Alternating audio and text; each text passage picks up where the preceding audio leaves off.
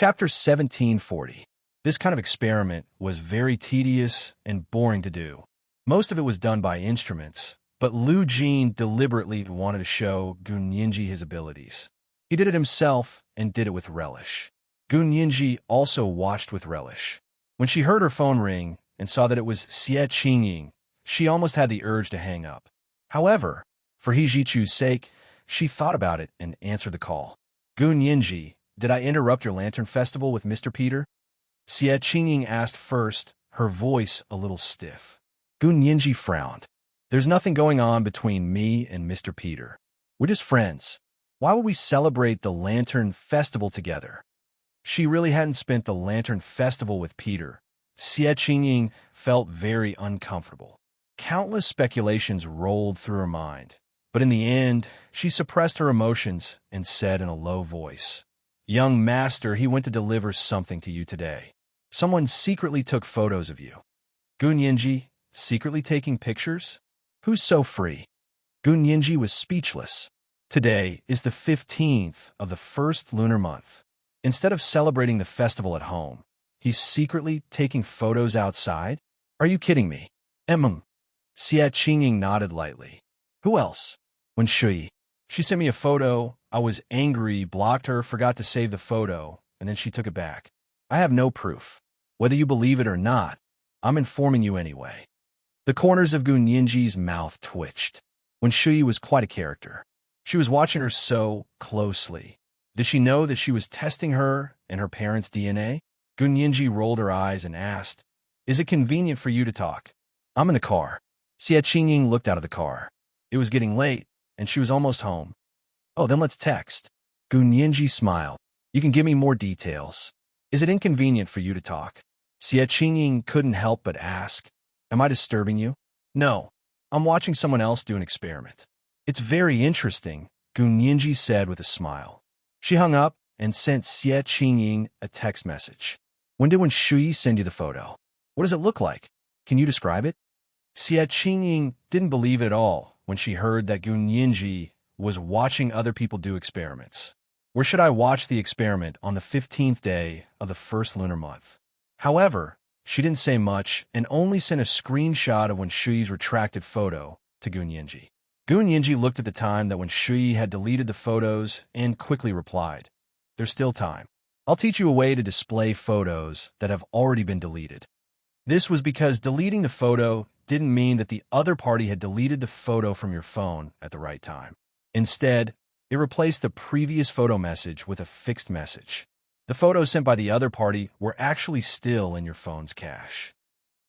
Most people wouldn't know how to retrieve the photos from the cache. The photos would only disappear after the phone's cache was cleared. Gun Yinji saw that Shui had only deleted the photos a few minutes ago.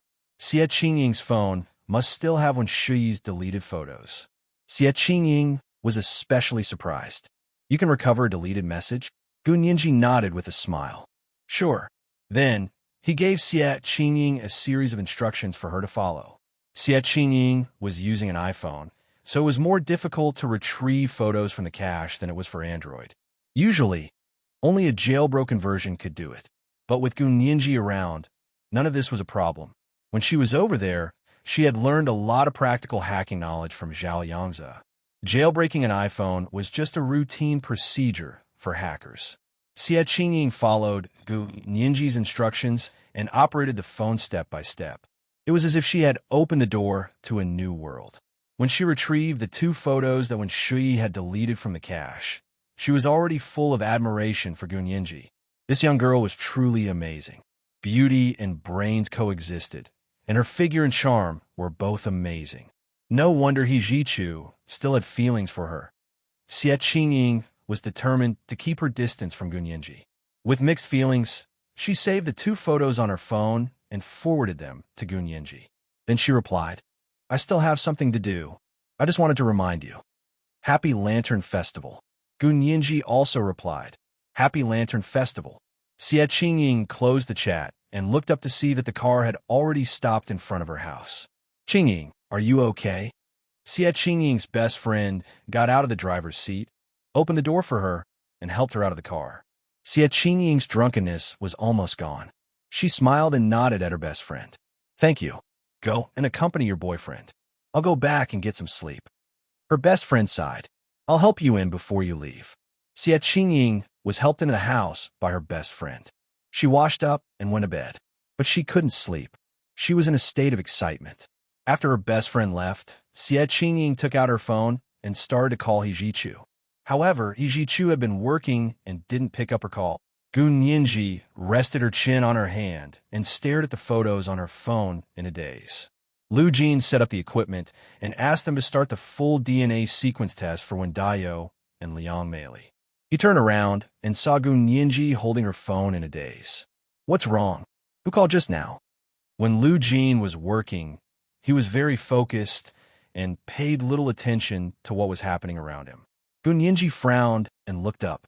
She showed the photo on her phone to Lu Jin and said in confusion, Look, how did they take this secretly? I think the quality of the photo is pretty good, but I can't tell where the person who took the photo was at all. If she could find a location where this person took the photo and check the nearby surveillance cameras, she should be able to find evidence of Wen Shi's crime. However, she looked left and right, but she couldn't determine the location of the person who took the photo. Lu Jin glanced at it and said, From the angle of the photo, it was taken from the side. This angle is a little strange. It doesn't look like a normal digital camera. He pointed at his computer and said to Gun Yinji, Send me the photo and I'll analyze it for you. Okay. Gun Yinji perked up and quickly sent the 2 photos to Lu Jin. Lu Jin turned on his desktop, which was comparable to the central server, and opened the photo with mathematical analysis software. Soon, the flat photo became 3-dimensional on Lu Jin's computer screen. The people and things, as well as the surrounding buildings, were all clearly visible on the screen. Lu Jin pointed at the picture on the computer and said, With this model, you can deduce the exact location of the shot from the angle of the person's display. You could deduce that too? Gun Yinji was extremely surprised. Her dark eyes looked at Lu Jin as if they could speak. Lu Jin smiled proudly and clicked the mouse twice on the computer screen. Of course I can deduce it. Do you know any gun ballistics experts? They can tell what type of bullet was fired from what type of gun just by looking at a bullet hole. An even more impressive ballistics expert can even determine which gun the bullet came from. We use this principle to deduce the location of the person who took the photo. This person used an optical lens to take the photo, and the photo was also developed on film, which makes it more difficult to trace. If he used a digital camera, and this photo was a digital picture, I would have been able to lock onto his location in less than a second. Lu Jin shook his head regretfully. But now, I have to model his photo and then calculate from the angle of the light to find the end of the light, which is where the person took the photo. Don't you have surveillance cameras in the neighborhood? Can you check them out? Gun Yinji quickly said, Maybe he's in the surveillance cameras. Lu Jin shook his head. You can look at the surveillance cameras, but don't get your hopes up. From this angle and the texture of the photo, I feel like he used a telephoto lens to take the photo from a tall building in the distance. Therefore, it was impossible for the surveillance cameras around the walls of the neighborhood to see this person. The optical lens also avoided being scanned by electromagnetic waves, so it was impossible to find this person using conventional methods. Only someone like Lu Jin, who used complex 3-dimensional analytic geometry and linear algebra to model and calculate, could accurately find his location. Gun Yinji watched Lu Jin program on the computer in admiration. Half an hour later, Lu Jin finally finished his program. He used the mouse to point at the window of a tall building on the 3-dimensional modeling. It's here. That person used a telephoto lens to secretly take pictures of you. As he spoke, Lu Jin wrote down the person's floor and house number. Find He Jichu and ask him to arrest him. Gun Yinji nodded happily and immediately called He Jichu. He Jichu's work had just come to an end. In order not to be disturbed, he had turned his phone to silent. Now that he picked it up, he realized that there were many missed calls. The most recent missed call was from Gun Yinji. He Jichu was slightly stunned and immediately called Gun Yinji back. Gun Yinji was about to call again when she realized that He Jichu had already called. She quickly said, Young Master He, are you still working? Did I disturb you? Ijichu smiled. I just finished work. What's wrong? What's the matter? Yes, I'm busy. As Gunyinji spoke, she sent Hijichu an address, a coordinate, and 2 photos from Xie. This was the second update of the day. Chapter 1729, Believe It or Not. Today, we will continue with the third update, and we will also add more monthly votes for May. Please vote all the recommendation votes. 8 p.m., the third update. Moi, all the big shots and little angels. Chapter 1741. Hijichu frowned, and his voice was cold. What's with this photo? It was secretly taken by someone. That's the address of the person who took the photos. Gunyinji hesitated. She didn't know if she should tell them about Wen Shui. However, if he mentioned Wen Shui, it would implicate Xie Qingying. It was better not to alert the enemy. As long as they caught the person who took the photos, Wen Shui would not be able to escape. However, Hijichu still asked suspiciously, How did you get a photo? Someone sent it to me. Gunyinji sighed. It's a long story. Young master let's capture him first. Hijichu immediately said, I'll get the police to arrest them. Gunyinji advised again. We don't need to call the police for this, right? You're a major general. Being secretly photographed may involve national security issues. Can't you handle it yourself? With just one sentence, Gunyinji had turned this incident from an ordinary case of a jealous man and woman secretly filming a romantic scene into a political incident. It was only when it became a political matter related to national security that Hijichu could properly intervene. That was because his current position was similar to Hua Xiaoheng's position over there. However, he did not have a special operations forces like the one over there. Instead, he had a special force under the command of the Supreme Staff Officer Department. Hijichu understood and said with a smile, Ninji, you're so smart. All right, I'll take some people and go catch them myself. He got up and changed into his military uniform. He called for his most capable team and took a special car to the apartment complex across from Gunyinji's. In order to prevent the other party from noticing, they entered the district through the back door and guarded all the exits. When they arrived at the lobby of the building, Hijichu sent a few people to guard the elevator entrance on the first floor while he led them into the elevator. The security measures in this building weren't as strict as those in Gunyinji's apartment. She didn't need a special card to enter the elevator. Hijichu followed the address Gunyinji gave him and quickly arrived at the floor. They crept noiselessly round the room in which the man resided.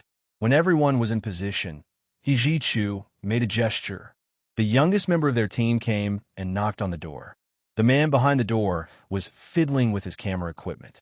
When he heard someone knocking on the door, he felt that something was wrong. He was a very watchful man and had been rigorously trained. As soon as he heard the knock on the door, he immediately turned on his phone and looked at the situation at the door. He modified the peephole on the door into a surveillance device and connected it to his phone so that he could keep track of the surrounding situation at all times. As soon as he saw those people standing at the door with a murderous aura, his heart thumped. He knew that there was indeed a problem. He hurriedly stood up and rushed into his darkroom. He threw all the photos and films that had been developed or had not yet been developed into a stainless steel trash can and lit a fire. Tongues of flames sprang up, swallowing the negatives and photos in an instant. Feeling relieved, he came out of the dark room and heard a loud bang from the door. Someone had kicked the door open.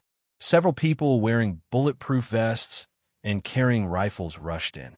The man reflexively raised his hands and retreated step by step. He walked backward across the length of the living room and out onto the terrace through the open glass door.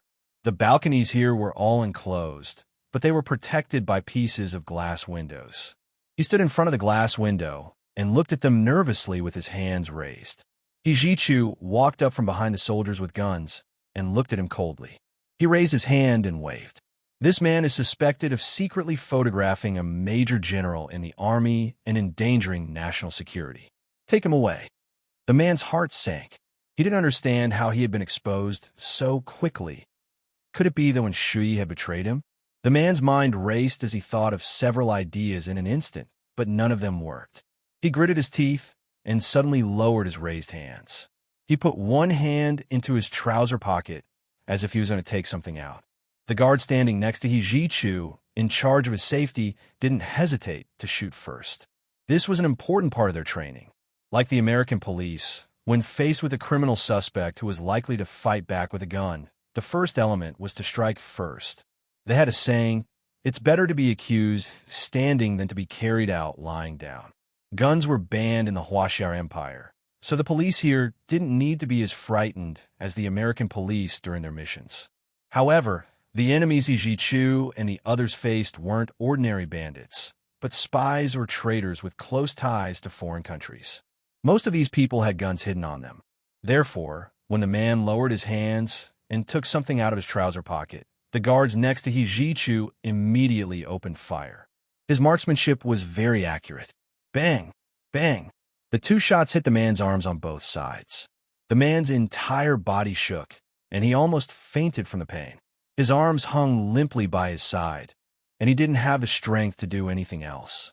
He glared at He then bit off the poison hidden in his teeth and swallowed it. "I advise you not to resist pointlessly," He said coldly as he ordered his soldiers, "Search." The guards who had followed him immediately split into groups of 3 and went to the other rooms in the apartment. The man standing in front of the French windows on the balcony in the living room didn't even wait for He subordinates to walk over before a stream of black blood flowed from the corner of his mouth. He revealed a pitiful and strange smile. His legs went limp and he collapsed to the ground. He actually committed suicide by poison? As expected, he wasn't an ordinary photographer. He sneered and raised his hand. "Call the police, then search his body. Also, take a sample of the poison in his mouth and bring it back for analysis." He walked around the man's apartment. His subordinates found the dark room, but there was nothing else except for the washing equipment and medicine. There were still ashes in the stainless steel trash can, showing that the man had destroyed all the evidence. Not long after, the police and the police car arrived. They arrived at the man's apartment and were shocked to see the scene. However, after examining the man, they found that although he had been shot in the arm, it wasn't a fatal wound. The real fatal factor was the poison in his mouth. He tilted his head, and his guards threw a recorder to the police. "This is everything that happened after we came in. He committed suicide to escape punishment. As for the specific reason, the police will have to investigate." The police officer who led the team recognized He face. He quickly took it with both hands and asked in confusion, "Young Master did someone report him? What did he do?" He nodded. "Someone found out that he was secretly filming my whereabouts and suspected that he might be a spy. We came to investigate, but not only did he attempt to resist, but he also committed suicide to escape punishment." The detail of having poison hidden in the teeth in his mouth was a standard for spies. Nowadays, some vicious suspects also did the same because they didn't want to be arrested. The police officer immediately saluted and said, "Don't worry, Chief. We'll investigate immediately." The apartment had already been searched by He men, but they found nothing. He didn't stay any longer. He left the place to the police and left with his men. He came out of the building and saw the apartment complex where Gunyinji lived not far away. He felt that something was wrong. Who was the one who sent those photos to her? Why had it been sent to her? Why hadn't it been sent to him? He waved his hand and asked his personal secretary to bring the soldiers back to the base. However, he called Gunyinji. Gunyinji quickly picked up. "Young Master how is it?" The street lights in the neighborhood were very bright, illuminating the surroundings as if it was daytime. On the night of the 15th, the moon was as round as a piece of fine white jade. It emitted a soft light and illuminated the entire night sky. He wore a Bluetooth headset and spoke to Gunyinji as he walked toward her apartment complex. He said aloofly, "Who sent you the photo?" "The person who took the photo is not ordinary." "Huh, I knew it." Gunyinji was surprised and delighted. "Did you catch him?" "No, he committed suicide by taking poison." Gunyinji's heart sank. The crime of taking a photo secretly wasn't punishable by death. Why did this person commit suicide? She knew that the importance of this matter had increased, so she didn't hide it anymore. She said, when Shui sent these two photos to Cousin Xie, and Cousin Xie forwarded them to me. This is today's third update, Chapter 1730, Standard. Today's third update will continue, and there will be additional updates for May's monthly votes. Please vote all the recommendation votes. Moi, everyone, little angels. Chapter 1742. When Shui sent it to Qingying, Yijichu's frown deepened. Where did Shui get the photo? Or was she stalking me? Did she know that I gave you her parents' hair and blood samples? The time and place shown in the photo was this afternoon when Yijichu had delivered the things to Gunyinji. Gunyinji shrugged. I'm not sure about that. I originally thought that once I caught the person who took the photo, I would be able to trace it back to Shui. Yijichu paused in his steps. Although the person who took the photo committed suicide, Shui has the photo and forwarded it to Qingying. That's enough evidence to investigate her. Yijichu was also a lawyer. Although he later joined the army, he had studied law for so many years and later went to the other world to practice law. Just like Gunyinji, he liked to think and act within the framework of the law. Gunyinji nodded. That's true. There's a screenshot on Cousin Xie's phone. Although she deleted the screenshot, there's evidence in the phone's cache that can prove that she sent the photo. Yijichu quickly switched his phone to his personal secretary's number and coldly ordered, "Tell the police that Shui is a suspect. The evidence is with Xie Qingying. Go to Ms. Xie's place to get the evidence so the police can file a case and request an arrest warrant from the judge. Immediately search Shui's residence." Yijichu's personal secretary immediately agreed and began to act according to his orders. Yijichu had already walked to the entrance of Gunyinji's apartment. He looked up at the apartment complex where Gunyinji lived, then back at the high-rise apartment where the person who had taken the photo was. The faint suspicion he had earlier deepened, and his brows furrowed even more. How did Gunyinji find the location of the person who had taken the photo based on a single photo? Yijichu was certain that he couldn't see any connection between the person's location and the photo alone, unless he could mathematically model the location based on the photo and the direction of the light. However, Gunyinji wasn't particularly outstanding in this area. She was good at law and computer programming, but excellent mathematical modeling required a very deep foundation in mathematics, especially advanced mathematics. It wasn't something that could be achieved by someone who only knew how to program. Yijichu's heart skipped a beat as if he had thought of something. His shimmering, sultry eyes flashed with an inexplicable light. Yijichu decided to launch a surprise attack. He didn't tell Gunyinji that he was coming to see her, but the gatekeeper usually didn't let outsiders in without the permission of the residents. But when Yijichu took out his special military and police ID, the property manager immediately opened the door. There was a criminal case nearby, so I came over to take a look.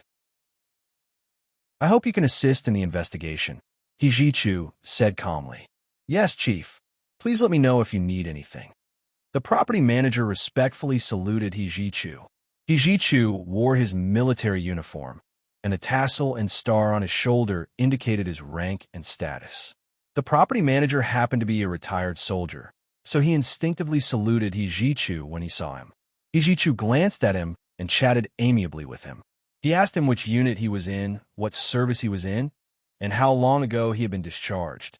The property manager was so excited that his face turned red. The highest-ranking officer he had ever dealt with before he was discharged from the army was only their company commander, who was only a lieutenant. Now he was a major general. Okay, do your best. Don't embarrass the army. Yijichu smiled as he walked towards the apartment where Gunyinji lived. The property manager had given him the elevator access cards of the nearby buildings to make it easier for him to investigate the case. Although the property manager didn't understand why the officer wanted to investigate the case, he understood Yijichu's special military and police ID. Yijichu took the elevator access card and leisurely walked around the neighborhood a few times. He consciously avoided the direction of the surveillance cameras and quietly went downstairs to Gunyinji's apartment. He used the access card to open the elevator and pressed the button to go to Gunyinji's apartment.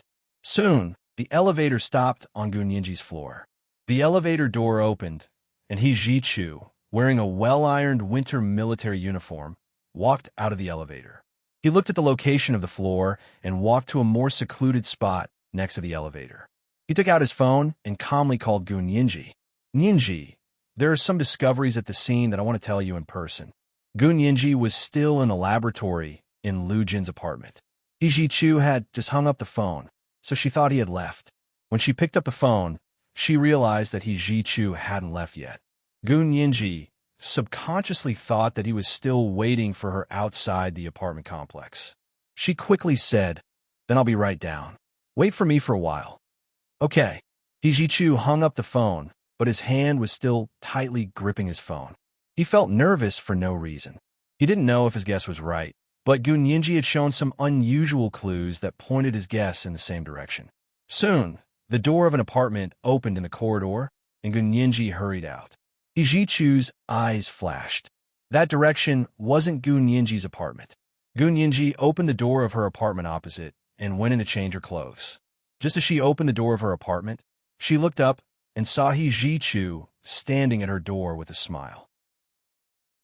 Gun Yinji panicked for a moment, but she quickly calmed down and said in surprise, "Young Master He, how did you get up here?" "I just got here." He Ji-chu waved his special military and police ID at her. "With this, there's nowhere I can't go." "You're amazing, young Master He," Gun Yinji said with a smile, deliberately speaking loudly. Lu Jin was about to come out as well, but when he heard movement outside the door, he looked out through the peephole and saw the back of a tall man in a military uniform. Judging from his back and military uniform, it should be He Ji-chu. Lu Jin didn't open the door and go out. Instead, he sent Gun Yinji a text message and asked her what was going on. Gun Yinji heard the sound of a text message coming in on her phone, but she didn't look at her phone. She turned to the side to open the door. "Young Master He, please come in." He Ji-chu smiled and walked in. Gun Yinji quickly glanced at her phone and replied to Lu Jin, telling him not to worry. Putting away her phone, Gun Yinji returned to the living room and asked He Ji-chu, "What would you like to drink, young Master He?" He Ji-chu sat on the sofa in the living room and said casually, "Other than milk, what else do you have here?" Gun Yinji smiled and said, "I have milk, juice, and water here, as well as coffee, milk tea, and pu'er. Then give me a cup of black coffee. No sugar or milk." "Okay, please wait a moment." Gun Yinji went to the kitchen to make coffee and warmed a glass of milk for herself. She also put on a plate of 4 blueberry muffins, which Lu Yuan had baked himself. Gun Yinji placed the coffee in front of He Ji-chu and sat cross-legged on the sofa opposite He Ji-chu with a cup of milk in her hand. She said casually, "Young Master He, what did you find at the scene?" He Ji-chu took a sip of coffee and said calmly, "I found a problem." "Yinji, how did you know that person's location and address?" Gun Yinji, she smiled awkwardly. She had been too anxious just now and hadn't been able to make up the lie. But she really hadn't expected He Ji-chu to realize this so quickly. In a panic, Gun Yinji immediately said, "I calculated it. I used computer programming to make a mathematical model." He Ji-chu looked at her with a half-smile. His long legs were crossed, and his posture was relaxed. He grunted, "You calculated it? You personally made a mathematical model?" His eyes seemed to have seen through everything, but they weren't aggressive. He just looked at her with tolerance, as if to say, "Make it up, continue making it up." Gun Yinji couldn't continue making it up, but she wasn't willing to be knocked down by He Ji-chu's questions. It was impossible for her to expose Lu Jin, not in this lifetime. She could only talk nonsense and change the topic. This way, she could barely maintain her dignity. Gun Yinji avoided answering this question and said with a smile, "Young Master He, when Cousin Xia called me today to tell me about these 2 photos, she was a little unhappy. Young Master He, you should also be careful. You already have a girlfriend, so how can you casually come to another woman's house? Especially since today is the 15th day of the 1st lunar month. You should accompany Cousin Xia to watch the lights." He Ji-chu scoffed and crossed his hands in front of his chest. He said coldly, "You're also another woman? I thought everyone knew that I had already acknowledged you as my sister. As a brother, can't I come to my sister's house?" "That's hard to say. Gun Yinji's lacquered eyes darted around, like two balls of black mercury growing on a silver plate. Besides, we're not biological siblings, and we used to be engaged. Young master, you have to understand cousin Xie's feelings. Hijichu leaned back on the sofa and smiled. I'm here to look for you for business. Qin Ying will understand. She's not a narrow-minded and jealous woman. Why would she be unhappy? Why are you here for business? Gun Yinji picked up a blueberry muffin and took a bite. She said happily, I really have to congratulate you, young master for finding such a magnanimous woman like cousin Xie. If it were me, I would be so angry that I would die. I'm a narrow-minded and jealous person. She didn't look ashamed, but proud. Hijichu stared at her and thought to himself, if it were you who was virtuous and magnanimous, I would have vomited blood. However, whether she was virtuous and magnanimous or narrow-minded, it was none of his business now. Hijichu put down the coffee cup in his hand and said calmly, All right, you're good at changing the topic, but it's useless against me. Tell me, who did your mathematical modeling for you? This is the first update of the day, Chapter 1731, Talking About Me.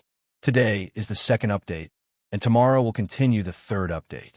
Please vote for all the recommendations. 8 o'clock in the evening, the second update. Moi, big shots, little angels. Chapter 1743. Gun Yinji was shocked. Her dark eyes looked at Hijichu in confusion, and she continued to play dumb. Young master, what do you mean? You don't believe me? Yes, I don't believe you. Gun Yinji pursed her lips and stared at Hijichu with her big, lively eyes. Hijichu tilted his head and asked in amusement, Are you going to remain silent? Gun Yinji blinked. All right, you have the right to remain silent. As a lawyer, I can't force you to speak. Hijichu lowered his head and thought for a moment. However, I have some questions that I haven't been able to figure out until today. Gun Yinji felt a little uneasy, but on the surface, she still looked confused. I don't know what you're talking about. Hijichu raised his head. He didn't look at Gun Yinji. Instead, he looked in the direction of the door and said slowly, Do you still remember the time you were hit by a heavy sniper rifle? There's a very good doctor who performed the surgery on you in time. But that time, I sent someone to investigate, but I couldn't find any records about that doctor in that hospital.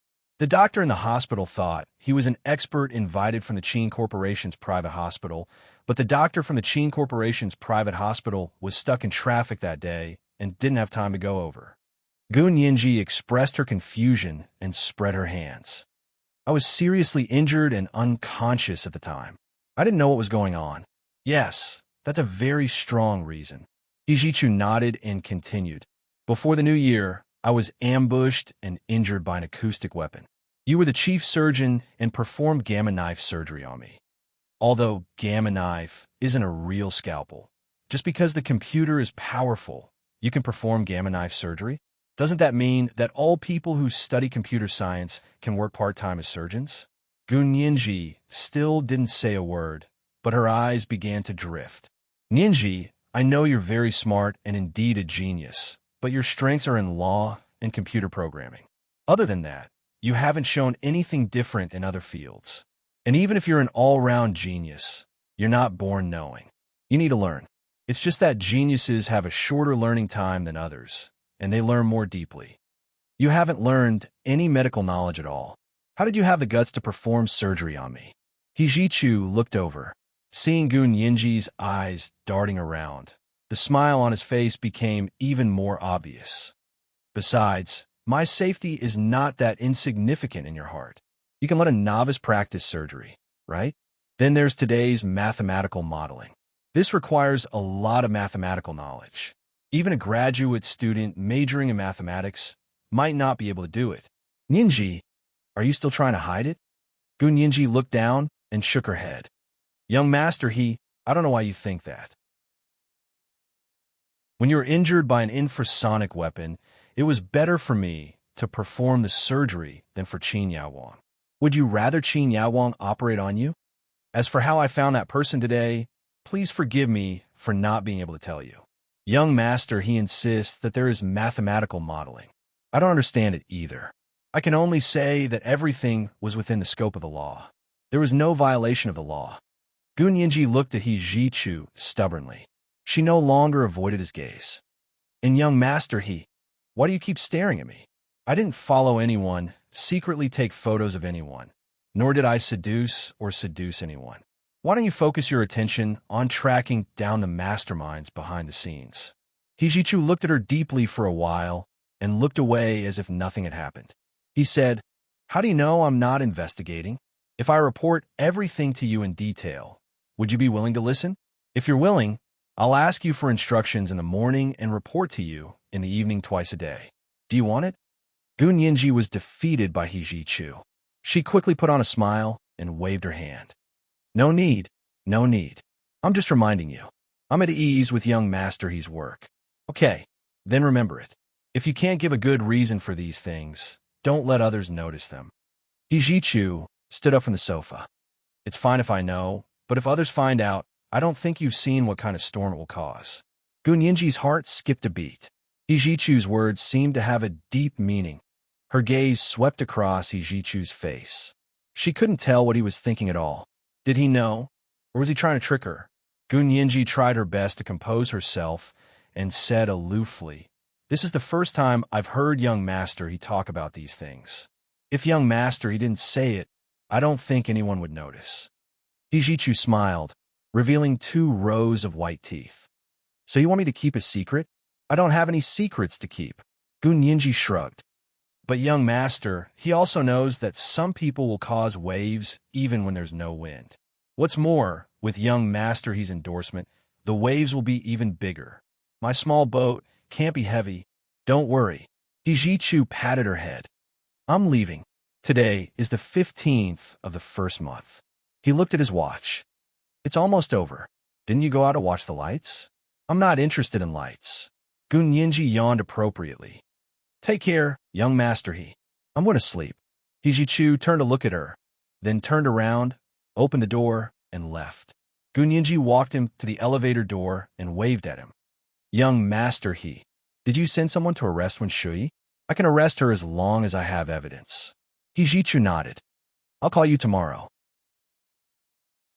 At that moment, in Wen Shui's luxurious penthouse apartment, He Jichu's personal secretary knocked on the door and entered. Wen Shui saw that it was her former colleague and asked in surprise, "Huh? Why are you here? What can I do for you?" "Miss Wen, this is an arrest warrant signed by the judge. Please come with us." Wen Shui smiled calmly. "Then can I ask why you want to arrest me? I don't think I've done anything illegal. Whether you've done anything illegal or not is up to the court to decide."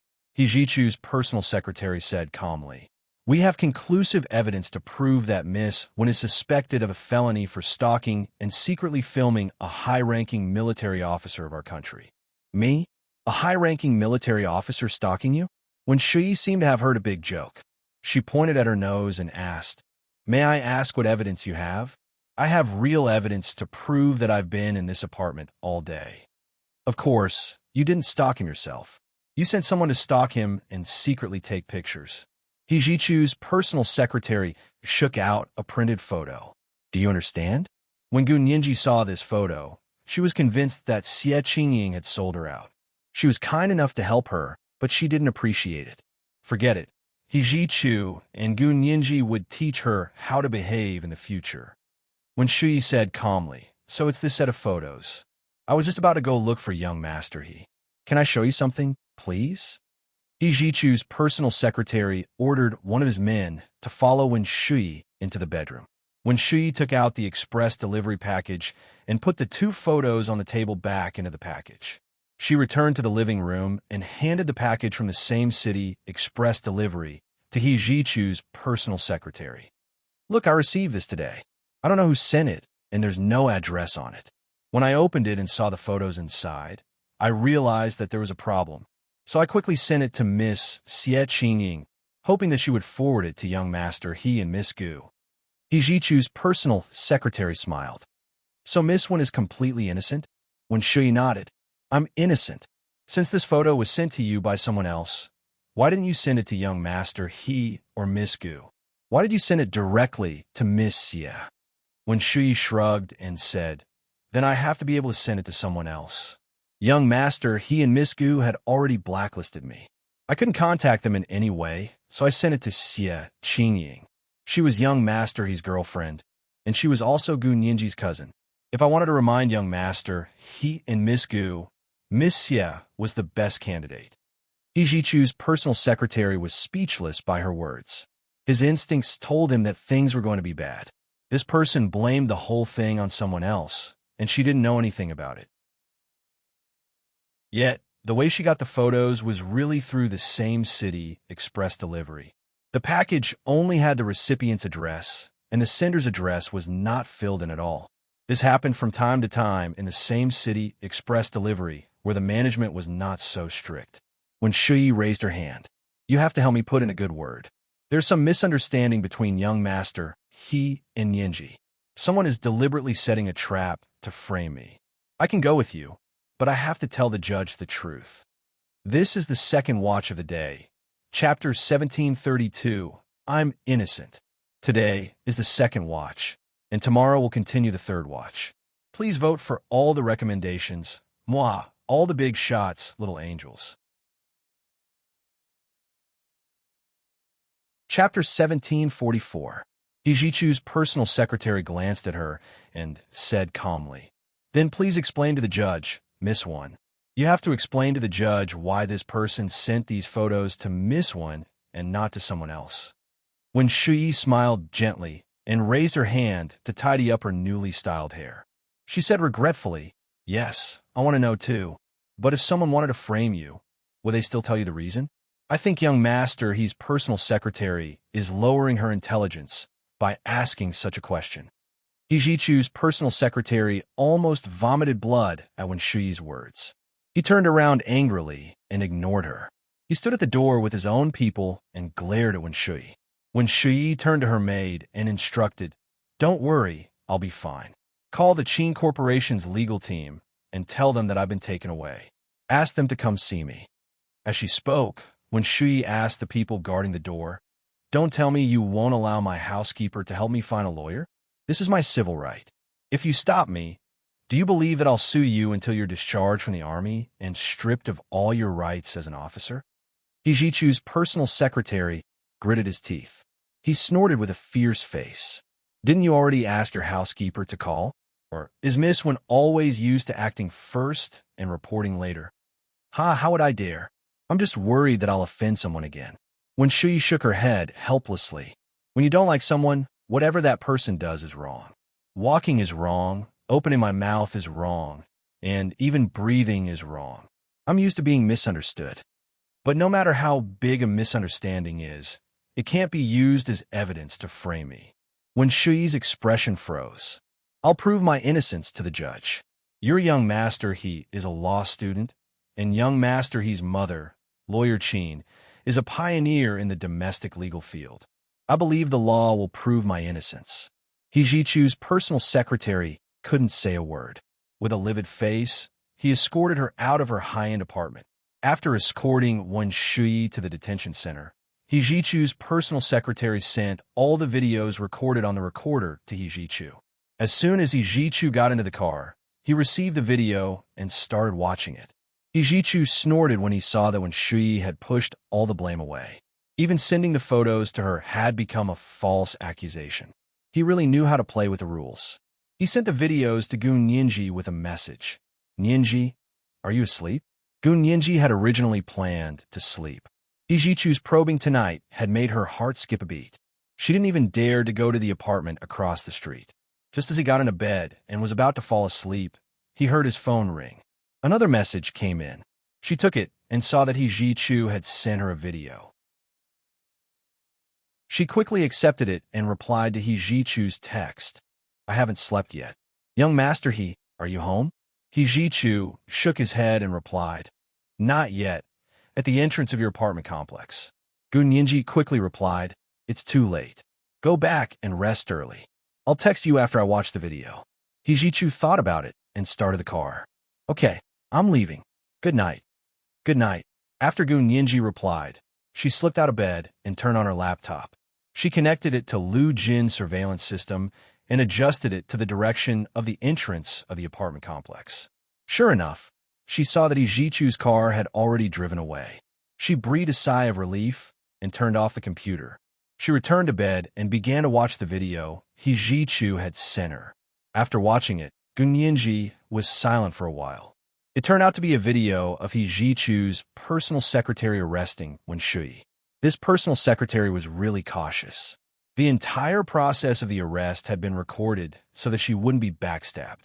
However, Wen Shui was indeed not someone to be trifled with. She had even pulled out the false accusation. However, seeing that the package was really sent to her by the same city express delivery, Gunyenji was speechless. Even so, he still couldn't find anything against her. He was too cautious. Gunyenji couldn't help sending Ijichu a text. "Young Master are you home yet?" Ijichu was driving when he heard the text on his phone. He glanced at his phone and saw that it was Gunyenji. He quickly put on his Bluetooth headset so that he could talk while driving. "Not yet. I'll be there soon. What's wrong? Have you finished watching the video?" Ijichu's cold voice came from the phone. Gunyenji also put on her Bluetooth headset. As she looked at her phone, she said, "Then young Master I'll talk about it when you get there. Don't call when you're driving. It's not safe." "Okay."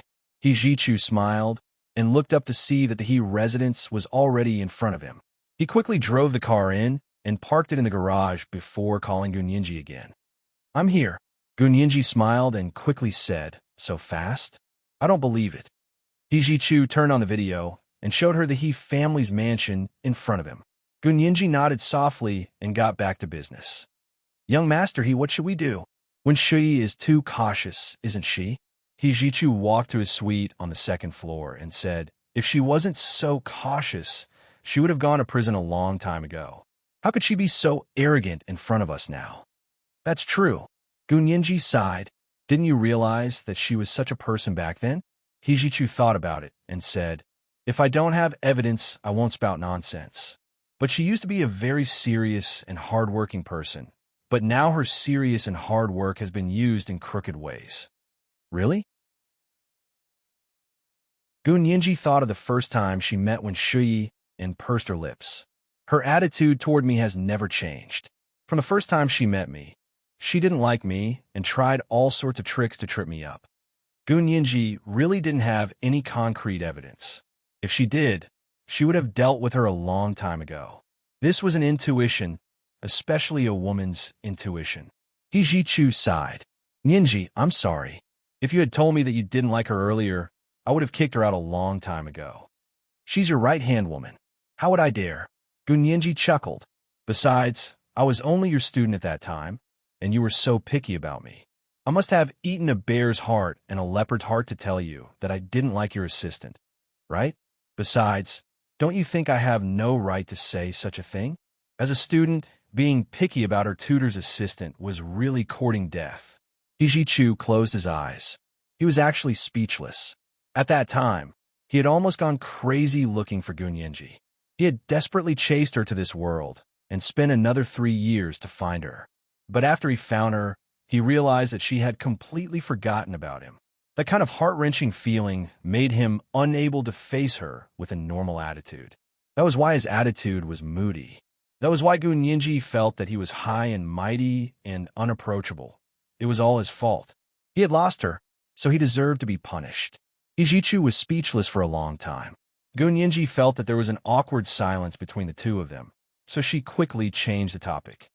"But no matter how many reasons and evidence Wen Shui has, I still think that this package is definitely not a setup." Ijichu came back to his senses and said aloofly, "Of course it's not a setup. At this point, if it's still a setup, then the frequency of her encountering these frame-ups is too high. Logically speaking, it doesn't make sense." "Young Master also agrees with me?" Gunyenji's eyes lit up, and she pulled herself together. "But if we don't have any other evidence to refute her claim of frame-ups, the court might not necessarily convict her." "It's not necessarily, it's definitely not." Ijichu knew more about this world than Gunyenji. He explained to her in a gentle tone, "She's now the executive dean of the Qin Corporation's private group, and she can mobilize more resources than before. She has status, and the corresponding power and wealth. If we want to convict her, we have to leave no loopholes for others to exploit. When He Jichu talked about legal matters, it was just like when Lu Jin talked about the experiments he had done. His attitude was very rigorous and serious. Yes, Gun Yinji nodded sincerely. Actually, when a lawyer fights a lawsuit, it's not necessarily absolute justice that can win. It's just that there are fewer loopholes and more evidence than the other party. If you face an opponent who is stronger than you could turn the case around in minutes. Yes, He Jichu chuckled. You haven't been a lawyer in the United States. If you had really been a lawyer in the United States, you would know why rich people have such a high rate of getting out. Because their lawyers are better than the government's lawyers? Gun Yinji said with a smile. I've also seen some American cases. Yes, in the United States, the best lawyers don't work in the government, but in law firms. So as long as the prosecutor makes a mistake and is caught by the other party's lawyer, then the prosecutor, who is the plaintiff, will lose the case. He Jichu sighed. So to win the case, you have to fight the other party with your wits and courage. If your IQ and ability are inferior to others, you lose.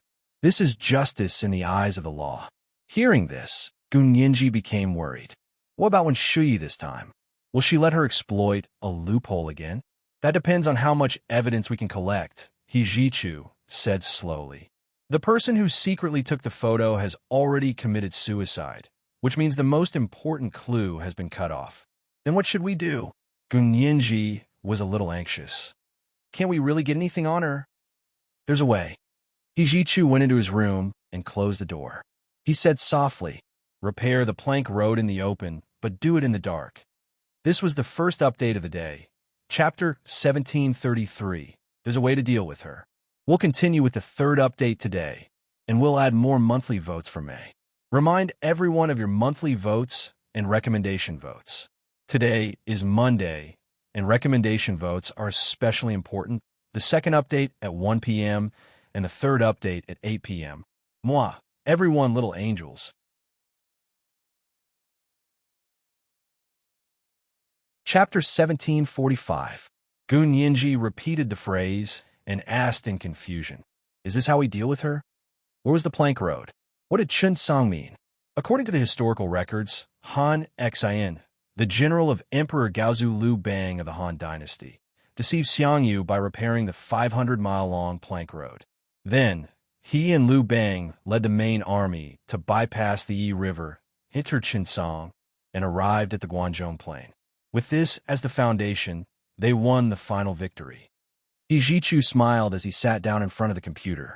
When Shuyi is, of course, more cunning than Xiangyu. So, can you confuse her and win by surprise at a place she doesn't expect? That way, she won't be able to make up for it. Playing around the edges of the law is the most important way to win. Gun Yinji suddenly understood and clenched her fists excitedly. I understand now. It means that I have to be more cautious, smarter, more meticulous, and more perfect than her. Only then would she have no chance to take advantage of him. There's nowhere to run. He Jichu smirked and turned on his computer. It's easier said than done. I think you should take it one step at a time. I'll help you keep an eye on Wen Shui. I'll call you after you settle Qin Yaowang's lawsuit. Gun Yinji nodded quickly. She was too excited to sleep. That's great, Professor He. My broadsword is thirsting for blood. He Jichu, Gun Yinji covered her mouth and laughed like a little fox. Young Master He, you're actually quite suitable to be a professor. He Jichu entered his authority and entered the encrypted system. He said, then prepare well. Tomorrow is the 16th of the first lunar month. Oh no, it's already past midnight. Today is the 16th of the first lunar month. Gun Yinji yawned and whispered, then I'll go to bed first. I should be able to receive the timetable for the court to interrogate Qin Yaowang again tomorrow. I have to prepare. All right, go to sleep. He Jichu's voice had always been cold, aloof and aloof. However, when he spoke to Gun Yinji today, his tone became gentler and gentler, as if he was coaxing a child. However, Gun Yinji fell for it. She was in a good mood. She pulled open the blanket and lay down. Good night, young Master He. He Jichu could tell that Gun Yinji was in a good mood, so his mood miraculously improved as well. He was in high spirits and worked until dawn. Only then did he realize why he was so energetic. He couldn't help but frown. It couldn't be like this anymore. Hijichu rubbed his temples and got up to wash up in the bathroom. Just then his cell phone rang again. It was only 7 o'clock in the morning. Who would call so early? Hijichu took the phone and glanced at it. Seeing that it was Xie Qingying, he was silent for a moment before answering the call. "Good morning, Qingying." Hijichu greeted her with a faint smile. Xie Qingying was originally full of grievances and anger, but when she heard him say morning, she suddenly realized that all her grievances and unwillingness were like snowmen under the sun, melting away bit by bit. Xie Qingying couldn't help but smile and say, "Good morning, young master he. I didn't disturb you, did I?" Hijichu leaned against the windowsill and lit a cigarette for himself. He said leisurely, "No, I just finished work. Qingying, you don't have to be so polite. You've already accompanied me to meet so many visitors during the new year. Is there need to be so distant?" Xie Qingying blushed a little, but her heart was very warm. She said in a low voice, "I know. We've been together for most of this year. I'm very happy, but I'm also very scared. Young master he. Do you understand what I mean?" Hijichu sighed. "I understand. Qingying, you're a magnanimous and kind woman. You don't have to be as petty as others. You hide everything in your heart and treat people with a facade." Xie Qingying heard Hijichu's words and realized that he seemed to be referring to someone, but she couldn't figure out who he was talking about. She was even more embarrassed to ask him, so she said softly, "I heard you sent people to arrest Wen Shui?" Hijichu said lightly. "To be precise, the court issued the arrest warrant. We were just assisting the court." Xie Qingying said emotionally, "Young master he, do you know why Wen Shui did this?" Hijichu shook his head. "I don't know, and I don't want to know. He didn't care about her motive for doing this. He only cared about how to bring her to justice.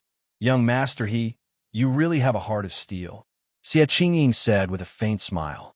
"Actually, Wen Shui has feelings for you. Don't you know it all?" Hijichu, "She has feelings for me?" Hijichu's brows furrowed. "How did you know? Did she tell you herself?" "Not really, but when I said it, she didn't object." Xie Qingying hooked her phone with her hand and sat on her bed.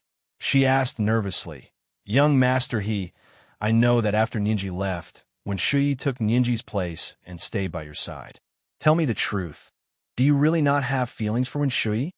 Xie Qingying knew that she should pretend not to know about this kind of thing and not remind Hijichu that there was a woman who had a crush on him. The result of this was actually a thankless task. However, she was like a demon. She really wanted to know if Hijichu had any compassion for the women who had a crush on him. She also wanted to prove whether Hijichu's feelings for her were friendship and family or true love. Therefore, she chose to lay everything out in front of Hijichu and observe how he would choose. From there, she could judge how sincere his feelings for her were.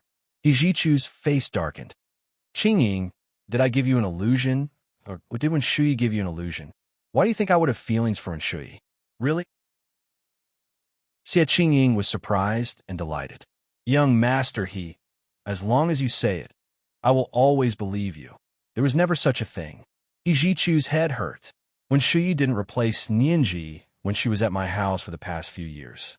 Nianji's position is irreplaceable. If someone says that again in the future, you can use this to return the favor." When Xie Qingying heard this, the smile on her face faded. Gun Nianji's position was irreplaceable? Her heart ached again. "Young master he, Nianji has always been number one in your heart, right?" Hijichu. Only then did he understand what Xie Qingying meant. She actually cared about Gun Nianji, right? Hijichu's head hurt even more. He and Gun Nianji had never started at all, and Gun Nianji had no romantic feelings for him. Xie Qingying's question was even more ridiculous than when she asked about Wen Shui. Hijichu's voice turned cold. "Qingying, I just said that I admire your magnanimous and kind personality, but why did you have to beat around the bush?" Xie Qingying was speechless. Because she cared about him too much, she had to be careful and meticulous. Because she wanted him to fall in love with her too much, She had to constantly test his bottom line. She didn't want to lose him, but she wanted him to fall in love with her even more. If there was no love, she thought she would still give up on this relationship. She had her own pride and wouldn't be a spare tire in someone else's relationship, even if that person was her idol. Young master, it's my fault. I'm too worried about personal gains and losses, Xie Qingying said with difficulty. But I'm a woman, and I love you. That's why I'm so uncertain. When it comes to relationships, who is 100% sure of the other party's feelings? He Jichu understood and rubbed his forehead. He said lightly, although Nianji is young, she never cares about these things and has never tested me. Xie Qingying couldn't take it anymore. She shouted at the phone, that's because she doesn't love you. She hung up the phone in a panic and immediately turned it off. She threw it into the lowest drawer of the bedside table and hid it. She covered her face with a blanket and thought to herself that she was really done for. She actually said such things in front of He Jichu. He Jichu seemed to have been enlightened and understood Gunyinji's attitude in front of him. Was that a sign of no love? He Jichu closed his eyes and gripped the mouse tightly in his hand. Finally, with a bang, he crushed the mouse. Gunyinji had been too excited last night and was sleepy from walking, so she woke up late in the morning. Lu Jin checked the surveillance cameras several times to make sure that no one else was on their floor. He then ran to Gunyinji's apartment door and knocked twice to greet her. He entered the password and opened the door. Nianji, why aren't you up yet? Lu Jin knocked on her bedroom door. There's a letter from the court. Gunyinji didn't want to move at first, but when she heard that it was a letter from the court, she immediately pushed the blanket away and got out of bed. She opened the door. Where's the letter from the court? Lu Jin handed the letter to her and said casually, the full DNA sequence test for when Dayo and Liang Meili is out. When are you coming to my lab? I'll show you something interesting. This was the second update of the day. Chapter 1734, My Big Knife is Hungry. We'll continue with the third update today, and we'll add more monthly votes for May. Remind everyone of your monthly votes and recommendation votes. Today is Monday, and recommendation votes are especially important. 8 p.m., the third update. Moi, all the big shots and little angels. Chapter 1746. Gunyinji was overjoyed. She took the letter with one hand and said, today is such a good day. There's so much good news early in the morning. She opened the letter from a court. It was indeed the day of Qin Yaoguang's trial again. It was scheduled for Monday next week. There were only a few days left before the next trial. Gunyinji put the court notice back in her file and turned to Lu Jin. Dad, I'll go wash up. Why don't you sit down for a while? No, I'll bring you breakfast. Lu Jin smiled and said, Boss Lu will go to work later. I have to urge him to make breakfast. Gunyinji laughed. Dad, you're always like this. Aren't you afraid that President Lu will be angry? Where there's oppression, there's resistance. Lu Jin scoffed. It's just cooking. Nianji, don't think so much. Go wash up, go wash up. Gunyinji entered the bathroom in a good mood. After washing up, she came out to change her clothes. Gunyinji came to the dining room and saw that breakfast was already on the table.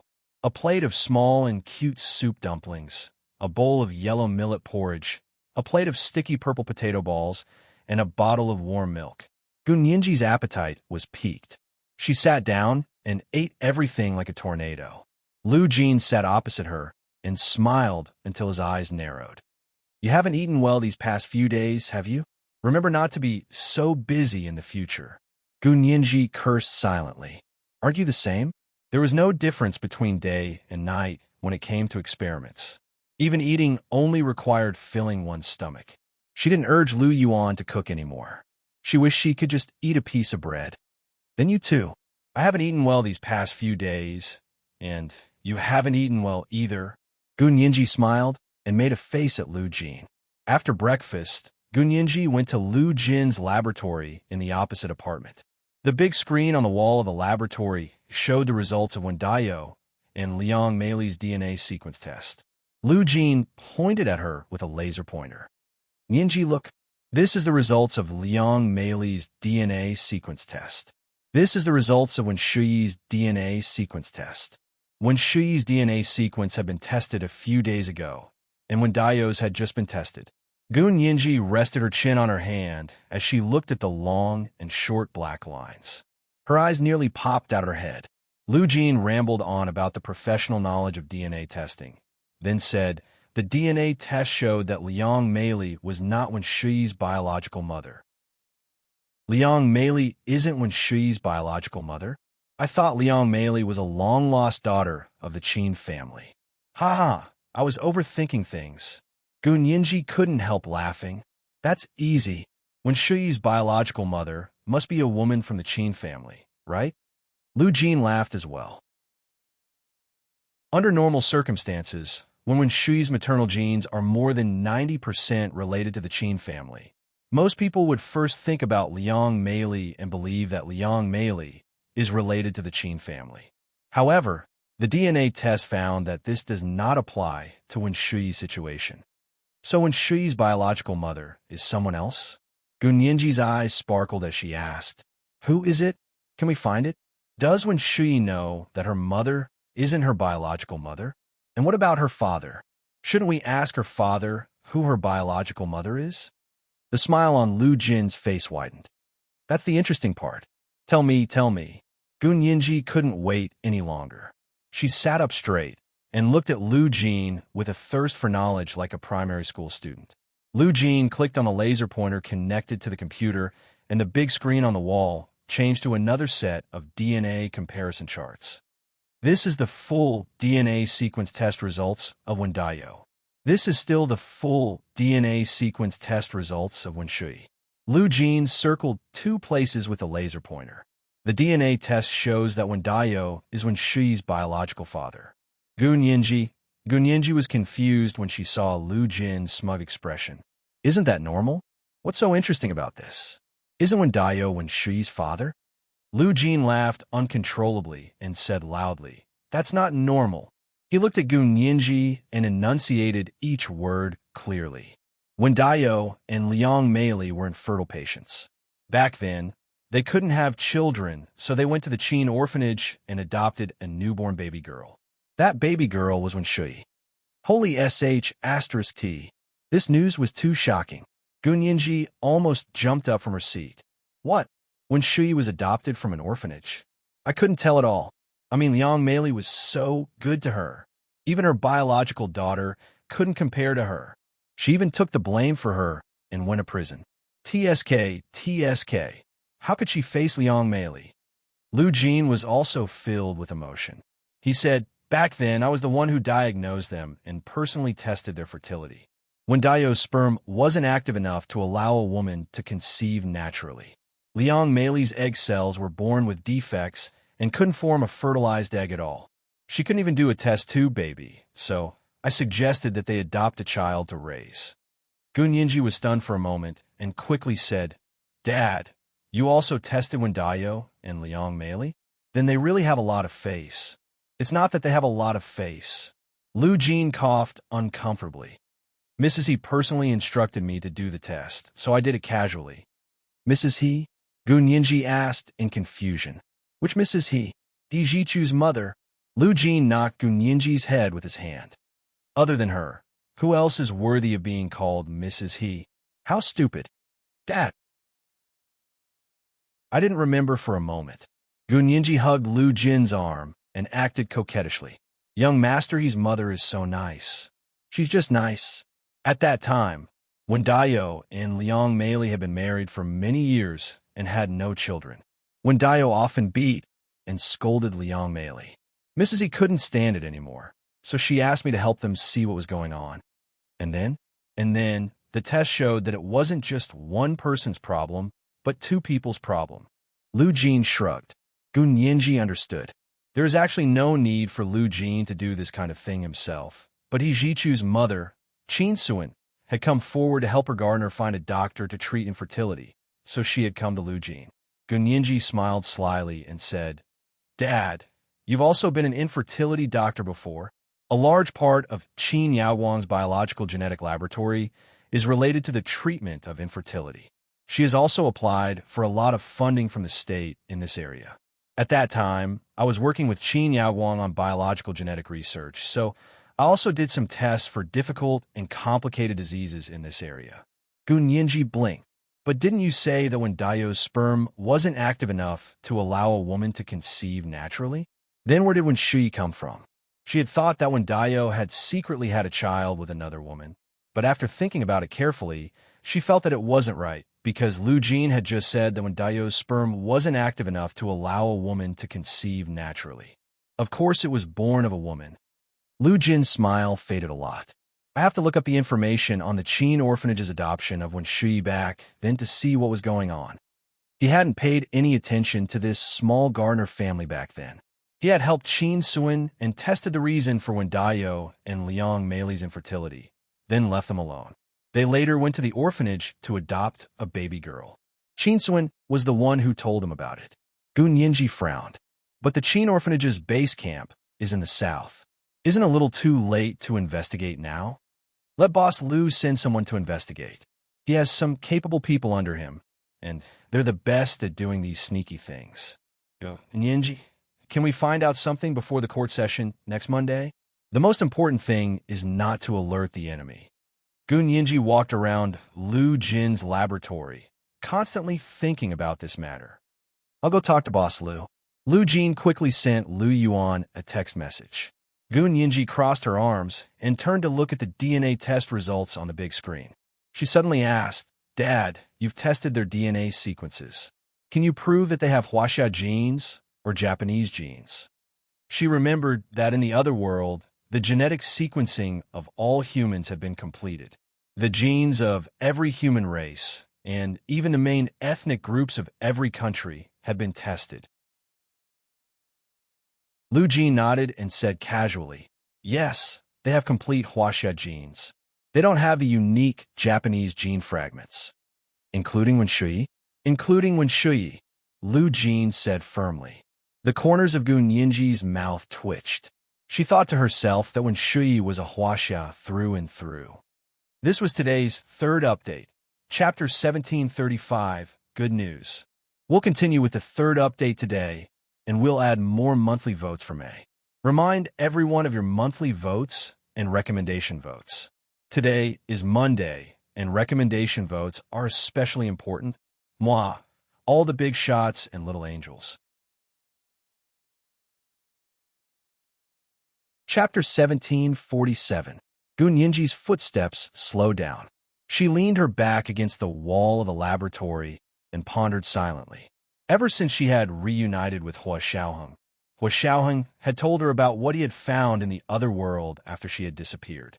For example, he had found little Nianji's body and the graves and bones of He Zhichu and He Changjian. He had thought that he had solved a mystery, but he had not expected that there was an even bigger mystery waiting for him. Hua Xiaoheng had once said, half-jokingly and half-rejoiced, that if He Changjian hadn't specifically warned him not to go to the other world, he wouldn't have been completely sure that Gu Nianji was here. It wasn't until He Changjian had shocked them with the video of the counterpart could not exist in the same time and space that Hua Xiaoheng was convinced that Gu Nianji had come from a parallel world. Gu Nianji was touched. She also thought about how Gu Yanran had taken her place after little Gu Nianji's death. It was so similar to Wen Shui's situation. She had never seen Wen Shui's counterpart in the other world, nor had she seen Gu Yanran's counterpart in the other world. Therefore, she subconsciously felt that there might be some unknown correspondence between the two of them. Gu Yanran was a Japanese disguised as a Huaxia person. So what about Wen Shui? Could it be the same? Therefore, she specifically raised this question, wanting to confirm her guess from Lu Jin. The result was different from what she had expected. In that case, Wen Shui and Gu Yanran couldn't be compared. Gu Yanran could kill little Nianji and take over her identity and status. Wen Shui wasn't so lucky. Gu Nianji let out a long sigh and said to Lu Jin, Wen Shui is a very proud person. She has always been unwilling to accept that she is just the daughter of a gardener, so she tried her best to climb up. Does she know that she is adopted? She doesn't know. Lu Jin shook his head. Even He Zhichu and He Changjian don't know about this. He smiled slyly, as if this was a secret between him and Qin Suin. How could I not know? Gu Nianji asked in disbelief. Didn't you say that you specially examined them and confirmed that they were infertile? Don't their neighbors, colleagues, and friends know? Of course not. Lu Jin glared at Gunyanji. I told you because you're my daughter. Would I tell anyone else about this? This was the patient's privacy. Privacy. But Mrs. E knows. Gunyanji glanced at Lu Jin quietly. Mrs. E took the initiative to help them. What does it matter if she knows? Lu Jin waved his hand disapprovingly. She's better at keeping secrets than I am. Look, she didn't even tell her son and husband. Is infertility that embarrassing? Gunyanji couldn't understand. Why can't I tell you? I don't feel ashamed. Lu Jin shook his head. But when Liang Meili found out about her situation, she wanted to die and almost jumped off a building to commit suicide. Later, Madame E gave them a year's leave and said that they could go for treatment. A year later, they came back with a newborn baby girl. They said that they found a good doctor and she was finally cured. They even gave birth to a child. Lu Jin laughed and winked. Don't tell me no one suspected it at the time, because that little baby girl really looked like Wendayo. Gunyanji remembered a facial recognition system that she had once done. She had used that system to compare Wen Shui and Luo Piapiao's appearances and concluded that the probability of them being relatives was 87%. Also, from her appearance, Wendayo was tall and strong, with a narrow forehead, a flat nose, wide nose, and large nostrils. Liang Meili's nose was tall and straight, and her nostrils were very small. Their daughter, Wen Shui, also had a flat nose, slightly wide nose, and slightly tilted nose, but her overall shape was still very small. So overall, she did look more like Wendayo. And through the comparison of the bridge of the nose, she felt that Wen Shui didn't look like Wendayo and Liang Meili's biological daughter. But at that time, she didn't know that Wen Shui was adopted. So this secret is only known to you, Madame He, Wendayo, Liang Meili, and Gunyanji paused. The Qin orphanage knows. Yes, and Qin Yaowang knows too. Lu Jin said lightly, because Wendayo and Liang Meili came to her clinic for a diagnosis. Although I was the one who made the diagnosis, Qin Yaowang was my lab partner at that time. Our medical records were interconnected. Gunyanji chuckled. No wonder. But although I hate Qin Yaowang, I still have to give her 2 thumbs up for this. She actually didn't tell me that Wen Shui was adopted. With Qin Yaowang's image as an honest female scientist, the probability of her spouting nonsense was still very high. However, she had been tight-lipped all these years and had interacted with Wen Shui so much, but she hadn't revealed a single word. This was hard to say for Qin Yaowang, but it was really rare and precious. Gunyanji clicked her tongue and praised. It could be seen that she really loves Wen Shui. Lu Jin's heart skipped a beat. He glanced at her and asked tentatively, Nyanji, you actually want a mother who loves you very much, right? How could I not? Gunyanji giggled. But I won't force it. I have the best father in the world, so it's fine if I lack a bit of mother-daughter chemistry. You can only gain something if you lose something. Optimistic people thought about what they had obtained. So even if they saw dark clouds, they would pay attention to the golden rim embedded in the dark clouds. Pessimistic people thought about what they had lost. So even if they saw flowers in full bloom, they would think that the flowers were impermanent and the moon was impermanent. Gunyanji was a very optimistic girl. Lu Jin patted her head, and there was a hint of pity in his voice. Dad's sorry. Dad will definitely make it up to you. Make up for what? Can you make it up to a mommy? Gunyanji tugged at Lu Jin's sleeve with a mischievous smile. Dad, you're actually still young. Can you find me another mommy? Find another one? Aren't you afraid of being abused by a stepmother? Lu Jin teased Gunyanji and held her hand to sit on the postmodern ergonomic chair in the laboratory. Which stepmother can abuse me? Can they be more ruthless than Qin Yaowang? Gunyanji pointed at her nose and joked. A person who escaped from a venomous mother like Qin Yaowang has nothing to fear. Lu Jin stared blankly at the delicate and lively Gunyanji. He looked at Gunyanji, who had turned an extremely painful experience into a few jokes. He felt both sad and gratified. He had done many wrong things in his life, but he did not regret giving birth to Gunyanji, nor did he regret sending her away from here. Lu Jin felt his nose sting. He quickly lowered his head and turned on the massage switch on the chair for her. He nagged and changed the topic. You always sit in front of the computer with your head down. It's not good for your spine. In the future, move this chair to your apartment. I made it especially for you. It has a massage function to lose weight. Gunyinji had wanted to say that she was still young and didn't need something as old-fashioned as a massage chair. But when she heard that it had a massage function to lose weight, she immediately laid down comfortably and enjoyed the service of the ergonomic chair. Dad, are you really not going to consider finding another one? Gunyinji was actually very curious about why Lu Jin had given birth to her with Qin Yao Wang, but she was worried that this was something sad for Lu Jin, so no matter how curious she was, she wouldn't dig deeper. I'm already going to have a grandson. What's there to look for? Lu Jin glared and pretended to be angry as he reprimanded Gunyinji. Gunyinji wasn't afraid at all. She even blushed a little. She cupped her face and thought of her and Hua Xiaoheng's baby. Her heart was about to be drunk. For the next few days, Gunyinji devoted herself to the intense preparations for court. Lu Yuan had indeed agreed to help Gunyinji investigate the Qin orphanage in the south. He took it very seriously and decided to personally bring a few of his capable subordinates to Z City in the south. Before he left, he invited Hua Xiaoheng over to have dinner with Gunyinji and Lu Jin. He said to Lu Jin and Gunyinji, I'm afraid it'll be a while before I can come back. I'm worried about the two of you living here alone, so I specially invited Mr. Peter to help me accompany you for a while. You all know Mr. Peter's identity. He admitted to us himself that he used to be a member of the KGB. With him around, I can go south with peace of mind. Lu Jin was unhappy and said with a sullen face, I can protect Nianji. I have all kinds of weapons. If necessary, I can also create selective biochemical virus weapons that will only attack the target enemy. Lu Yuan frowned. What's the use of knowing how to make weapons? Do you know how to cook? Lu Jin died again. Gunyinji held back her laughter. She was delighted and said seriously, Then I'll have to trouble Mr. Peter. But you don't have to protect me. Just cook us 3 meals a day. For meals, plus a midnight snack. Lu Jin looked at Hua Xiaoheng awkwardly and said, This was the first update of the day. Chapter 1736. You can only get what you lose. We'll continue with the third update today, and we'll also add more monthly votes for May. Remind everyone of your monthly votes and recommendation votes. The second watch at 1 o'clock p.m. and the third watch at 8 o'clock p.m. Mwah. Everyone, little angels.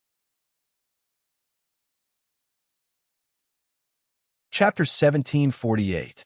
Hua Xiaoheng nodded lightly. My cooking skills aren't great, but it's still edible. But if you're not used to my cooking, I can order food for you. When Lu Jin heard this, not only was he not angry, he became happy. He said to Lu Yuan, Boss Lu, look, the people you found for us don't know how to cook. Although Mr. Peter learned it at the last minute, you can only measure rice and cook porridge with a measuring cup. What right do you have to criticize him? Lu Yuan sneered and stood up. Besides, Mr. Peter is mainly responsible for your personal safety. Cooking is just incidental. Oh, why are you throwing a tantrum? Lu Jin shrunk his neck and muttered, I was just saying. Anyway, I have money, so why would I be afraid of not having enough to eat? It's good that you know. Lu Yuan didn't want to talk to Lu Jin anymore. Lu Jin didn't know how to speak to begin with. Now that he had a woman, everything was fine. He had no scruples, so his words became even more unpleasant. Gunyinji quickly tried to smooth things over and change the topic. President Lu has to be careful when he's going to the south personally. I've checked the history of the Qin orphanage. It's almost 100 years old, and it's deeply rooted in the south. It's been standing strong for so many years, so it must have a foundation. Lu Yuan's expression cleared up slightly. He smiled and said, That's for sure, so I want to make a trip myself. Otherwise, I won't be at ease. Hua Xiaoheng saw that Gunyinji was worried and smiled. President Lu is very capable. No matter how powerful the Qin orphanage is, it's only a charity organization. How can it be more powerful than mercenaries? Gunyinji became even more worried when she heard this. She said worriedly, Oh no, What if they have mercenaries? No, they definitely have mercenaries. CEO Lu, why don't you not go? I'll go look for young master He. Then why don't I go? Hua Xiaoheng stood up without batting an eyelid. He didn't want Gu Nianji to go see He Zhichu again. Although He Zhichu and He Changjian were in high positions of power, they had to follow the rules here. Every move they made was watched by countless people. The Qin orphanage had been established for a long time, and it had always been a well-known brand in the South. In the past 20 years, with the rise of Qin Yaoguang and the Qin family's private hospital group, their reputation had soared throughout the country. When dealing with an organization that relied on its reputation for a living, the slightest bit of carelessness could be caught by others, and they would immediately be scolded by the people online. Therefore, it was not as good as Hua Xiaoheng and Lu Yuan, who could show off their skills in private and stir up trouble. Lu Yuan patted Hua Xiaoheng's shoulder and asked him to sit down. He said with a faint smile, "Lian is old, but he can still eat." What he meant was that he was not old and could still fight in Jianghu. Both Hua Xiaoheng and Gu Nianji understood what he meant. Lu Jin didn't know if he understood or not. He rolled his eyes. All you know how to do is eat. You're not convinced of your old age. President Lu is not old at all. Nowadays, little girls really like a man like President Lu. He's worth having. Gu Nianji kept trying to smooth things over for Lu Jin. She was also tired. Lu Yuan pointed at Lu Jin and said, "For Nianji's sake, I won't argue with you. Keep an eye on Nianji. She's in a dangerous situation. Don't give her a chance to act on her own. She's my daughter. Do I need you to tell me that?" Although Lu Jin was bragging, he didn't dare look Lu Yuan in the eye. He realized that Lu Yuan seemed to be aware of his actions and had been spying on him recently. In the face of Lu Yuan's pervasive surveillance methods, even Lu Jin's high-tech had to retreat. For example, he had once placed a small breath detector in Lu Yuan's bedroom. It could detect whether Lu Yuan was really asleep, pretending to be asleep, or not in the bedroom at all. In the end, it was quickly discovered by Lu Yuan, and he even pulled out the small solar panel from his breath detector. How ridiculous! Lu Yuan gave him a meaningful look. "It's good that you know. Now that she's back by your side, if you still can't take care of her, then find a piece of tofu and kill yourself." Lu Jin's spirit of seriousness flared up. He said seriously, "Tofu can't kill people. Its hardness can't be compared to a skull at all. Boss Lu, you actually said that because you don't want me to die, right? Boss Lu still has me in his heart. Although your words aren't pleasant to hear, I appreciate your kindness." Lu Yuan, don't add drama to yourself. He doesn't have you in his heart at all. Lu Yuan turned his gaze blankly and nodded at Gu Nianji. "I'll send you a message. Remember to receive it." "Okay. Thank you, President Lu." Gu Nianji was moved as she walked Lu Yuan to the elevator door. Lu Yuan's mood recovered. He smiled at her and said, "Go back and keep an eye on your father. I think he's planning something big again." Gu Nianji immediately thought of Lu Jin's strange word from time to time recently. Her heart sank, and she quickly said, "President Lu, you mean? Literally, your father is a genius. A genius's brain circuit is different from ordinary people like us." Lu Yuan sighed. "Nianji, you're also a genius. You should be able to understand your father's thoughts." Gu Nianji smiled bitterly. "President Lu, compared to my father, my so-called genius is like a firefly competing with the sun. They can't be compared at all. But you're the most important thing in his heart, so as long as you pay more attention to him, he won't bear to leave you." After Lu Yuan finished speaking, the elevator door slowly closed in front of him. After Lu Yuan left, Hua Xiaoheng stayed in Lu Yuan's apartment. Gu Nianji already knew that Lu Yuan was Hua Xiaoheng's uncle, Hua Guanyuan, so she didn't think it was inappropriate. However, Lu Jin still couldn't stand the sight of Hua Xiaoheng living in Lu Yuan's apartment. Sometimes, he would pick on Hua Xiaoheng. Hua Xiaoheng himself was also quite busy. He wasn't in the apartment half the time during the day, but he was definitely there at night, and he would be there from sunset. Gu Nianji could no longer care about mediating the discord between Hua Xiaoheng and Lu Jin. She was fully focused on preparing for Monday's court session. On Sunday night, she went to bed early. Hua Xiaoheng came to her apartment and sat on the sofa in the living room, flipping through a few military and technology magazines. Lu Jin also walked in with his computer and sat on the sofa opposite Hua Xiaoheng. Hua Xiaoheng said politely, "Uncle Lu, I'll be here. You can go back and rest. I'm guarding against you." Lu Jin blurted out. "Hua Xiaoheng." Lu Jin looked at him righteously. "This is my daughter's apartment. What does it look like for a man and a woman to be in the same room? With me here, no one will gossip." He spoke as if he cared about other people's gossip. However, Hua Xiaoheng knew that Lu Jin actually didn't care what other people said at all. Perhaps it wasn't that he didn't care, but that he couldn't hear it at all. This was because most of his attention was focused on his own scientific research, and he had always ignored other people's gossip. However, today he had used gossip as an excuse. He felt very helpless. The corners of Hua Xiaoheng's lips curled up. He lowered his head and continued to read the military and technology magazines here. He learned a lot of good things. Gun Yinji slept soundly that night. She had no idea that in her living room, the two most important men in her life had been confronting for the ownership of her living room sofa all night. Gun Yinji finished washing up and came to the living room. She saw that Hua Xiaoheng and Lu Jin were both there. Hua Xiaoheng was fine. He was full of energy, as if he had just slept. Lu Jin, on the other hand, was much more dispirited. His dark circles were frighteningly heavy, and his eyes were bloodshot. It was obvious that he hadn't slept last night. Gun Yinji quickly said, "Dad, go get some sleep. I have to go to court today, so I can't accompany you." No, even if I have to sleep, I have to go to court to sleep," Lu Jin insisted. "I promise I won't snore." Gun Yinji, Hua Xiaoheng, said to her calmly, "Let's go together. I'll take care of Uncle Lu. If Uncle Lu falls asleep, I promise he won't snore in court." The corners of Gun Yinji's eyes twitched uncontrollably. She said, "Okay then, you two take care of each other." However, this way, Gun Yinji's only bit of nervousness disappeared. It wasn't until she walked in a courtroom No. 1 and saw He Ji-chu and He Cheng-jian sitting inside that she became nervous again. "Hello, young master," He General He. Gun Yinji greeted them. "Yes, Yinji, it's up to you today." He Cheng-jian nodded in satisfaction and turned to the person behind him.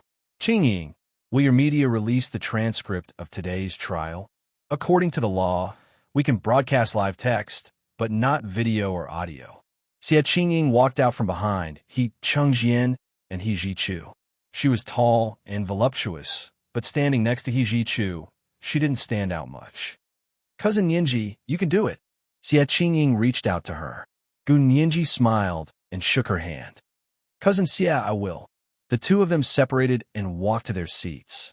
Xia Qingying sat with He Ji-chu and He Cheng-jian, and she was sitting between them. Hua Xiaoheng led Lu Jin in with a large group of people from the court and found a place to sit down in a corner. There were so many people here today. Members of the Qin Private Group's legal team, senior executives, board shareholders, relatives, and friends of the Qin family. Gun Yinji's gaze quickly swept over, and she actually saw Wen Shui at the witness stand. She quickly flipped through the file in her hand and realized that Qin Yaowang's lawyer had summoned Wen Shui to be Qin Yaowang's character witness. Gun Yinji raised an eyebrow and immediately adjusted her defense plan. She said to the judge, "Your Honor, I also want to summon 2 people to appear in court." The Qin Corporation's lawyer immediately objected. "The other party can't just add people. Then how can you let Miss Gawain be a witness?" Gun Yinji wasn't that easy to fool. "We applied an hour and a half before the court hearing." The other party was obviously deliberately taking advantage of the legal loophole and skirting the line. According to the law here, the summons of a new witness had to be applied at least an hour before the court hearing, so as to give the other party some leeway. It was obvious that she had been taught by the same master as Wen Shui. Gun Yinji immediately looked at her watch and said in return, "There's still 1 hour, 3 minutes, and 15 seconds before the court hearing. I'll officially apply to the court to summon Wen Daiyou and Liang Meili as suspects." This was today's second update, Chapter 1737, Taught by a Master. Today, we'll continue with the third update, and we'll also add more monthly votes for May. Remind everyone of your monthly votes and recommendation votes. At 8 o'clock in the evening, the third update. Moi, all the big shots and little angels. Chapter 1749. The lawyers of the Qin Corporation's private hospital group were obviously stunned for a moment and looked at their watches in unison. Sure enough, there were still 3 minutes before the 1-hour limit was reached. Their expressions immediately turned ugly. Who would feel good when the plan they had come up with was taken advantage of by someone else? The chief lawyer standing at the front said, unhappily, "Lawyer Gu, that's boring. Is it fun to take advantage of loopholes in the law?" Gunyinji chuckled. Only the state officials are allowed to set fires, but the people are not allowed to light lamps. You make it sound like you're not taking advantage of loopholes in the law. Aren't you just trying to catch me off guard? I'm just learning and applying it now. Please bear with me. As Gunyinji spoke, she looked at the judge sitting at the bench and reiterated, Your Honor, I would like to request that the suspects, Wen Daiyou and Liang Meili, appear in court. When Shuyi sat at the witness stand and was guarded by a few police officers, she looked at Gunyinji with a half-smile and thought to herself that she had run out of tricks. Were there no other witnesses to summon? She actually wanted to summon her parents. Could it be that her parents would testify against her? Of course, Gunyinji, who had never enjoyed her parents' love, could not understand the selfless love that parents had for their children. She became more confident. She raised her head and waited calmly. The judge at the bench discussed with the judges on both sides and agreed to Gunyinji's request. Soon the time was up. Neither side could add any more people within an hour. The defendant and the plaintiff sat back in their seats and began to prepare for the trial debate that would begin in a while. Qin Yaowang was the defendant. Previously, her defense lawyer was Wen Shuyi. Now that Wen Shuyi could not even protect herself, her defense lawyer was a team of lawyers formed by the legal department of the Qin Corporation's private hospital group. Their chief lawyer was also surnamed Qin and was from a branch of the Qin family. 30 minutes later, the door to the courtroom opened again, and Wen Daiyou and Liang Meili were brought in. They were suspected of kidnapping Gunyinji, who was still a minor 8 years ago.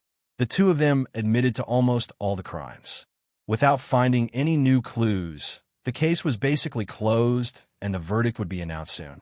Qin Yaowang's trial today was the last time she would appear in court for the kidnapping case. Of course, there was still the He family's case waiting for her. He Zhichu had been attacked by an infrasonic weapon. He Chengjian would not let her off so easily. After being brought to court again, Wen Daiyou and Liang Meili were very dispirited and had aged a lot. But when she saw Wen Shuyi, Liang Meili pulled herself together. She really treated Wen Shuyi as her own daughter. She had doted on her for so many years and was afraid that she would suffer even the slightest grievance. She couldn't be defeated. She had to protect her daughter. Wen Daiyou cowered behind Liang Meili. He lowered his head and did not dare to look at the people in the courtroom. The prison guards who escorted Wen Daiyou and Liang Meili and handed over their identification and court summons to verify their identities. The judge in the courtroom saw that the time was up and knocked the gavel hard. The trial of Gunyinji's lawsuit against Qin Yaowang's kidnapping case continues. Prosecution and defense, please prepare your testimony. Your Honor, we're ready. Qin Yaowang's chief lawyer, Lawyer Qin, stood up gracefully. His figure was tall, and his hair was combed until it was shiny. It was so slippery that it could even kill a fly. The three-piece suit looked very imposing on him. Gunyinji stood up unhurriedly. Today, she was wearing an old-fashioned LV custom-made black professional dress. She didn't wear a skirt, but straight trousers. This style looked like a popular style from more than a decade ago. Although it fit her very well, it looked outdated and old-fashioned. Her long, seaweed-like hair was coiled up behind her head. If it weren't for her pair of bright black, grape-like eyes, she would have looked a little old. She also deliberately wore high heels. With the height of 7 meters and a pair of 7-centimeter high heels, she wasn't shorter than the chief lawyer opposite her at all. She stood slender and graceful in the courtroom like an ink lotus in an ink painting. There was a faint murderous aura in her beauty. He Chengjian, who was sitting in the gallery, looked at Gun Yinji's outfit and couldn't move his gaze at all. This outfit used to look so familiar. Wasn't this what Qin Suan used to dress up in court? Black LV custom-made professional dress, long hair coiled up, and crisp words and actions. It was as if they had been printed from the same mold. Especially from his angle, he could only see Gun Yinji's back. This back view had been engraved in his heart ever since he first mistook Qin Suan for Qin Yaowang decades ago. After so many years, he had never forgotten it for a single day, and it became more and more fresh as time went by. He Jichu looked at Gun Yinji's outfit and was slightly stunned. This was the outfit that his mother, Qin Suan, had worn when she appeared in court. He had seen it since he was young. Where did Gun Yinji get it from? Of course, Gun Yinji had learned it from Qin Suan's court videos that Lu Jin had given her. Her goal was very simple. She wanted to set up Qin Yaowang, target Qin Yaowang, anger Qin Yaowang, and provoke her. This was Gun Yinji's two-pronged preparation. If she couldn't tear open the defense line from Wendayo and Liang Meili, then she could only start with He Changjian and defeat Qin Yaowang's defenses. This man was Qin Yaowang's demon. All these years, she had never stopped loving him. Then, only Qin Suan, who He Changjian loved deeply, could make Qin Yaowang go crazy. The trick was not old, as long as it worked. Your Honor, I'm ready too. Gun Yinji bowed slightly, and her gaze slowly swept across the huge lineup of people in the dock. It could be seen that the Qin family had put in a lot of effort this time. They were determined to get Qin Yaowang off the hook. The judge nodded. If there's no objection, the plaintiff's lawyer, please begin. He waited for 3 seconds before striking the gavel again. Gun Yinji walked out from behind the plaintiff's stand. Judging from the lineup on both sides, she was indeed alone. Compared to the 7 or 8 lawyers on the opposite side of the dock, she stood there alone. She had a sense of desolation and independence. Some people in the gallery couldn't help but sympathize with her. This was simply going against a rich and powerful corporate machine of a listed company on her own. It was like Don Quixote challenging a windmill. Her courage was commendable, but she was overestimating herself. Qin Yaowang tried her best to suppress the hostility in her heart and didn't look at Gun Yinji. After so many years, the figure that had almost become her nightmare appeared in front of her again. How is that possible? How is that possible? She lowered her head and covered her rapidly beating heart with her hand. Even her eardrums were filled with the sound of her blood rushing wildly. Calm down. She had to calm down. She had to show the mental fortitude of a scientist and not be scared by that little b******. Qin Yaowang half closed her eyes and recalled the scene of her experimenting on Gun Yinji before she could feel better. Just as she was trying to control her emotions, Gun Yinji's voice suddenly rang in her ear. Huh? Miss Qin Yaowang, what's wrong? Your face is so pale and your heart is beating so fast. Is it because you have a guilty conscience? This was today's third update, Chapter 1738, Routine. We will continue with the third update today, and we will also add more monthly votes for May. Remind everyone of your monthly votes and recommendation votes. Moi, all the big shots and little angels.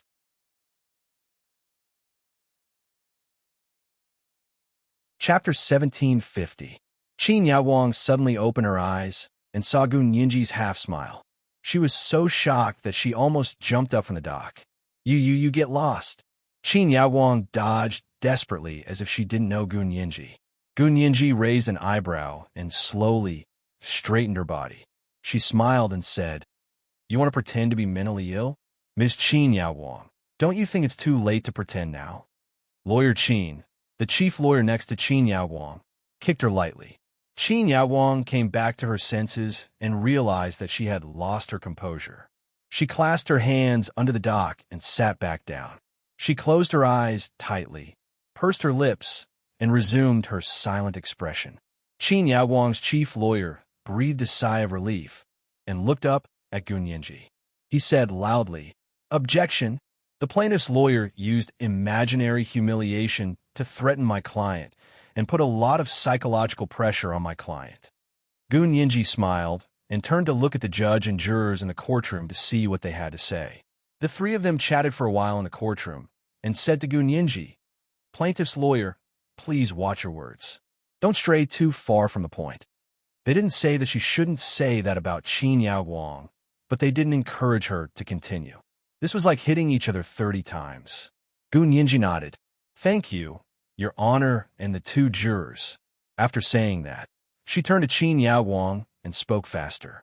Ms. Qin Yaowang, may I ask why you instructed Wen Dayo and Liang Meili to help you kidnap 12-year-old Gunyinji 8 years ago? Gunyinji is your biological daughter. Why did you leave her in the He family for 6 years and ignore her? 6 years later, why did you kidnap her and take her away from the He family? When Gunyinji asked these questions, her tone was very different from her usual tone. Only 3 people present could tell that Gunyinji was deliberately imitating Qin Suin's tone and speed of speech. These 3 people were Lu Jin, He Chengjian, and He Jichu. Oh, there might be a 4th person, Qin Yaowang, who was on the verge of breaking down because of Gunyinji's tone and speed of speech. Shut up. You're my daughter. Do I need your permission to do what I want to do? Qin Yaowang suddenly opened her eyes and screamed hysterically. When Gunyinji asked questions, she treated herself as a completely different person. She kept referring to herself as Gunyinji. Not only did it give others the wrong impression, but it also gave her a sense of calmness and sharpness. Gunyinji quickly continued to ask before Lawyer Qin could react. So you instructed Wen Dayo and Liang Meili to kidnap Gunyinji on her birthday and take her to the airport in an attempt to smuggle her out of the country, right? Qin Yaowang was about to shout when Wen Shuyi's voice pierced through her like a sharp thorn. She shouted, Auntie Qin, calm down. This is a courtroom. You're facing Gunyinji's lawyer. The judge will definitely give us justice. Wen Shuyi's shout pulled Qin Yaowang back from the edge of madness in time. Qin Yaowang's eyes widened as she looked at Gunyinji. Her eyes were almost bloodshot.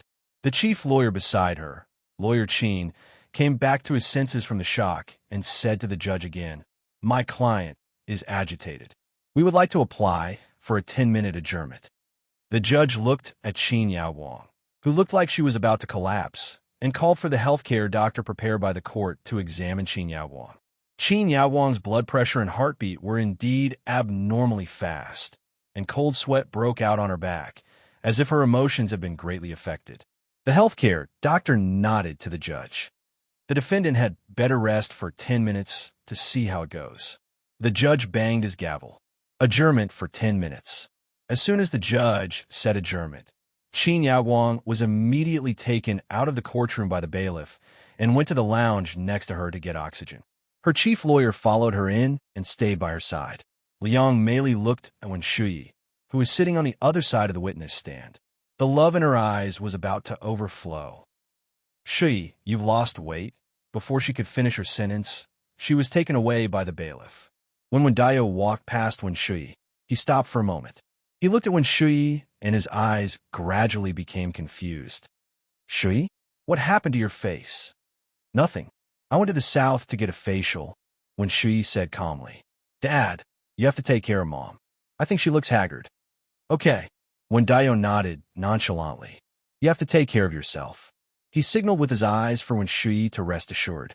Wen Shuyi breathed a sigh of relief and watched Wen Dayo and Liang Meili's backs disappear at the entrance of the courtroom. She couldn't move freely herself, and the policewoman kept watching her. Gunyinji didn't go out. She sat alone on the plaintiff's stand and took out a bottle of iced milk to take a sip. She was actually very excited and nervous, and milk had a calming effect. She needed to drink some milk to calm herself down. Although it was just a few words, it was like a stormy sea to her. It could be said that Qin Yaowang's reaction had completely exceeded her expectations. She knew that Qin Yaowang must have had a knot in her heart about Qin Suin, but she didn't expect it to be so big. Her reaction was too strong. Was there really no other inside story? He Chengjian sat in the gallery and looked at Gunyinji's back without moving. He was immersed in his memories from a long time ago, and his expression was sweet and sad. He Jichu didn't look at Gunyinji. He supported his head with one hand and sat in his seat by the aisle. He looked cold and distant. Xie Qingying's gaze never left He Jichu. No matter if she raised her head, lowered her head, or tilted her head, she couldn't look away from He Jichu. However, He Jichu didn't speak, and she also sat quietly at the side without speaking. She just quietly accompanied him. Lu Jin and Hua Xiaoheng sat in the corner of the gallery. They were blocked by the Qin family and tried their best to reduce their presence. Lu Jin whispered to Hua Xiaoheng, "Nianji is also quite talented in acting." The role she played today was called Qin Suan. It could be said that it was extremely lifelike. Although the form was not the same, the spirit was similar. In the lounge next to the courtroom, Lawyer Qin said anxiously to Qin Yaowang, "Dean Qin, you can't do this. If you're emotionally unstable, we can request a psychiatric evaluation and then adjourn for a period of time. In your current state, you won't be able to face the opposing lawyer's questioning. She can make you say the wrong thing at any moment and confess without being pressed." Lawyer Qin was also very worried about Qin Yaowang's condition. Actually, Gunyinji didn't seem to have asked any big questions, but why was Qin Yaowang's reaction so big? "Dean Qin, cousin, do you have something to tell me?" Lawyer Qin was alone with Qin Yaowang. This was his right as a lawyer. He was now worried that Qin Yaowang was hiding something from him, which would put him at a disadvantage in court. Qin Yaowang sat beside him and inhaled oxygen. Plenty of oxygen entered her bloodstream and was carried to all the organs in her body, especially her brain. Qin Yaowang's mood finally calmed down. Of course, she knew that the main reason wasn't the oxygen, but that she didn't have to see Gunyinji's custom-made black LV professional dress that she hated the moment she saw it. Her rationality gradually returned, and her brain was able to think properly. Qin Yaowang unplugged the oxygen inhalation device and said aloofly, "Gunyinji scared me just now. It's fine now. I won't be intimidated by her again." "Really?" Lawyer Qin looked at her suspiciously. But Lawyer Gu didn't do anything out of line. How was she pretending to be mysterious? He couldn't tell at all. "You don't understand." Qin Yaowang shook her head lightly. "But she can only use the same strategy once. It won't be so effective if she uses it again." Qin Yaowang sneered. "Anyway, I'll just deny it all later. There's no witness or physical evidence. I'll see how she testifies against me." That's good, that's good." Lawyer Qin wiped the sweat on his forehead with a grayish-blue handkerchief and tidied up the few strands of hair on his head. He said, "Then when we go to court later, just deny the question she asked. Be careful not to fall in her trap." "Okay, I know." Qin Yaowang was still very calm and composed when she wasn't threatened by Qin Suan's shadow. 10 minutes later, the court was in session again. This time, Gunyinji allowed the opposing lawyer to ask questions first. Lawyer Qin didn't expect Gunyinji to stop questioning Qin Yaowang, so he relaxed. He stood up with the information he had prepared beforehand. After saluting everyone in the courtroom in a graceful manner, he first came to Wen Shuyi and said, "Ms. Wen Shuyi, please introduce yourself." Wen Shuyi nodded calmly. Her voice was steady and gentle. "My name is Wen Shuyi. I graduated from Harvard Law School in the United States as a law graduate. I'm a lawyer in both the United States and Huaxia. I once joined the Army and was Major General He Jichu's personal secretary. Later, I retired from the Army and transferred to civilian work. Now, I'm the Executive Director of the Qin Private Hospital Group." She said her long list of titles, and it seemed that her credibility had increased. The smile on Lawyer Qin's face widened. "Ms. Wen Shuyi is such an outstanding professional woman. Then, please tell me, how is my client's character?" Dean Qin is a very competent brain surgeon and biological genetic engineering scientist. She has saved countless people and has many patents and inventions. The concept of gene editing she proposed 20 years ago almost rewrote the development of international genetic engineering. I don't believe that such a great scientist, a scientist who has made outstanding contributions to the evolution of all mankind, would do such a thing. When Shui spoke confidently, taking 10,000 steps back with her intelligence and status, if she really wanted to do it, she would have 10,000 ways to take Gunyinji away without leaving a trace. She was Lawyer Gu when she was young. What's more, she directly asked the He family to take her daughter away. If you don't believe me, you can ask the two powerful figures of the He family who are listening here today and see if they will stop Dean Sheen from taking her biological daughter away from their family.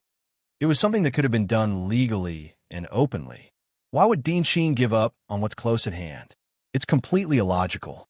In conclusion, whether it's Dean Sheen's character, ability, or status, I don't think she would do what the plaintiff accused her of. When Shuyi was Qin Yaowang's character witness, she used her profession and status to endorse Qin Yaowang's character, which was quite convincing. The judge nodded frequently. Qin Yaowang perked up and nodded at Wen Shuyi with a smile. Lawyer Qin came to Gu Nianji's stand again and asked gently, "Lawyer Gu, do you still remember what happened when you were 12 years old?" This question had to be said to be very sharp. If Gu Nianji said she remembered, she would be lying.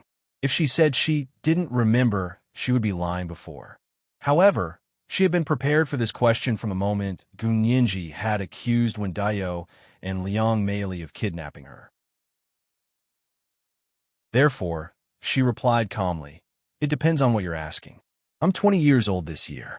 If you ask me who I met, what I wore, and what I ate on a certain day when I was 12 years old, that is, 8 years ago, I definitely don't remember." Without waiting for Lawyer Qin's reaction, Gu Nianji quickly said, "If I ask Lawyer Qin what kind of file you read on a certain day 8 years ago, can you remember?"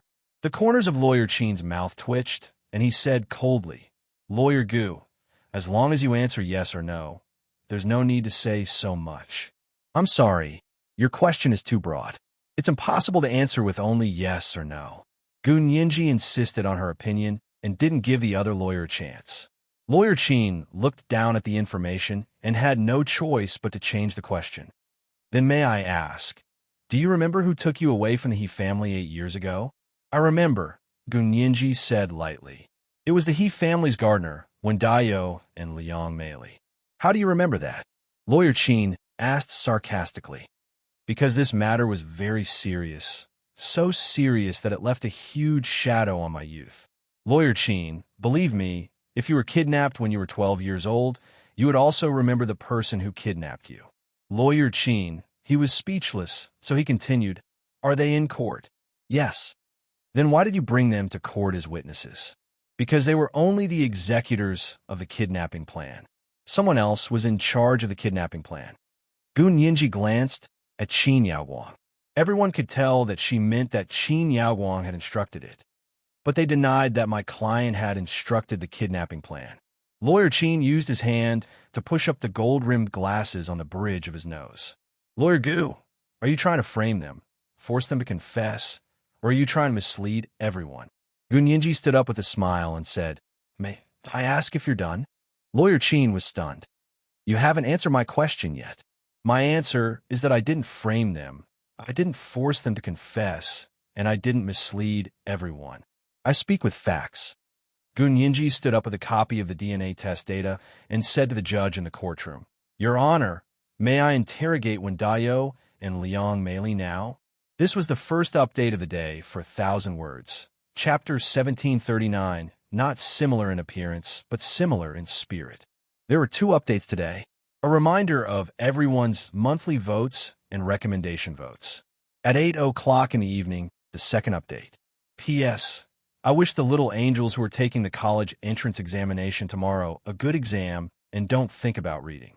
Moi, all the big shots and little angels. Chapter 1751. Lawyer Qin glanced at Wen Shuyi discreetly.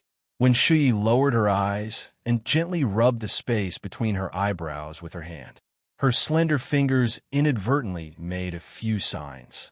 Lawyer Qin understood what she meant and said to Gu Nianji with a sullen face, "Lawyer Gu, don't say I didn't remind you.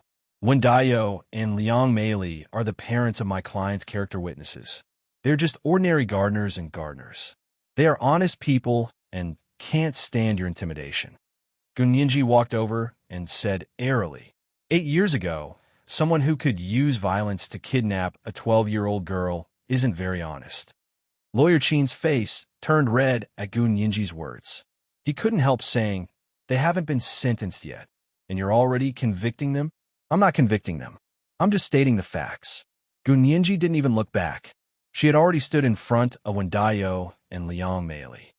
Mr. Wendayo, Ms. Liang Meili, please look up and tell me, is your daughter in this courtroom? Gunyinji turned around and looked at Wenshui. Liang Meili looked at Gunyinji in confusion and said, of course she's here. My daughter, Shui, graduated from Harvard Law School. She's no worse than you. In her heart, her daughter would be considered a winner in life if she could compare to Gunyinji. When Shui's face turned red, she bit her lower lip with her snow-white teeth, wishing she could shut Liang Meili up. Wendayo noticed her expression and quickly stepped on Liang Meili's foot under the table. Liang Meili glared at Wendayo in pain, but didn't say anything else. Gunyinji tilted her head with a smile and suddenly said, Ms. Liang Meili, we're very proud of your daughter, aren't you? Liang Meili had no choice but to answer this question. Wenshui was the pride of her life. She puffed out her chest and said without hesitation, yes, she's my pride. Wenshui looked at her mother and suddenly felt a little touched. Although she was vulgar, she had given birth to her, raised her, and was willing to go to jail for her future. This kind of maternal love was indeed great. Wenshui smiled at Liang Meili. Liang Meili was encouraged and became even happier. I only have this daughter. I never regret giving birth to her. Oh, did you give birth to her? Is he your biological son? Gunyinji seized on this topic and finally steered the conversation in the direction she wanted. All these years, Liang Meili had been trying to convince herself that Wenshui was her biological daughter. That was what she thought, and so did her colleagues, friends, and relatives. Therefore, she subconsciously took it as a fact, so she quickly nodded and said, of course he's my biological son. She's my only daughter. If I don't love her, who should I love? May I ask which hospital you gave birth to Wenshui in? Gunyinji asked again. Lawyer Qin didn't understand why Gunyinji was talking about the hospital where Wenshui was born. He quickly raised his hand to object. Objection! The plaintiff's lawyer has already deviated from the case and is wasting everyone's time. The judge looked at Gunyinji. Plaintiff's lawyer, please get to the point. Gunyinji quickly said, Your Honor, I will prove that everything I ask is closely related to this case. Then let's continue. The judge banged his gavel and looked at Gunyinji intently as she continued to cross-examine Liang Meili. Wendayo coughed uncomfortably. Liang Meili suddenly seemed to have thought of something and fell silent. Gunyinji was still asking, Ms. Liang Meili, please answer. Which hospital was Wenshui born in? Liang Meili mumbled for a while and stammered, I can't remember. You can't even remember where you gave birth? Gunyinji looked surprised. May I ask, Ms. Liang Meili, how many children did you have? Why can't you even remember where you gave birth? Liang Meili had just claimed that she only had one daughter, Wenshui. Why did she suddenly change her mind? Liang Meili's face was so red that it looked like it was covered with a red cloth. She was extremely embarrassed. Wenshui spoke up to help her. My mother didn't study much. It's been so many years. It's possible that she doesn't remember it clearly. Okay. Gunyinji didn't continue asking, as if she had already given up on the topic. Just as Liang Meili and Wendayo were starting to relax, Gunyinji took out another file and clicked her tongue. It's a pity that you don't remember the hospital where the child was born. What's a pity? Liang Meili didn't understand what Gunyinji was talking about at all. I just don't remember which hospital I gave birth to her in, but I remember that she's my daughter. But Gunyinji placed the file in front of Liang Meili and Wendayo. She frowned slightly and sighed. This examination report shows that your blood type is type O, and Wenshui's blood type is type AB. According to genetics, type O blood can't give birth to type AB children. What's going on? Was it a mix-up at the hospital? She added, Look, you didn't say which hospital you gave birth in just now. Otherwise, you could have caused trouble with that hospital. As soon as Gunyinji said this, the courtroom suddenly fell silent. Liang Meili was anxious. She quickly waved her hand and said, No, I didn't get the wrong child. Shui is really my daughter. She's my biological daughter. Wendayo saw that something was wrong and was worried that Gunyinji would dig deeper. He quickly said, Lawyer Gu, my wife's brain isn't clear. Actually, Shui was adopted from the orphanage. Therefore, there was a reasonable explanation that her blood type wasn't something that Liang Meili could have given birth to. Gun Yinji's eyes widened into small, full moons. So, when Shui isn't your biological daughter, she's adopted? Why? Why did you adopt a daughter? We couldn't have a child, so we adopted one. What's there to ask? When Dayo said impatiently. Liang Meili kept looking in when Shui's direction, worried that she wouldn't be able to take the blow. When Shui had never known that she was adopted since she was a child. When Shui was dumbfounded. She sat on the other side of the witness stand in a daze. Her eyes were dull, as if she had been struck by lightning. She wasn't Liang Meili and when Dayo's biological daughter. Then who were her parents?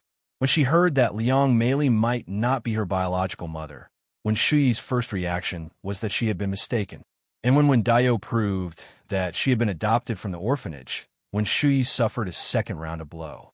In an instant, she became an orphan with no parents, just like Gun Yinji. Oh no, she was even worse off than Gun Yinji. Gun Yinji at least had a biological mother in front of her. Although mother and daughter were like fire and water, they were still mother and daughter. And what about her? Even parents like Dayo and Liang Meili, who couldn't be seen in public, were going to be lost? When Shui fell into an unprecedented panic, Liang Meili glared at Gun Yinji like a tigress whose cub had been hurt. She said fiercely, "What does it have to do with you whether my daughter is biological or adopted? You ungrateful little b*tch. You sent your biological mother to prison. You're disloyal and unfilial. You'll die a horrible death." She looked in Shui's direction and saw the sudden change in her expression, as if she had suffered a great blow. Her heart ached, and she quickly said, "Shui, Mom and Dad have always treated you as their biological daughter. What does it matter if you're adopted or not? Mom and Dad only have you as their only daughter." Gun Yinji looked at her silently and felt a little guilty about what was about to happen. No matter how bad Liang Meili was, she had nothing to say about her daughter when Shui. Gun Yinji sighed and placed the last file in front of Dayo and Liang Meili. She asked calmly, when Shui was adopted from the orphanage. In other words, she shouldn't be related to you and Dayo by blood. She's not your biological daughter, right? What's so important about being related by blood? If I say she's my biological daughter, she is, Liang Meili said firmly. Gun Yinji looked at Dayo, who had been silent all this time. "Mr. Dayo, what do you think? You and Shui aren't related by blood, right?" "Of course not. And I adopted Shui from the Qin orphanage." Liang Meili wiped her tears with the back of her hand and rushed to say. Dayo was a little embarrassed, but he still nodded. "That's strange." Gun Yinji opened the DNA test report and showed it to everyone in the courtroom. Everyone heard it just now.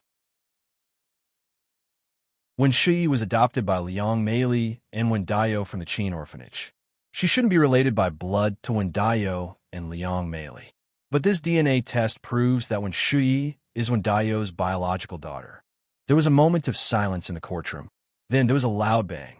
It was like a drop of cold water splashing into a pan of oil. The oil splashed everywhere, and no one could escape. Qin Yawang didn't expect Gun Yinji to investigate so deeply. Her eyes darkened in an instant. She kicked Lawyer Qin, who was listening with relish, and said in a low voice, "You still don't object?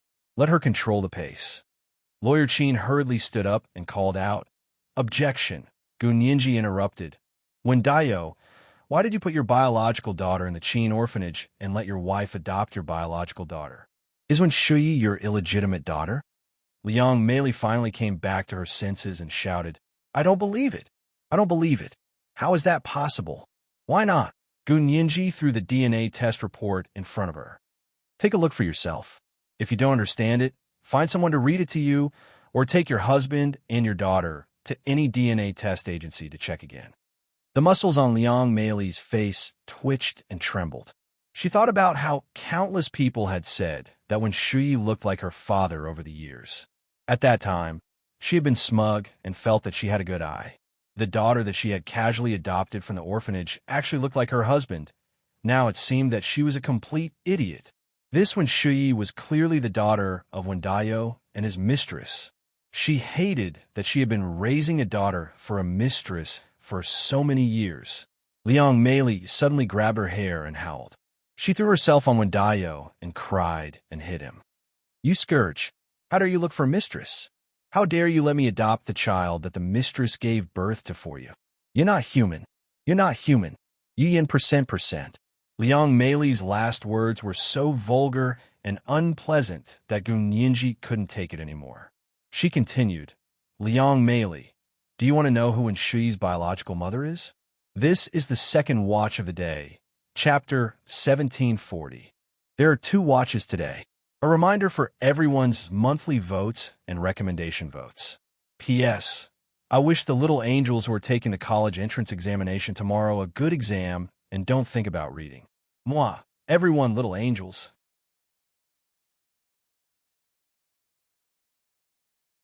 Chapter 1752. Liang Meili's eyes were about to pop out of their sockets.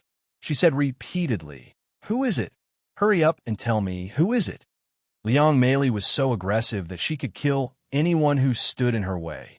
Qin Yaowang's chief lawyer, Lawyer Qin, hurriedly said loudly, Objection! This question has nothing to do with this case. The judge in the courtroom looked at Gunyinji. Before he could ask, Gunyinji interrupted, Your Honor, I will soon prove that this matter is closely related to this case. You're talking about who Ms. Wen's biological mother is.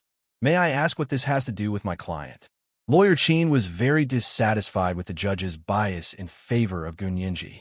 Your Honor, please stop the plaintiff's lawyer from gossiping like a market gossip.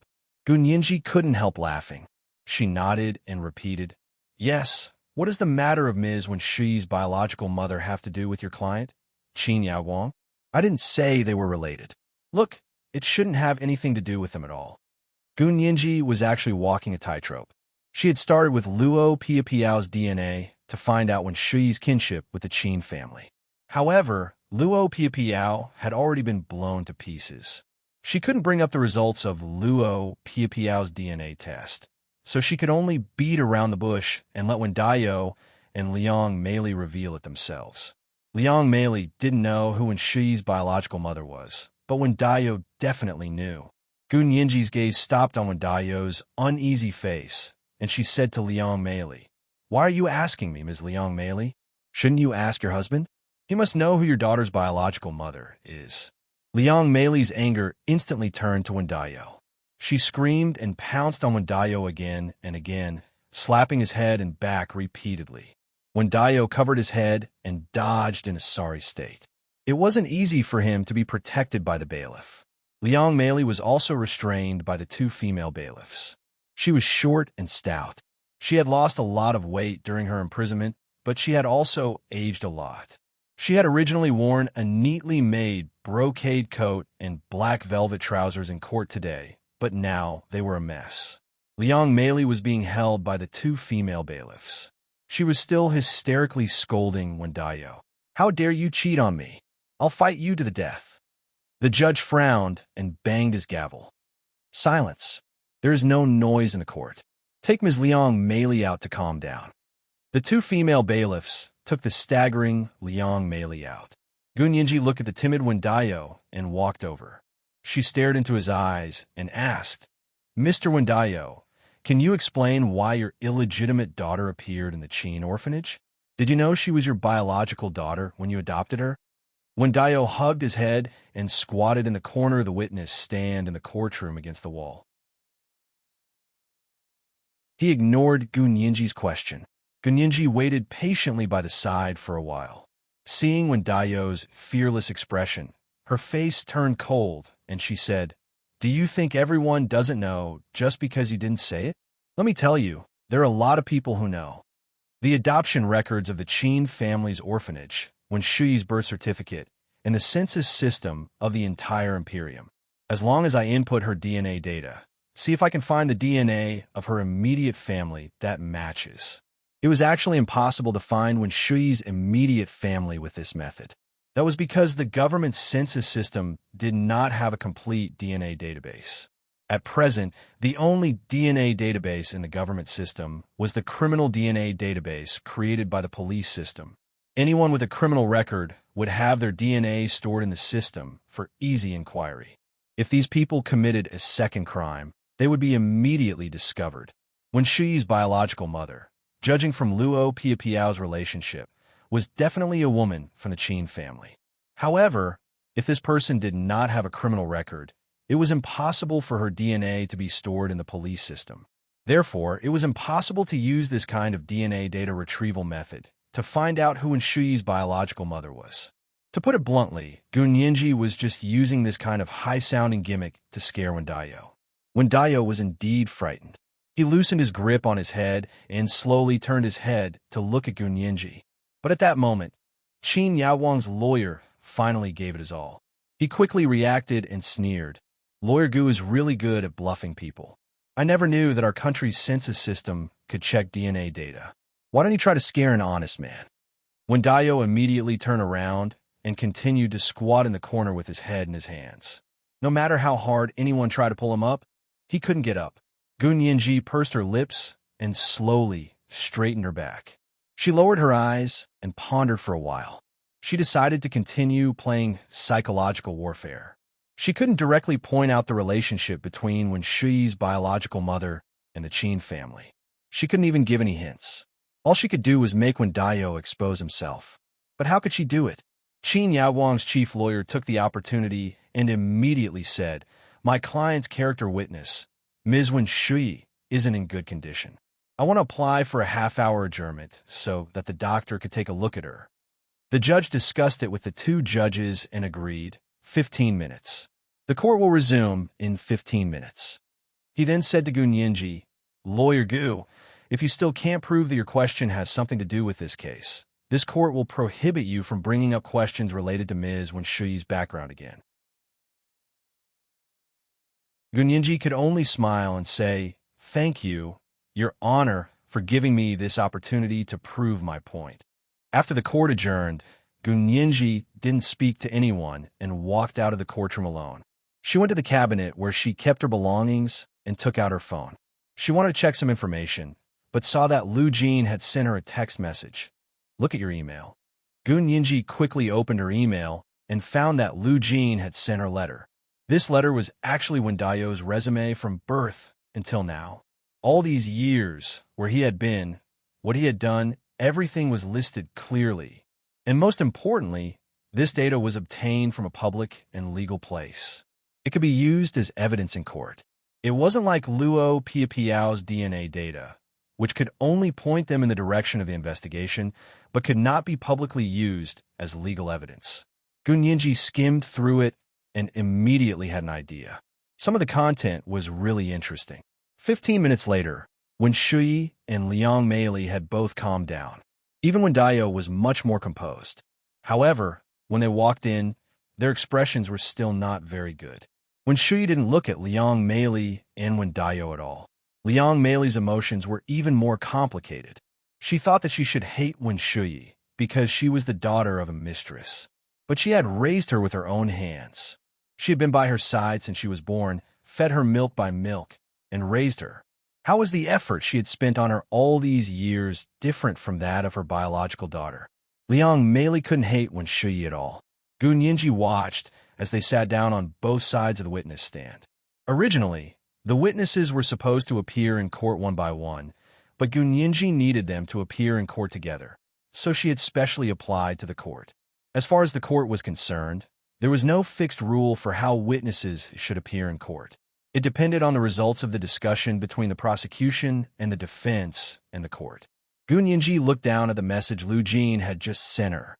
She had printed it out and used it as a new court defense document. The judge knocked the gavel on the bench and said in a clear voice, "Counsel for the prosecution, please continue. Please get to the point as soon as possible." Gunyinji nodded. "Thank you, Your Honor."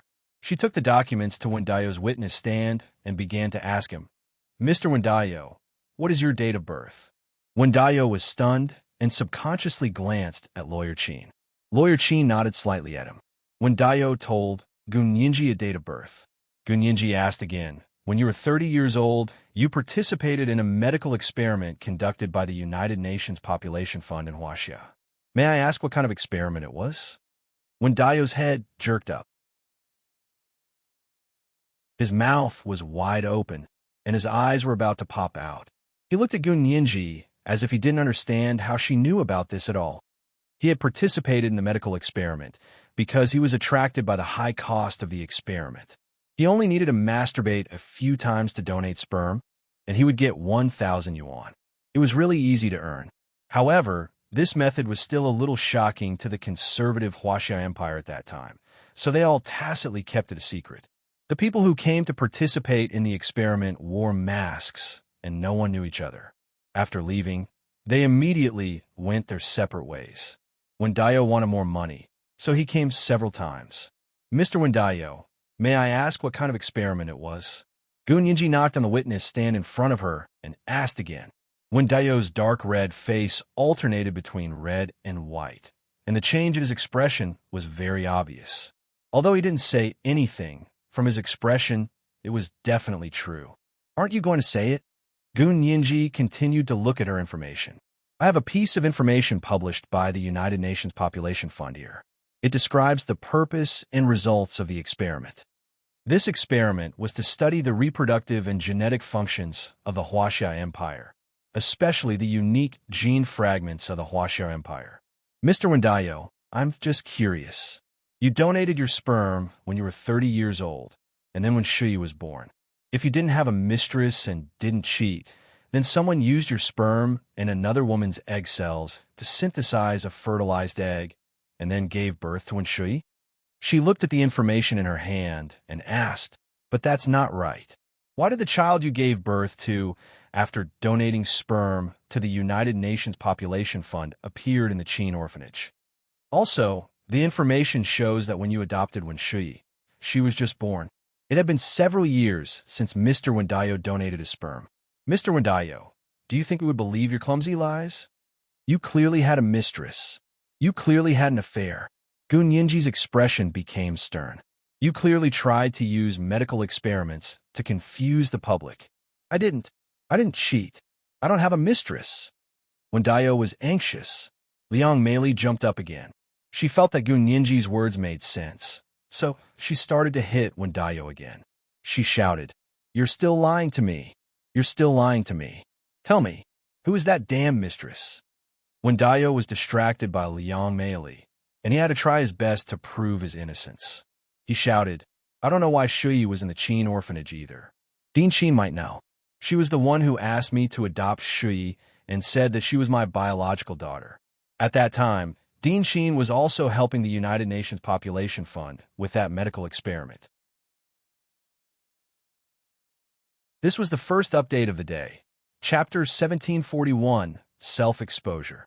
There were 2 updates today. A reminder of everyone's monthly votes and recommendation votes. At 8 o'clock in the evening, the second update. Moi, everyone little angels.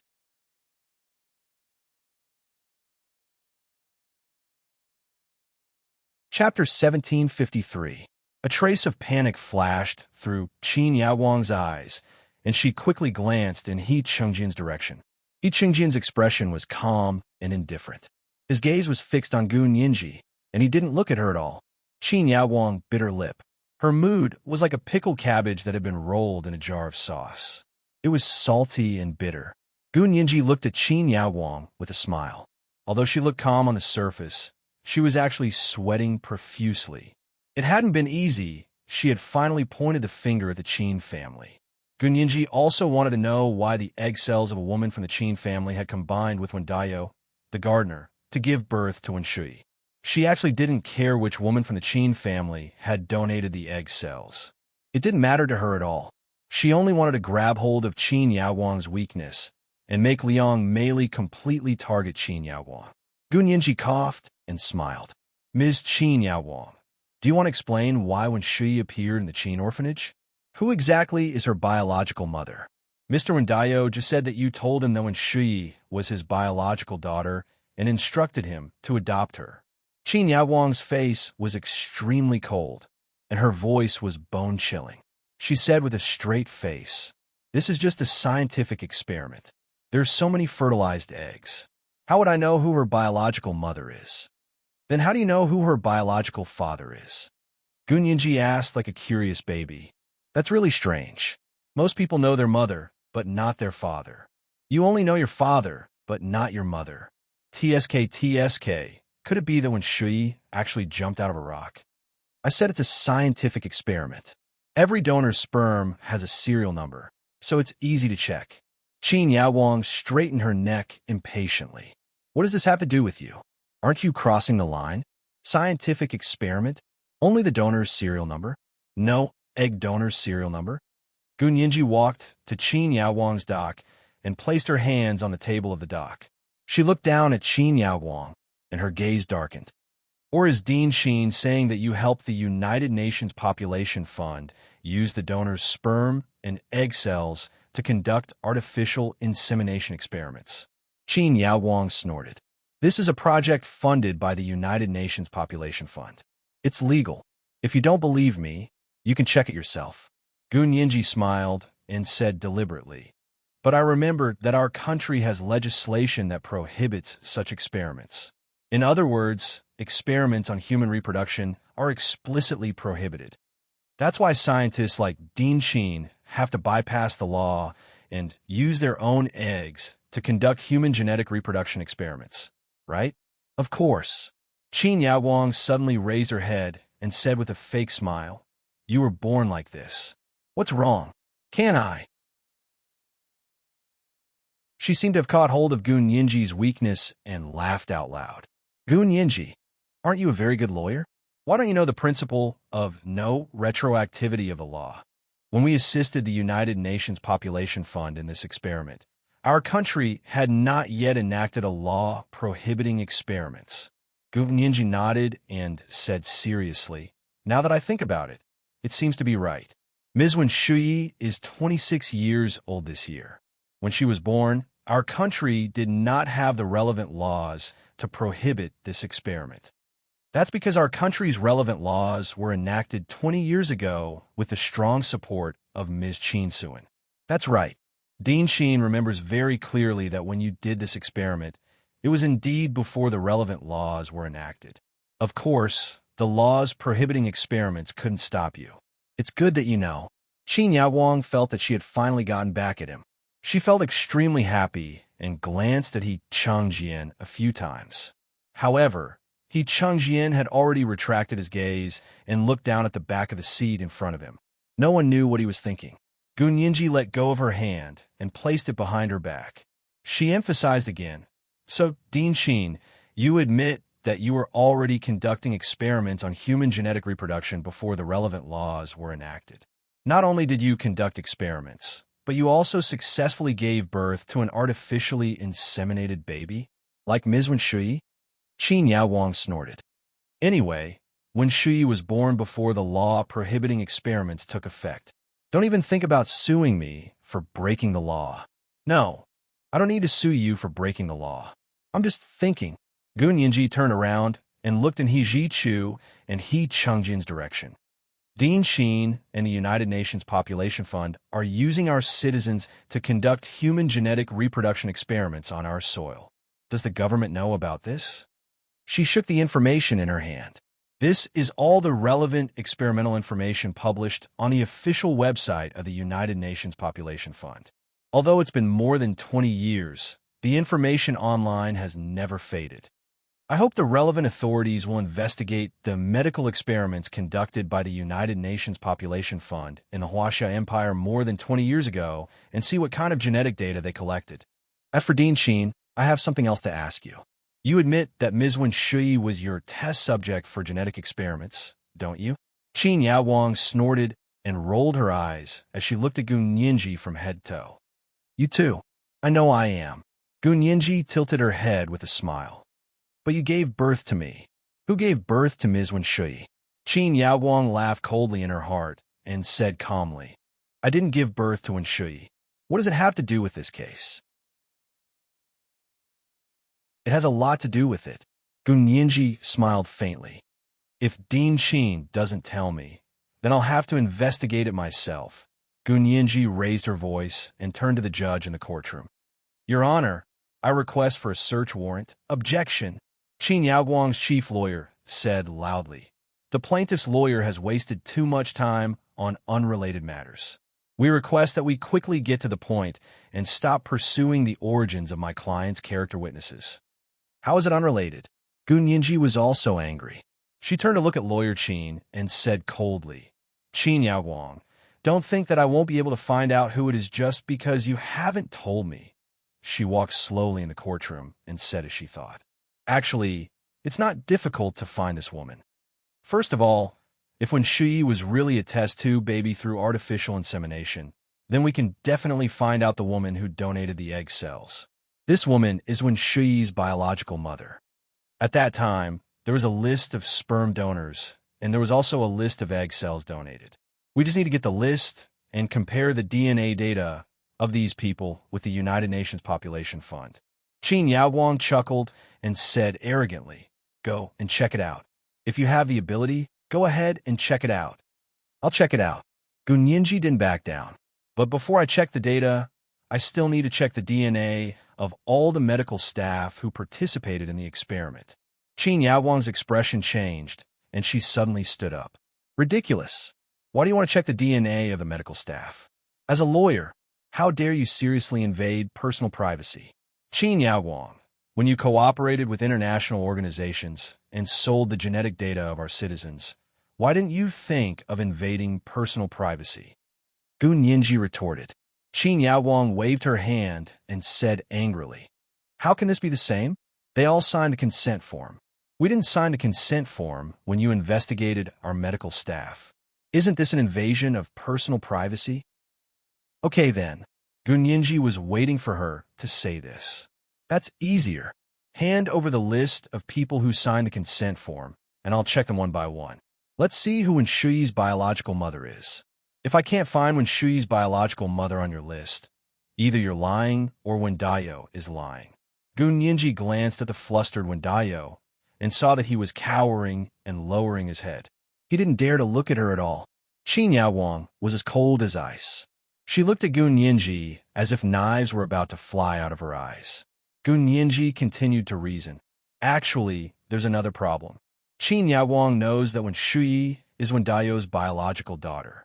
This also indirectly means that Qin Yaoguang should be very familiar with Wen Shuyi's biological mother. Otherwise, with so many fertilized eggs, how could she only remember Wen Shuyi's biological father? Gunyinji insisted that Qin Yaoguang knew who Wen Shuyi's biological parents were. Liang Meili, who had been dumbstruck just now, was inspired and came up with an idea. She shouted desperately, Dean Qin, tell me who Shuyi's biological mother is, or I'll tell you the truth about Gunyinji's kidnapping 8 years ago. This is the second watch of the day. Chapter 1742, Dew Falls. Remind everyone of your monthly votes and recommendation votes. Moi all the big shots and little angels.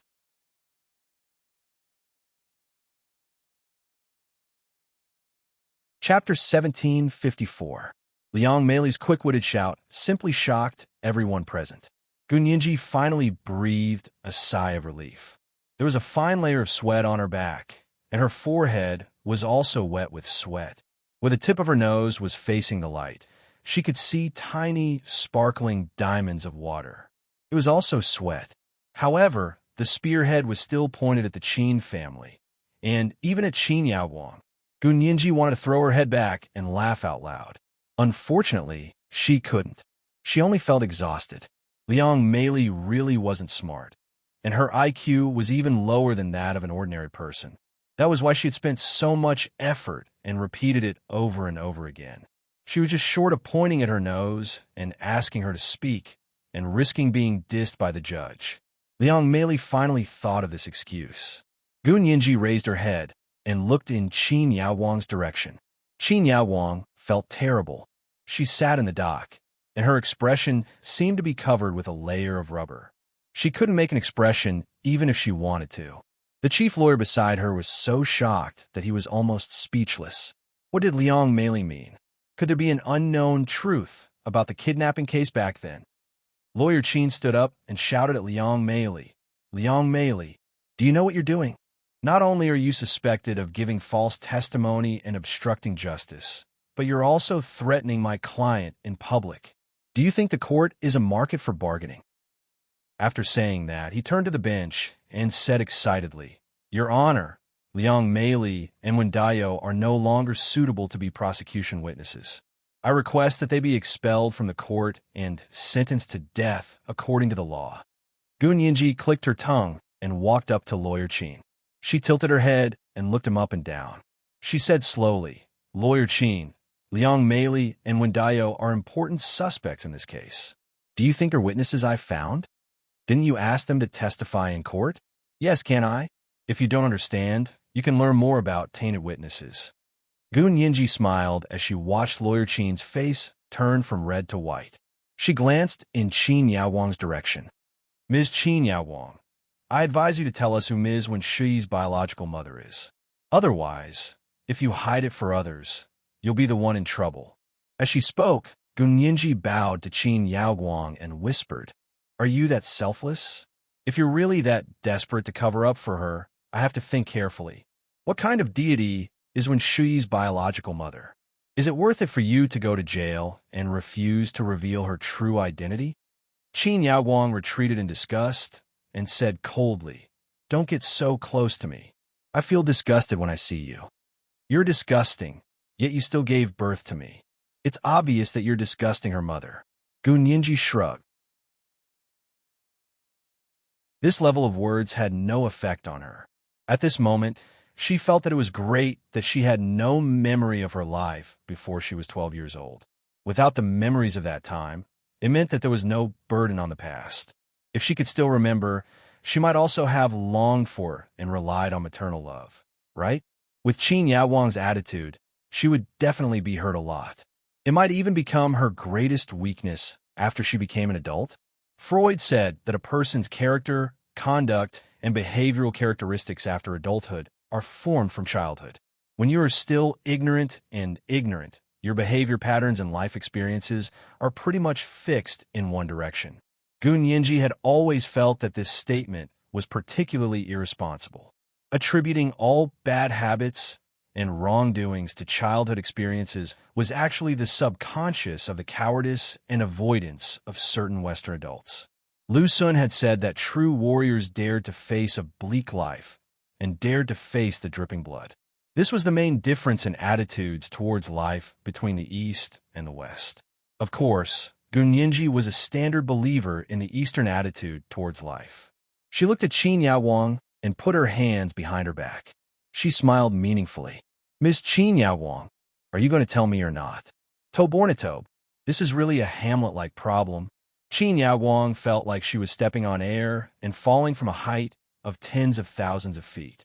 Her entire body was almost weightless. Her heart fell straight to the bottom.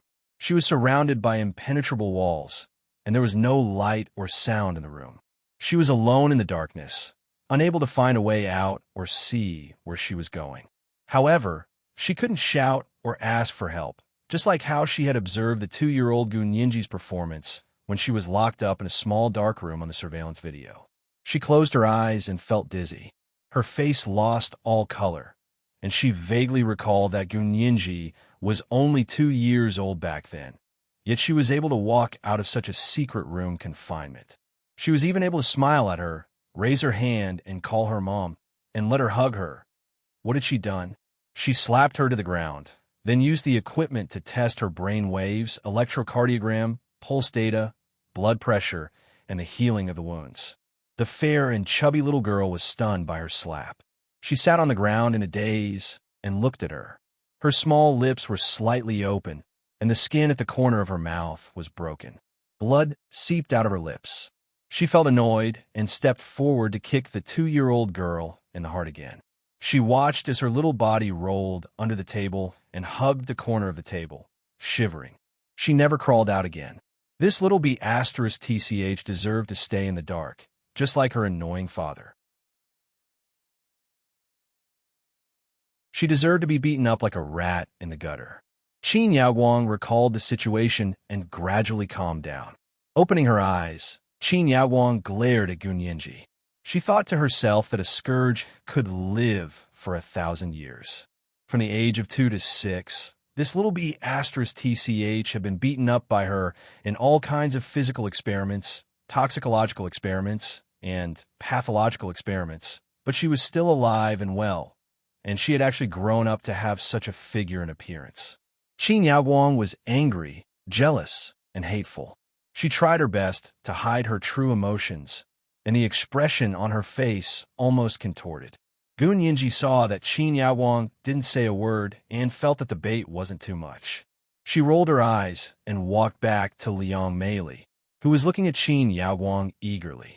She sighed calmly and said, "Ms. Liang Meili, don't expect Dean Qin Yaowang to reveal the true identity of Wenshi's biological mother. I think Dean Qin Yaowang would rather you tell the truth about the kidnapping case than tell you who Wenshi's biological mother is. Then what are you waiting for? Tell me." "No, Dean Qin, as long as you tell me, I won't say anything." Liang Meili clearly still had a glimmer of hope for Qin Yaowang. Gunyinji had no choice but to take a drastic step. "Don't ask. Dean Qin won't say anything even if she dies." "What does this mean?" "This means that this biological mother must be a much better woman than you. She's so good that even someone with Dean Qin Yaowang's status protects her. She's younger than you, prettier than you, smarter than you, more capable than you in her career, higher in her status, and more powerful than you. She's a real fair, rich, and beautiful woman. That's why your husband, Wendayo, was willing to have a child with such a woman. He even adopted this child behind your back and let you raise her like your own daughter. TSK. Is there anything more vicious than this?"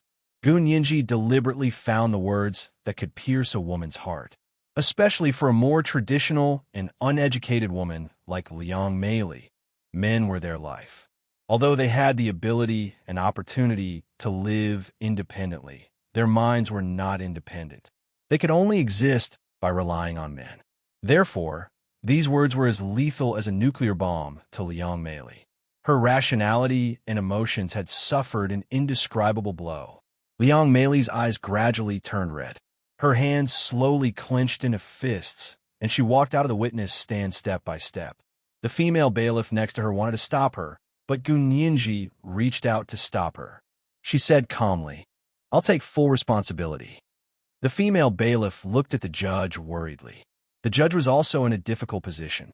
Logically speaking, as a suspect and witness, Liang Meili couldn't walk freely in court. However, Lawyer Gu obviously had a special intention. She wanted to find out the truth of the case. Would he allow it or not? What was involved in this case seemed to be the tip of the iceberg. The judge thought about it for a while, then silently lowered his head and carefully looked at the file in front of him. It was as if there were suddenly a lot of words there. He wanted to look carefully with a magnifying glass to see them clearly. The female bailiff saw that the judge didn't respond and instead looked at the file, so she slowly retreated. Since the judge didn't say anything, she didn't need to care. Besides, Liang Meili was just an ordinary woman. If she did anything out of line, the bailiff's tranquilizer gun would come in handy. The female bailiff put one hand on the holster at her waist and nodded at Gunyinji. Gunyinji smiled and winked at her, thanking her for her help. At that moment, Liang Meili had already walked to Qin Yaowang's dock. Qin Yaowang's chief lawyer, Lawyer Qin, stood up nervously and stood in front of the dock. He pointed at Liang Meili and said, "What are you doing? Don't do anything rash. You're making things up. I'll tell you later." Liang Meili's eyes were straight. She didn't even look at Lawyer Qin, who was standing in front of her. With a strong wave of her arm, she spun the tall and thin Lawyer Qin around and staggered to the side. Liang Meili was a gardener and did manual work. Although she was much older than Lawyer Qin, she was still very strong. Lawyer Qin couldn't compare to her. Lawyer Qin glared at Liang Meili, but didn't dare to stop her. At that moment, Liang Meili's mind was filled with Gunyinji's deafening words. "She's younger than you, prettier than you, smarter than you, more capable than you in her career, higher in status, and more powerful than you. She's a real fair, rich, and beautiful woman. That's why your husband, Wendayo, was willing to have a child with such a woman. He even adopted this child behind your back and let you raise her like your own daughter. TSK. Is there anything more vicious than this? Gunyinji had only said this to use common sense to infer that a woman like Liang Meili would find it hardest to accept her husband cheating on her. She wanted her to completely break off with Qin Yaowang and tell her the truth about the kidnapping 8 years ago. She also wanted to help her father, Gu Xiangwen, or Lu Jin, wash away the dirt that Qin Yaowang had splashed on him. However, she didn't know that in Liang Meili's ears, her words were even deeper than the most difficult for a woman to accept her husband cheating on her. She even found an imaginary enemy for herself without a teacher. Liang Meili's entire body was trembling. She stretched out her arm and pointed at the impatient Qin Yaowang. She said loudly, "Was it you? Was it you? You're younger than me, prettier than me, better in figure than me, smarter than me, more capable than me in her career, higher in status, and more powerful than me. She's a real fair, rich, and beautiful woman. That's why my husband, Wendayo, was willing to have a child with a woman like you. He even adopted this child behind my back and let me raise her like my own daughter. Is there anything more vicious than this?" Liang Meili roared. She spoke with sincerity, and tears and snot flowed all over her face. The courtroom was silent. Even the judge, who was pretending to read the file, couldn't help but look up and pay attention to the situation. Gunyinji was also dumbfounded. What was going on? She had said that just now, but she had never thought that what she had said would make Liang Meili think of Qin Yaowang. She looked at Wendayo, who was cowering and holding his head. She then looked at Qin Yaowang, who was still beautiful despite her age. No matter what, she couldn't connect the two of them together, let alone the fact that the two of them could have a child. Gunyinji instinctively grabbed Liang Meili's arm and said, "Ms. Liang Meili, you can't say that carelessly. Although Qin Yaowang is vicious and has a bad character, she won't be your husband's mistress." Ms. Liang Meili was too good at flattering her husband. Gunyinji secretly complained. Unexpectedly, Liang Meili also lifted Gunyinji's arm and pointed at Qin Yaowang. "Lawyer Gu, you don't know. It's definitely her. I have facts to back it up." Facts? Gunyinji's spirits were lifted. She was a very open-minded person. If there was something that exceeded common sense, as long as there was facts to back it up, she would choose to believe it no matter how outrageous it was. The most important thing was to have facts to back it up, which was real evidence. This show was even more exciting than she had planned. She quickly changed her train of thought and immediately said, "What facts? Can Ms. Liang Meili tell me in detail? As long as what you said is true and supported by facts, the judge will definitely uphold justice for you." Liang Meili only needed this little bit of encouragement at this time. Or perhaps these words, these doubts, had been hidden in her heart for a long time. In the past, she probably thought it was too unbelievable and chose not to believe it. At this moment, she suddenly realized that her suspicions had a concrete basis. Wen Shui, standing in front of her, was the best evidence for her suspicions. Qin Yaowang gritted her teeth so hard that they made cracking sounds. This Liang Meili was crazy. How did she come up with this? How could she be the mistress of a man like Wendayo? Qin Yaowang suddenly stood up and said coldly, "Liang Meili, don't go crazy. I'm your husband's mistress. I'm not as blind as you." She would fall for Wendayo? It was the biggest joke in the world. Wendayo rushed over to pull Liang Meili away and said anxiously, "Stop talking. There's nothing between me and Dean Sheen. You crazy woman, you have nothing better to do." Without hesitation, he raised his hand and slapped her in the face. Liang Meili screamed, "There's nothing between you? Then 8 years ago, why did you sneak out to see her in the middle of the night without telling me? And you still say there's no adultery?" I was talking business with Dean Sheen. Talking business my ass." Liang Meili spat at Wendayo, turned around, pointed at Qin Yaowang, and began to scold her. 8 years ago, you sneaked out to talk to my husband in the middle of the night and sized me up.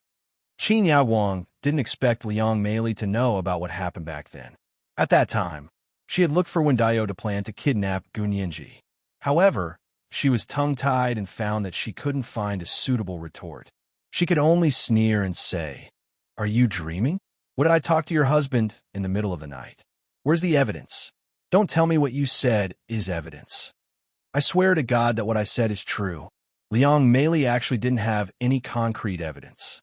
She had secretly seen it all back then. At that time, she didn't think of recording it, but now Qin Yaowang said that it was empty talk. Liang Meili made up her mind and just wanted to be straightforward. "You don't dare to enter the He family. Find my husband and go out for coffee alone. You asked us to help you kidnap Gunyinji. You said that as long as Gunyinji was gone, my daughter, Wen Shui, could take her place. I was really blind. I actually believed you, and this be *TCH's words. What do you mean my daughter? She's obviously your daughter. For the sake of her daughter's future, you want me to take the blame? No way." This was the first chapter of the day for 1,600 words. Chapter 1743, Shocking Everyone. While all the big shots, little angels.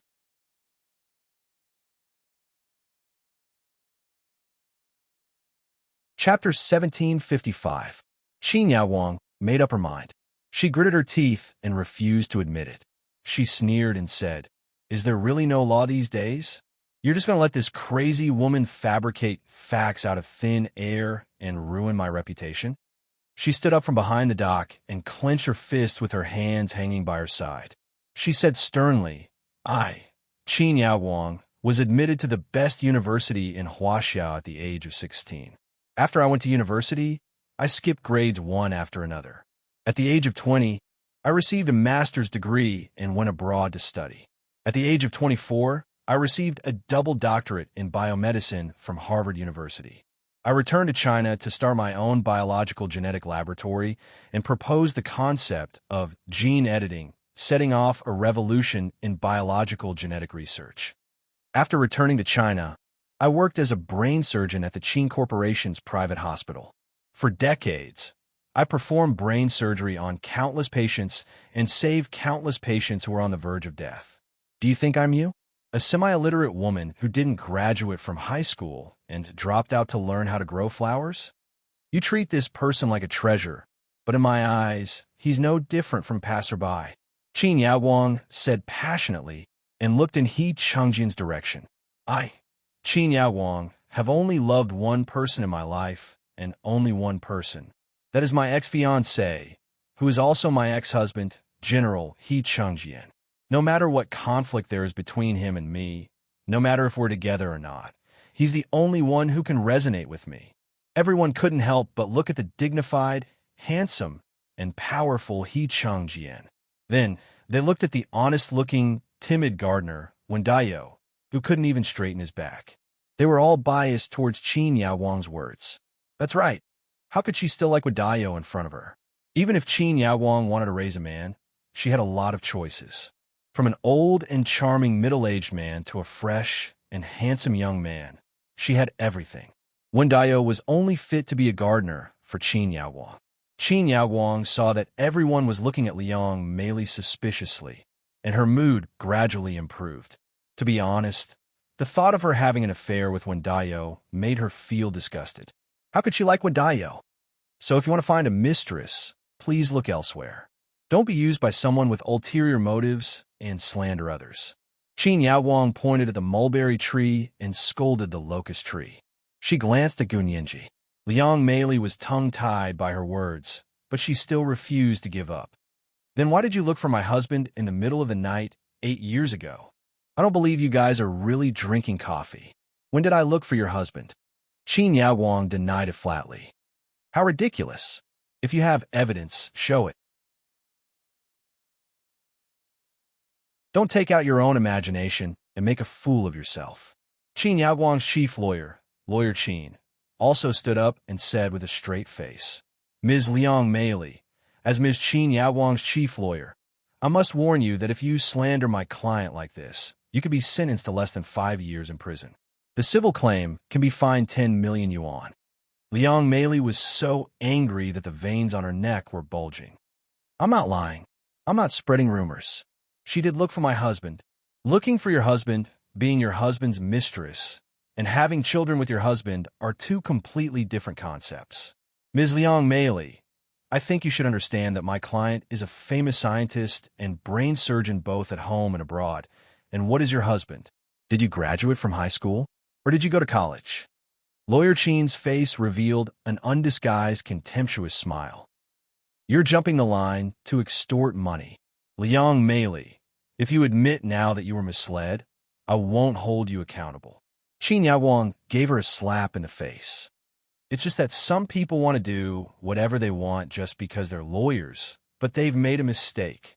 Qin Yaowang narrowed her eyes at Gun Yinji, almost unable to hide her embarrassment and anger. When Dayo rushed over again and pulled Liang Meili hard. UB*TCH. Come here. Liang Meili was already scared out of her wits. Seeing that when Dayo was scolding her and about to hit her, and that Qin Yaowang was standing at the side watching her make a fool of herself, she felt sad and roared. So what if you're a scientist? You're having an affair. You're messing around with my husband. You're an illegitimate daughter. She pounced on her, grabbed Qin Yaowang's hair, and slapped her several times in the face. The female bailiff who was staring at Liang Meili was shocked. She didn't expect this seemingly honest woman to really dare to fight in court. Stop. Stop right now.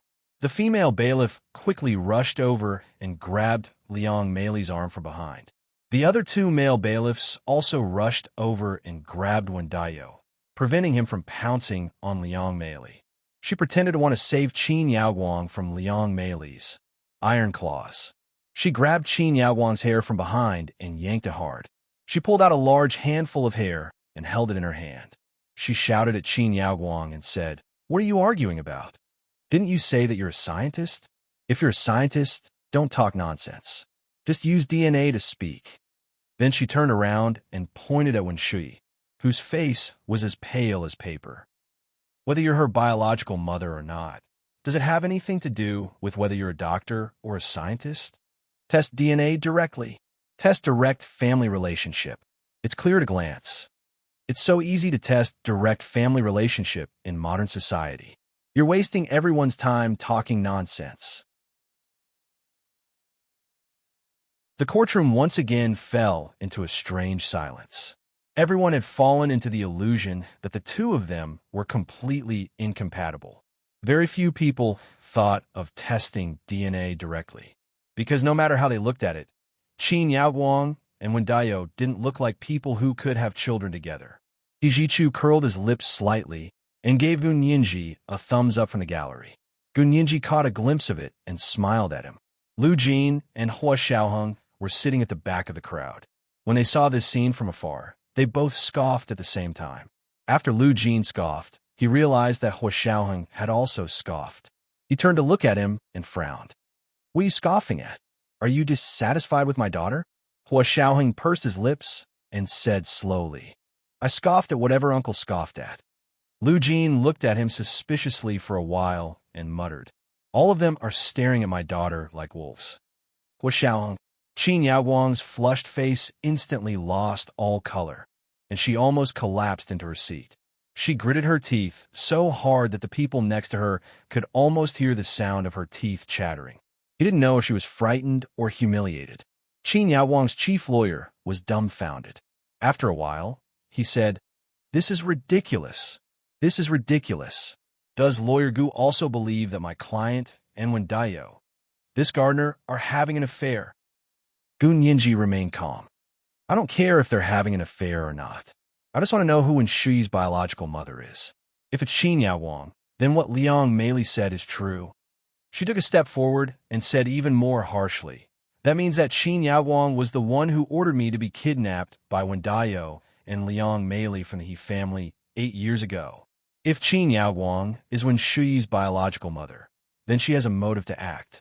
In other words, she wants to make room for her biological daughter." Lawyer Qin was puzzled. "Is that a motive? But you're also my client's biological daughter. Why would she kidnap another biological daughter for the sake of one biological daughter?" Gun Yinji was stunned. "That's right, why?" However, she quickly came back to her senses.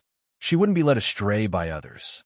Gun Yinji immediately said, "What's so strange about that? Haven't you heard of parents being biased? They're all biological parents. Some people use their daughters to subsidize their sons. They want the rich children to subsidize the poor children. There are also biological parents who favor the older over the younger, or who favor the younger over the older. Weird parents are everywhere. Why can't Qin Yaowang torment another biological daughter for the sake of one biological daughter?" The more Gun Yinji said, the more reasonable it became. Of course, you can only ask Qin Yaowang herself what the reason is. Qin Yaowang's face was as pale as paper. Her pupils were dark, but the rims of her eyes were red. Coupled with her messy black hair that hung down the side of her face, she looked like a medieval vampire. She waved her hand and said weakly, "No, I object to DNA testing. I do biological genetic research. DNA testing doesn't prove anything at all." "Are you freaking kidding? Are you F***ing kidding me?" Gun Yinji couldn't help but swear in English. She almost said F***ing kidding. DNA testing doesn't prove immediate family relationship? Did you set this standard on the spot? Unfortunately, the internationally recognized standard is still DNA. Gun Yinji stretched out her hand. In her palm was the hair she had pulled off Qin Yaowang's bald head. "This is Ms. Qin Yaowang's hair. Everyone saw me pull it off her head with their own eyes." Qin Yaowang's lips trembled violently. She looked at Gun Yinji as if she was looking at a demon. Finally, her eyes rolled back, and she fainted from exhaustion. Her chief lawyer, Lawyer Qin, quickly helped her up and said, "Lawyer Gu, please don't put more psychological pressure on my client. Otherwise, we will ask for a retrial." Gun Yinji glanced at him lightly and said calmly, "Lawyer Qin, does that mean I can't ask a single question? Your client is so fragile, but she was able to experiment on a 2-year-old child. A 2-year-old child has grown up strong and has overcome the psychological trauma and pressure. But she has become a glass princess. She will shatter into pieces when the wind blows, right? Lawyer Gu, you have to have evidence to speak. What do you mean by experimenting on a 2-year-old child? You have to be more reliable when you're talking nonsense, right?" Lawyer Qin was furious with Gun Yinji. He felt that this young girl especially liked to talk nonsense. She said things without evidence as if they were true. Gun Yinji snorted coldly. "That's a separate matter. Today we're trying the kidnapping case from 8 years ago. When this case is over, I'll show you the evidence that Qin Yaowang experimented on a 2-year-old child." She ignored Lawyer Qin and walked to the bench. She spread her palms and said to the judge, "Your Honor, I'll hand them over to the court now. I hope the court will find a military laboratory to do a DNA test." The judge looked at her deeply and knocked on the gavel. "Present Lawyer Gu's evidence." A female bailiff came over with a transparent plastic bag containing the evidence. She wore white plastic gloves and carefully took Qin Yaowang's hair from Gun Yinji's hand and put it into the transparent plastic bag. The judge immediately said, "In view of the new evidence found by the prosecution today, the court announces that after the results of the DNA test are out, a retrial will be held." This was the first update of the day, Chapter 1744, Jumping Ranks to Extort Porcelain. There were 2 updates today. A reminder of everyone's monthly votes and recommendation votes. At 8:00 in the evening, the second update. Moi, all the big shots and little angels.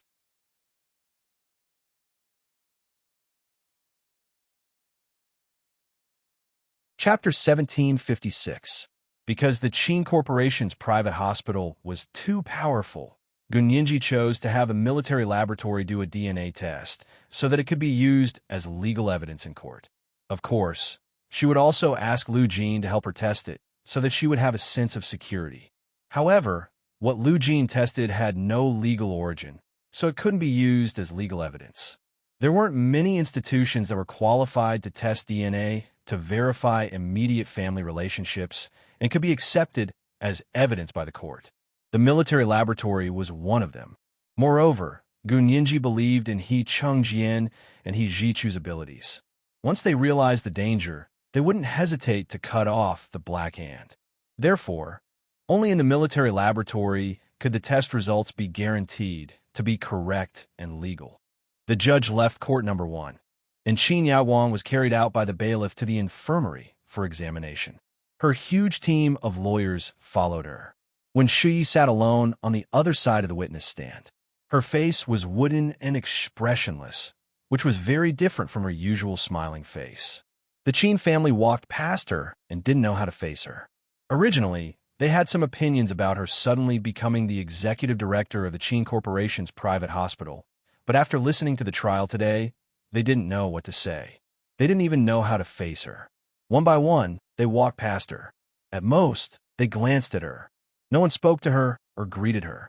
No one even maintained the hypocritical politeness they used to have. Liang Meili and Wen Dayo were escorted back to the detention center by the bailiff. When they passed by Wen Shuyi, Wen Dayo stopped to look at her. He wanted to say a few words, but he didn't know where to start. Liang Meili was still feeling terrible. Although she knew it had nothing to do with Wen Shuyi, she still couldn't treat her like her own daughter. However, when she looked at Wen Shuyi and thought of Qin Yaowang's appearance, she couldn't help shaking her head. Was she really mistaken? If Wen Shuyi and Qin Yaowang were really mother and daughter, they didn't look alike at all. Then, Wen Shuyi should look like her father, Wen Dayo. But no matter how she looked at it, Wen Shuyi only looked like her father's nose. Who else did she look like? Liang Meili muttered to herself as she left the court ahead of Wen Dayo. In order not to be seen by He Chengjian and He Zhichu, Lu Jin and Hua Xiaoheng left the courtroom between the Qin family members. After they left, only Gu Nianji, He Zhichu, He Chengjian, and Xie Qingying were left in the courtroom. He Chengjian walked up first and said to Gu Nianji with emotion, "Nianji, you're really amazing. Peeling the silk from the cocoon today has really widened our horizons. General He, you flatter me." Gu Nianji picked up the briefcase she had packed and smiled. Qin Yaowang's DNA is being tested in the military laboratory. I hope, General, he can pay attention to the military laboratory to ensure the accuracy and confidentiality of the test results. I'll have my personal secretary keep an eye on this. He Changjian promised Gu Nianji, "Don't worry, the test results will definitely be accurate, and they'll be handed over directly to the court." "Thank you, General He." Gu Nianji nodded and smiled at He Zhichu, who was standing next to He Changjian. "Young Master He, please help too. When the lawsuit is over, I'll treat you to a meal." When she said treat you to a meal, she included Xie Qingying as well. Xie Qingying had been sitting between He Changjian and He Zhichu when she was listening. Now, she was standing behind He Zhichu. Hearing Gu Nianji's words, she poked her head out and smiled. "Lawyer Gu, you're too kind." She praised her politely. "Lawyer Gu is indeed extraordinary in a lawsuit. You'll definitely win. However, even if she won, she would still be fighting a lawsuit against her biological mother." Xie Qingying felt that she had said something wrong and quickly said, "Then I'll leave first. I'll wait for young Master He and Uncle He outside." He Chengjian waved his hand at her. "Qingying, you and Zhichu leave first. I have something to say to Nianji." He Zhichu looked deeply at Gu Nianji, then turned around and left with Xie Qingying. Gu Nianji and He Chengjian were the only two people left in the courtroom. He Chengjian's guards and personal secretary watched them from afar and were on guard. In the empty courtroom number 1, even the sound of breathing seemed to echo. However, He Chengjian's voice was even softer. He asked softly, "Nianji, do you really think that your mother, Qin Yaowang, gave birth to Wen Shuyi with Wen Dayo?" He Chengjian said solemnly, "I can prove that Qin Yaowang's first child was you. She couldn't have given birth to Wen Shuyi." "Why do you say that?" Gu Nianji asked calmly.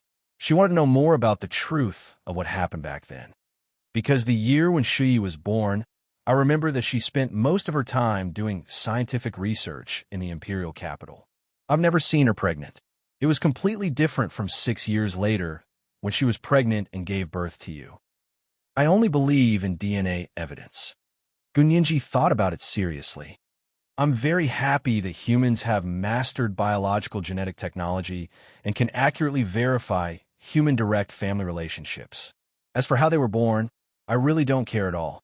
He Cheng-jian had a feeling that Gu Nianji was implying something, but he didn't think about it for a moment.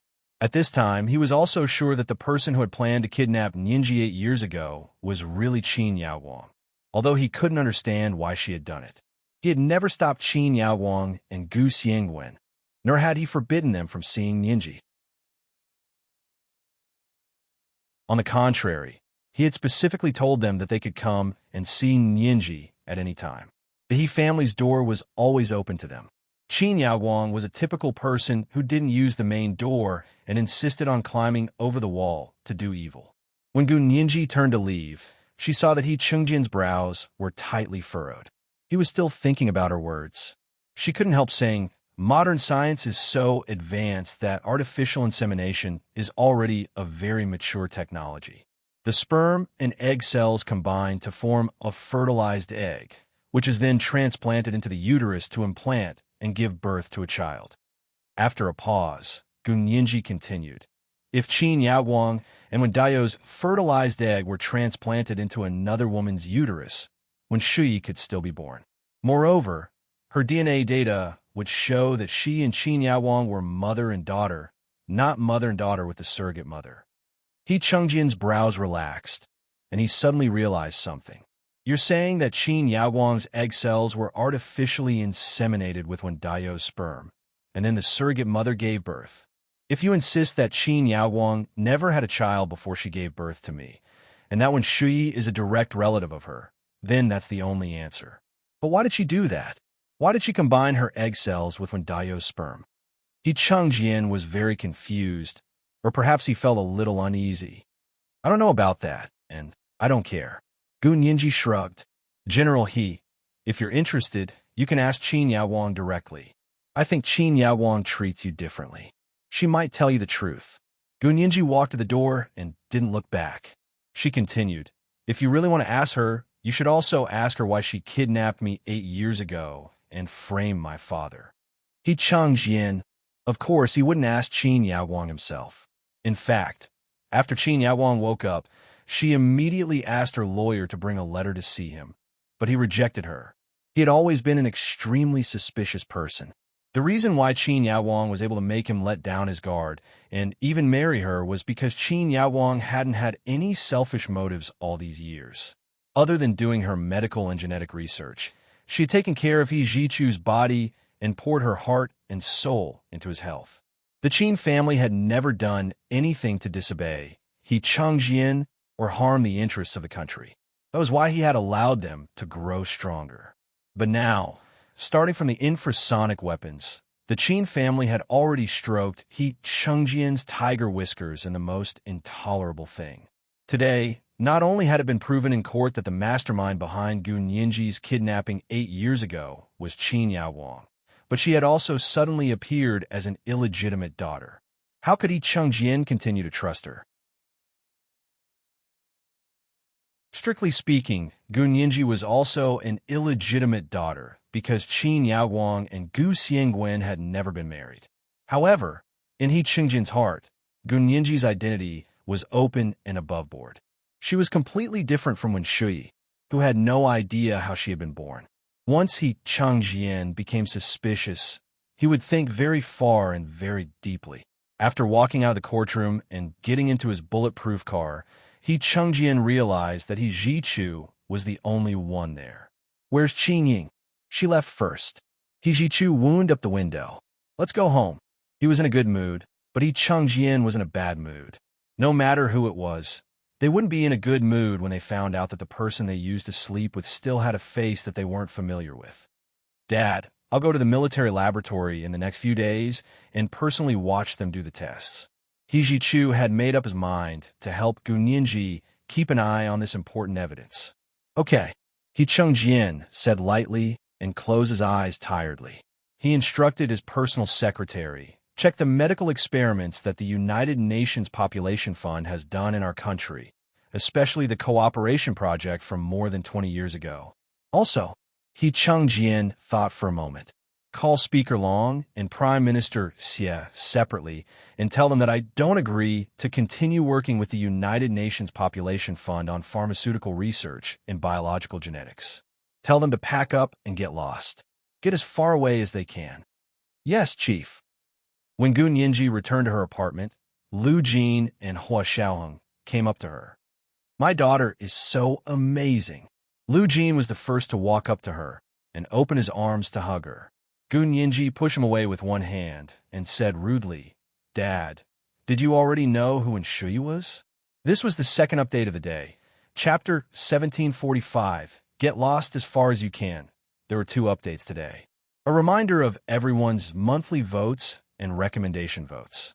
Moi, all the big shots and little angels.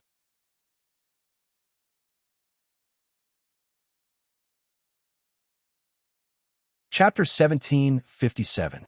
Lu Jin blinked and stretched out his arms. He stopped in front of Gu Nianji, as if he didn't understand what Gu Nianji was asking. Gu Nianji repeated, Dad, did you already know who Shui's biological mother was? What she meant was, did Lu Jin already know who Shui's biological mother was? Because when Shui's DNA was tested, Lu Jin had already told Gu Nianji that Shui was Daio's biological daughter, not Liang Meili's biological daughter. How could an adopted child be related to an adoptive father by blood? This result was already shocking enough, but there was something even more shocking waiting for Gu Nianji in court today. To be honest, Gu Nianji had thought that Shui was the illegitimate daughter of a woman in the Qin family, but she had never thought that Shui would be Qin Yaoguang's illegitimate daughter. Not only did the 2 of them look nothing alike, but Qin Yaoguang had always been aloof and self-righteous.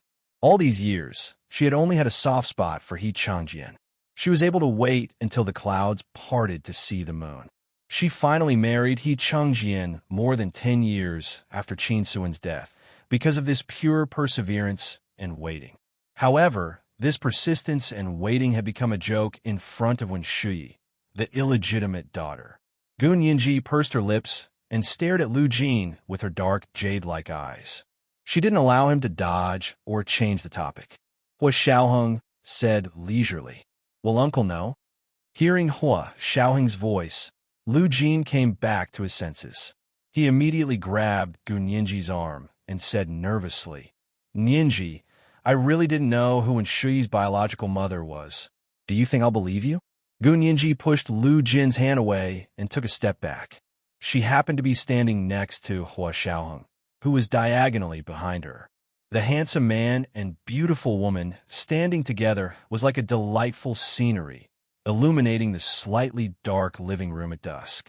Lu Jin's heart felt like it had been scratched by a little cat. It hurt, and it might be bleeding, but he couldn't be angry at her. Taking a deep breath, Lu Jin scratched his head and began to explain, Nianji, be reasonable. How would I know who Shui's biological mother is? I also helped you check her direct family relationship with Daio and Liang Meili this time. Only then did I know that she was not adopted, but Daio's child with another woman. Where am I going to test her mother's DNA? This logic seemed to be very powerful. Gu Nianji tilted her head and asked in confusion, Really? You really don't know?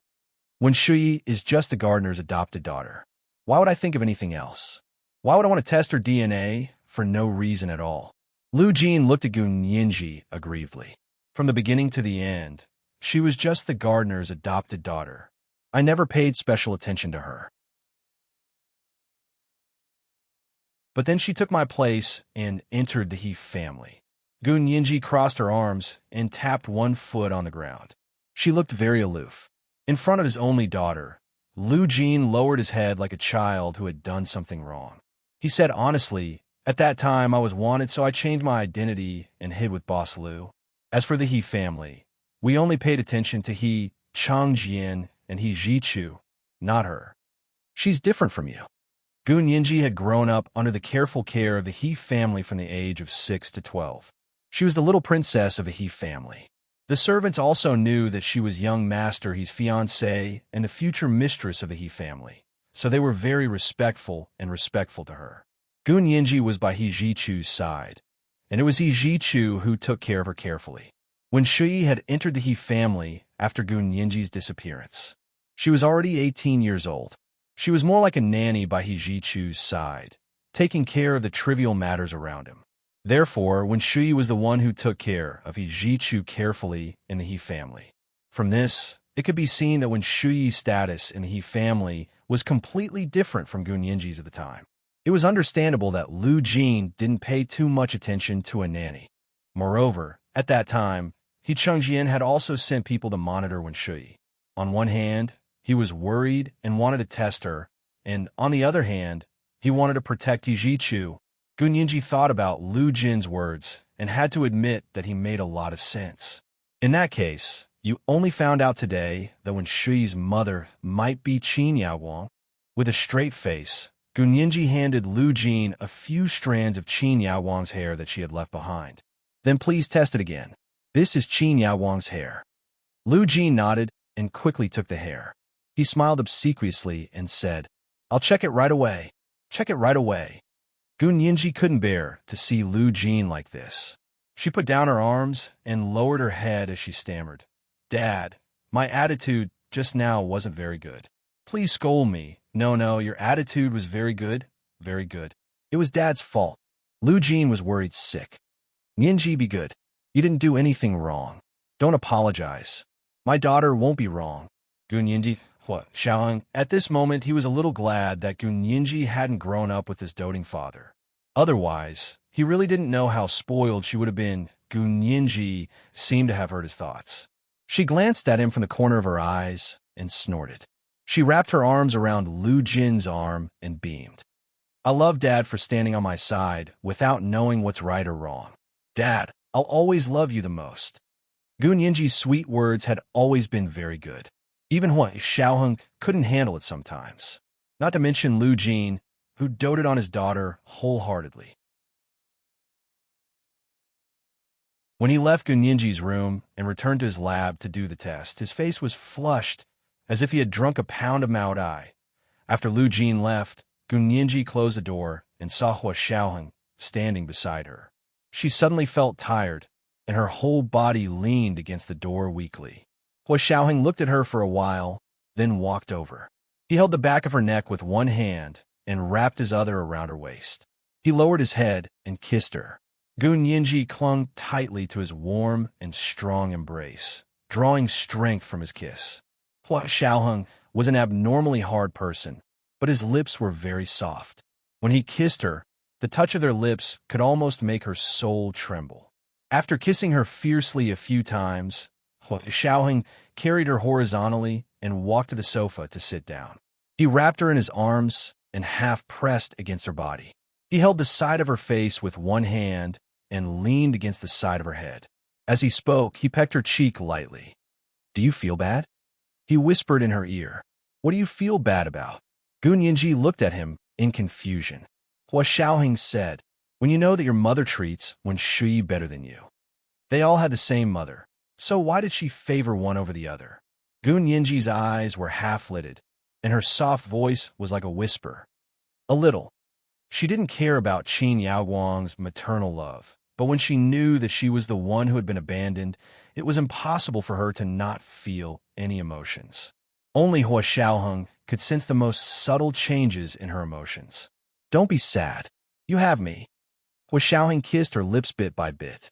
His kiss was like a dragonfly skimming the surface of the water, but also like a feather gently fanning in the breeze, comforting Gunyinji's hurt emotions. Gunyinji wrapped her arms around Hui Xiaoheng's neck and whispered, Actually, I don't understand why she wanted to replace me with Wen Shui. I don't believe a word of it. She wanted Wen Shui to replace me for Wen Shui's own good. I'm also her biological daughter. She doesn't like me, but the He family likes me and treats me well. Even from a profit point of view, she shouldn't have let Wen Shui replace me. Hui Xiaoheng thought about it. You mean Qin Yaowang might have other intentions? Gunyinji nodded. Hui Xiaoheng slowly sat up and pulled Gunyinji up as well. Gunyinji's entire body seemed to have no bones. With a pull from him, she lazily went from lying on the sofa to lying on Hui Xiaoheng's lap. His legs were as hard as iron. Gunyinji wasn't comfortable lying on them, but she felt at ease. She felt more at ease than lying on the armrest of the sofa. Hui Xiaoheng gently stroked her hair, and began to think.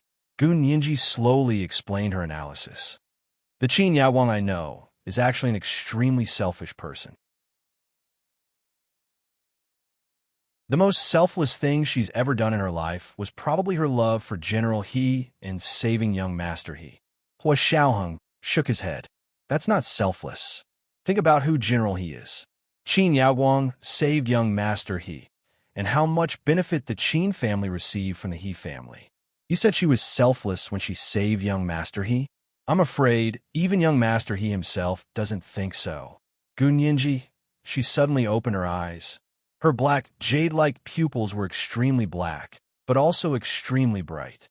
Doesn't that mean that Qin Yaowang is an extremely selfish person?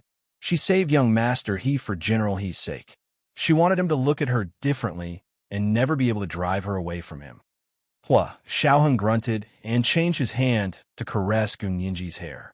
From man's point of view, Qin Yaowang is indeed very capable.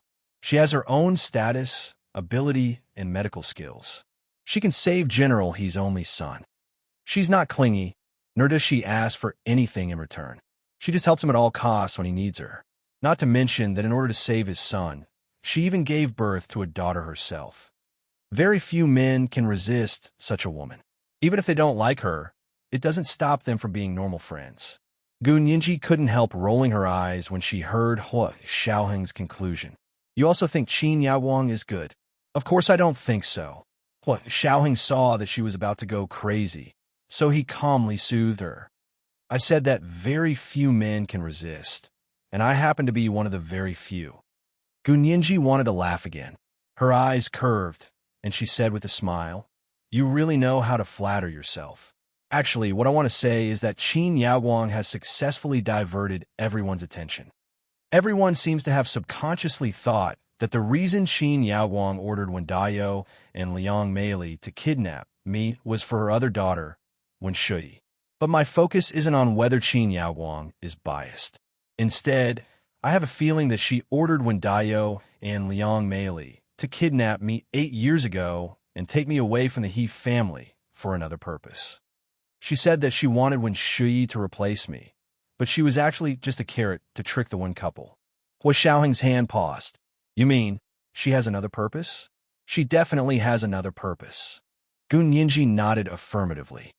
Do you think my father knows the real reason why Qin Yaowang ordered people to kidnap me 8 years ago?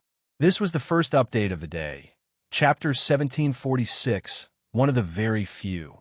There were 2 updates today. A reminder of everyone's monthly votes and recommendation votes. It was 8 o'clock in the evening. P.S. Thank you to Momo Moshi for the 10,000 Chidian coins the day before yesterday. Moi, all the big shots and little angels.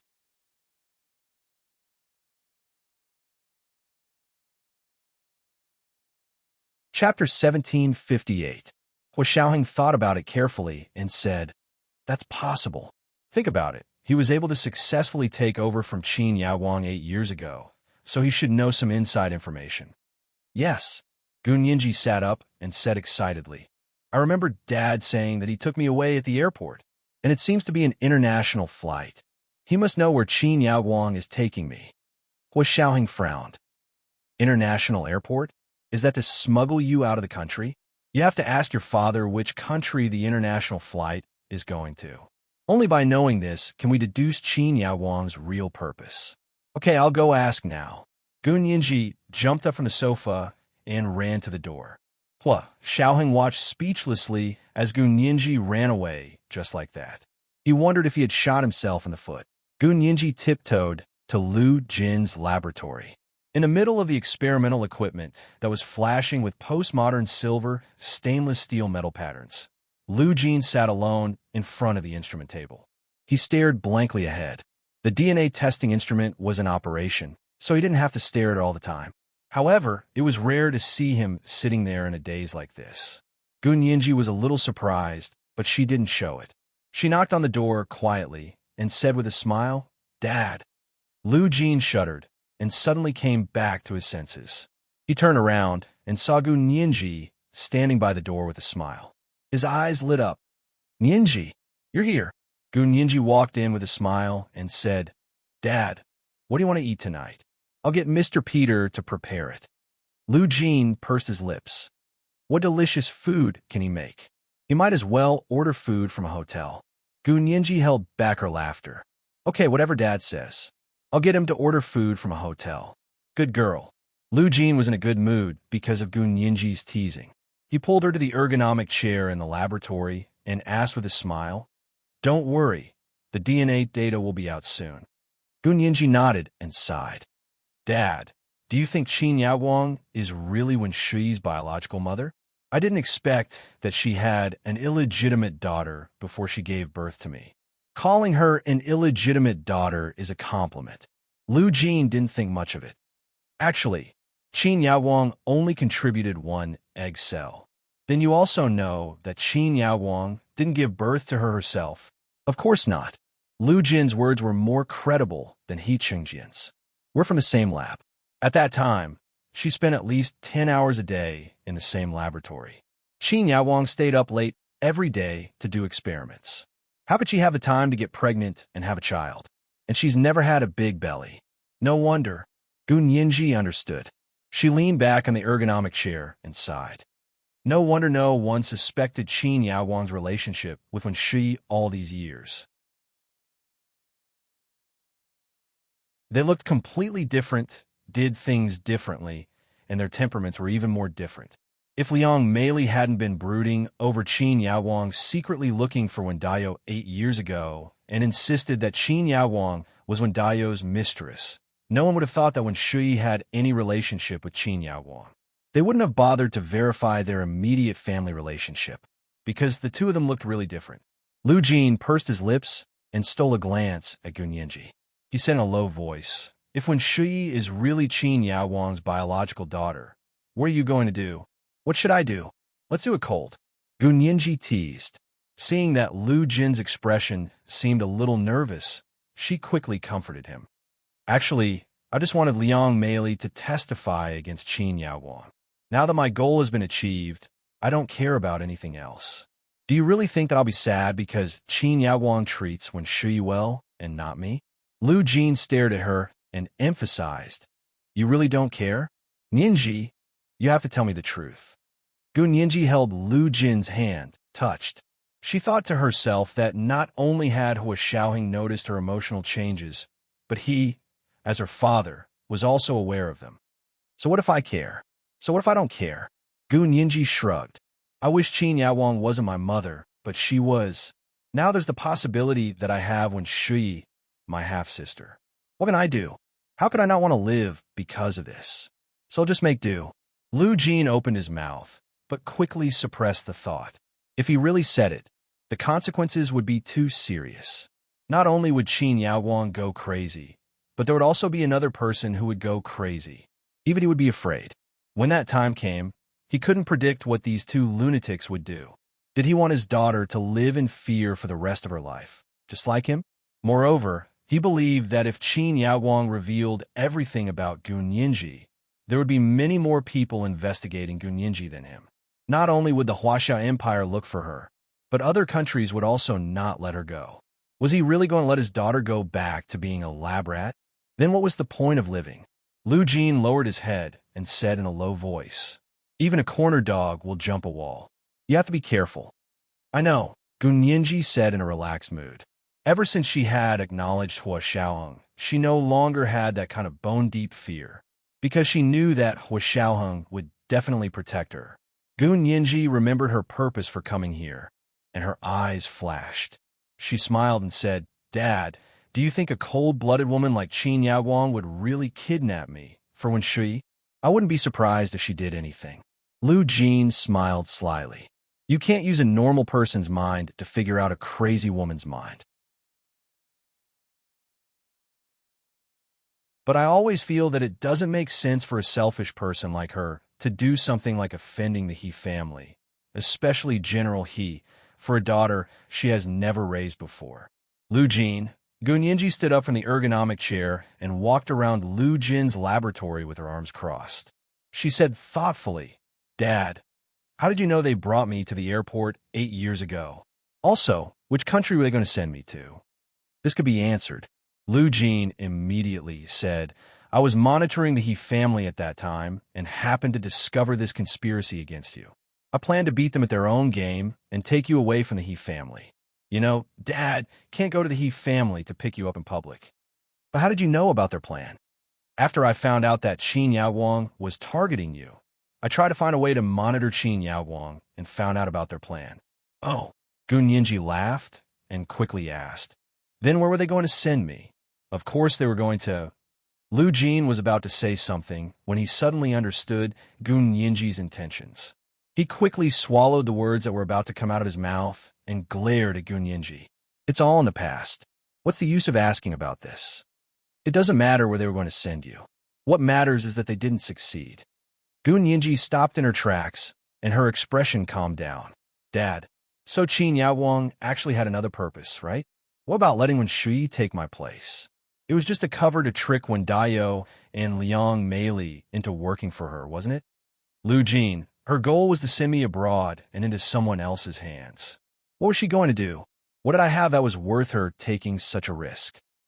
Is it still my genes? She still wants to use me as an experiment? Gun Yinji walked up to Lu Jin and looked down at him.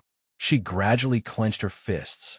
Lu Jin hadn't expected Gun Yinji to be able to guess Qin Yaowang's motives so accurately based on her understanding of her. Hundreds of thoughts flashed through his mind in an instant. He was thinking about how to answer Gun Yinji without arousing too much suspicion from her. This daughter's insight was almost as terrifying as that of the KGB. Lu Jin shrunk his neck in fear and smiled sheepishly. Even if she dares to think about it, she still needs me to agree. Look, didn't I take you away? So don't think too much about it. So my speculation is correct. She did have another motive, and this motive was related to my childhood. This also means that she has accomplices abroad, Gun Yinji said firmly. Thank you for your answer, Dad.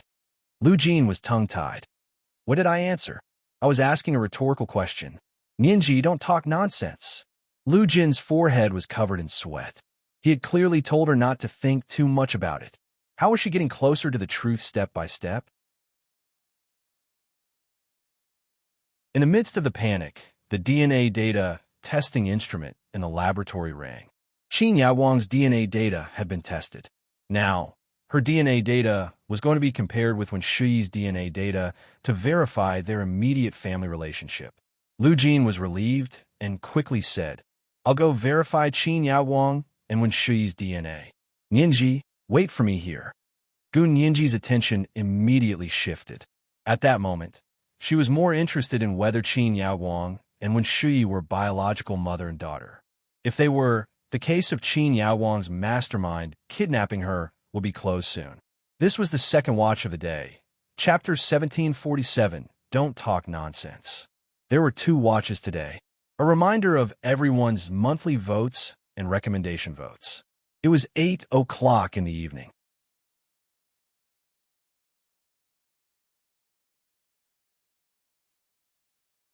Chapter 1759. Lu Jin went to his lab bench and intercepted the alleles from Qin Yaowang and Wen Shui's DNA fragments for verification and comparison. Logically speaking, the accuracy of a DNA test could be 100% when eliminating the possibility of non-parentage. In other words, when 2 people were not related by blood, it was 100% accurate. However, to determine that 2 people were directly related by blood, the accuracy was only this decimal point. The 9 after the decimal point could vary according to the number of alleles intercepted. However, under normal circumstances, when the accuracy of determining that 2 people were directly related by blood, one could basically determine that 2 people were directly related by blood. Lu Jin had tested the DNA of Qin Yaowang and Wen Shui, and he had tested the full sequence. This was not only a sequence that ordinary people could not afford, but even many people with millions of dollars might not be able to afford it. Of course, it was not a big deal for Lu Jin. He had tested the full sequence, and the alleles he had intercepted were as diverse as possible. Therefore, the accuracy of his test of parentage was the highest, even if it was not 100%. Before the test, he first ran electrophoresis.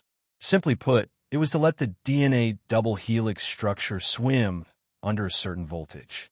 The DNA fragments with different functions swim at different speeds so that different DNA fragments could be separated. Then, the alleles were intercepted and the software was used to analyze and compare. Lu Jin completed the entire procedure, and Gu Nianji watched with relish.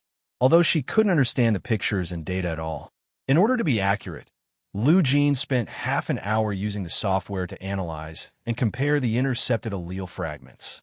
Finally, he let out a long sigh. They really are biological mother and daughter. Gu Nianji, she was a little confused by the result. She was mentally prepared, but when the prediction was confirmed, she found it unbelievable. Qin Yaoguang and Wen Shuyi, they're really biological mother and daughter.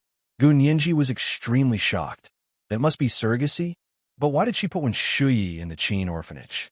She even let Wen Daiyou and his wife adopt her. Lu Jin nodded. Surrogacy must be the only explanation. But why did Qin Yaoguang put Wen Shuyi in the orphanage? I can only ask Qin Yaoguang. But do you think she'll tell the truth? Gu Nianji said faintly, her eyes dark. Lu Jin said very seriously, she probably won't. But I think this is her privacy. Do you really have to ask? Yes. Gu Nianji nodded cautiously. This concerns the integrity of the evidence chain in court. Dad, you know Qin Yaoguang better. Can you deduce why she did this? When Gu Nianji talked about legal terms, Lu Jin's eyes were as round as Gu Nianji's when she heard high-energy physics terms. He said a little dizzily, actually, I don't know Qin Yaoguang very well, but I've been collaborating with her for so many years, and I basically know her attitude towards genetic research. What attitude? Gu Nianji asked quickly. Genetic research is one of her specialties. She used her own egg cells to synthesize fertilized eggs and let another woman give birth to them as a surrogate. It was like catching a white mouse from a cage. Have you ever seen a researcher pour their feelings into a lab rat? Or do you treat a lab rat as a human? Gu Nianji pouted and muttered, I'm also a lab rat, but Qin Yaoguang might as well throw me into an orphanage if she used me as an experiment. Why didn't she use Wen Shuyi as an experiment? Lu Jin's heart ached, and he didn't know how to comfort her. In a moment of desperation, he subconsciously said, maybe Wen Shuyi was the product of a failed experiment, so she wasn't used as an experiment. Gu Nianji, although she wasn't comforted, it was a good thing that her mood had miraculously improved. Gu Nianji's face was still stern as she said seriously, looks like I'm still useful. Lu Jin rubbed his hands awkwardly and begged for mercy. Nianji, Dad knows he was wrong. Gu Nianji was embarrassed. She stepped forward to hold Lu Jin's hand and pulled him to the sofa to sit down. She said, Dad, I was just joking. But her eyes darted around. You mean Qin Yaoguang started doing genetic research on embryos a long time before I was born? This question could be answered. Lu Jin said in an academic manner, I don't have any concrete evidence, but since Wen Shuyi was born in this way, Qin Yaoguang must have done research on this. At that time, she didn't ask me for advice, so I didn't know that she had been doing experiments on this for a long time. In other words, 6 years before Gu Nianji was born, Lu Jin still knew nothing about Qin Yaoguang's secret experiments. Gu Nianji nodded and continued to ask curiously, but why did she use her own egg cells and Wen Daiyou's sperm as fertilized eggs to conceive an embryo? I thought she would use other people's egg cells for research. Lu Jin smiled and said casually, if she already had such an experimental subject born, then it definitely wasn't the first time she had done this experiment, and it definitely wouldn't be the last. What do you mean? Gu Nianji's eyes suddenly lit up. Could it be that she has done a lot of research on this, and even used other people's egg cells? From a scientific perspective, that's for sure. Lu Jin patiently explained to her, this kind of human embryo experiment has a long cycle. Usually, it takes at least 7 months from fertilization to birth of the fetus, if you include premature babies. Normally, it would take 9 months. In addition to the preparation before and after, as well as the process of screening the pregnant men and women, a year would pass. When an experiment takes a year to prepare to produce results, then the person doing the experiment will definitely not only do one experiment at a time. Do you understand what I mean? Gun Yinji carefully digested Lu Jin's words in her mind. After a while, she said thoughtfully, "What you mean is that doing this kind of experiment is no different from doing other biological experiments. You need to do a large number of experiments in order to screen out effective results. She will prepare a lot of these fertilized eggs and transplant them into the pregnant mother's stomach at the same time. She will implant them and then observe the results." Lu Jin nodded heavily. That's right. The failure rate of biological genetic experiments is actually quite high. Therefore, she needs to accumulate quantity and achieve qualitative change from quantitative change. And to do so many experiments, Qin Yaowang definitely can't just use her own egg cells. Lu Jin used a scientific tone to explain the general knowledge of egg cells to Gun Yinji. All mammalian females already have immature egg cells in their ovaries when they are born. The number of egg cells in female animals is fixed at birth. It won't increase, it will only gradually decrease. So Qin Yaowang can't just use her own egg cells to conduct such a large number of experiments. She must have used other people's egg cells. Gun Yinji completely understood. She covered her mouth with her hand and gasped. Oh my God, how many embryo experiments did Qin Yaowang do? How many when Shui and Gun Yinji were born this way? Lu Jin smiled bitterly. Yinji, do you really think this kind of experiment is easy to succeed? Do you think it's grafting seedlings? Gun Yinji, that was what she really thought. Could it be more difficult? Gun Yinji's thick, long eyelashes fluttered, and her big eyes were filled with curiosity. It's not more difficult, it's very difficult. Lu Jin didn't know how to explain it to Gun Yinji. I just checked Wen Shuyi's DNA sequence. I can tell that Qin Yaowang tried to genetically edit her, but she didn't succeed. Gun Yinji frowned. That means she started genetically editing the embryo before she gave birth to me. Or was it for He Jichu's illness? I don't know if she let Wen Shuyi give birth to He Jichu's illness, but that might have been the prototype of her idea. From that time on, she started experimenting with this method. But you have to know that the human gene is very complicated and huge. Decades ago, our understanding of genes wasn't as comprehensive as it is now, and our instruments and technical methods weren't as advanced as they are now. Under those circumstances, the number of fertilized eggs that could successfully implant in an embryo experiment was very small.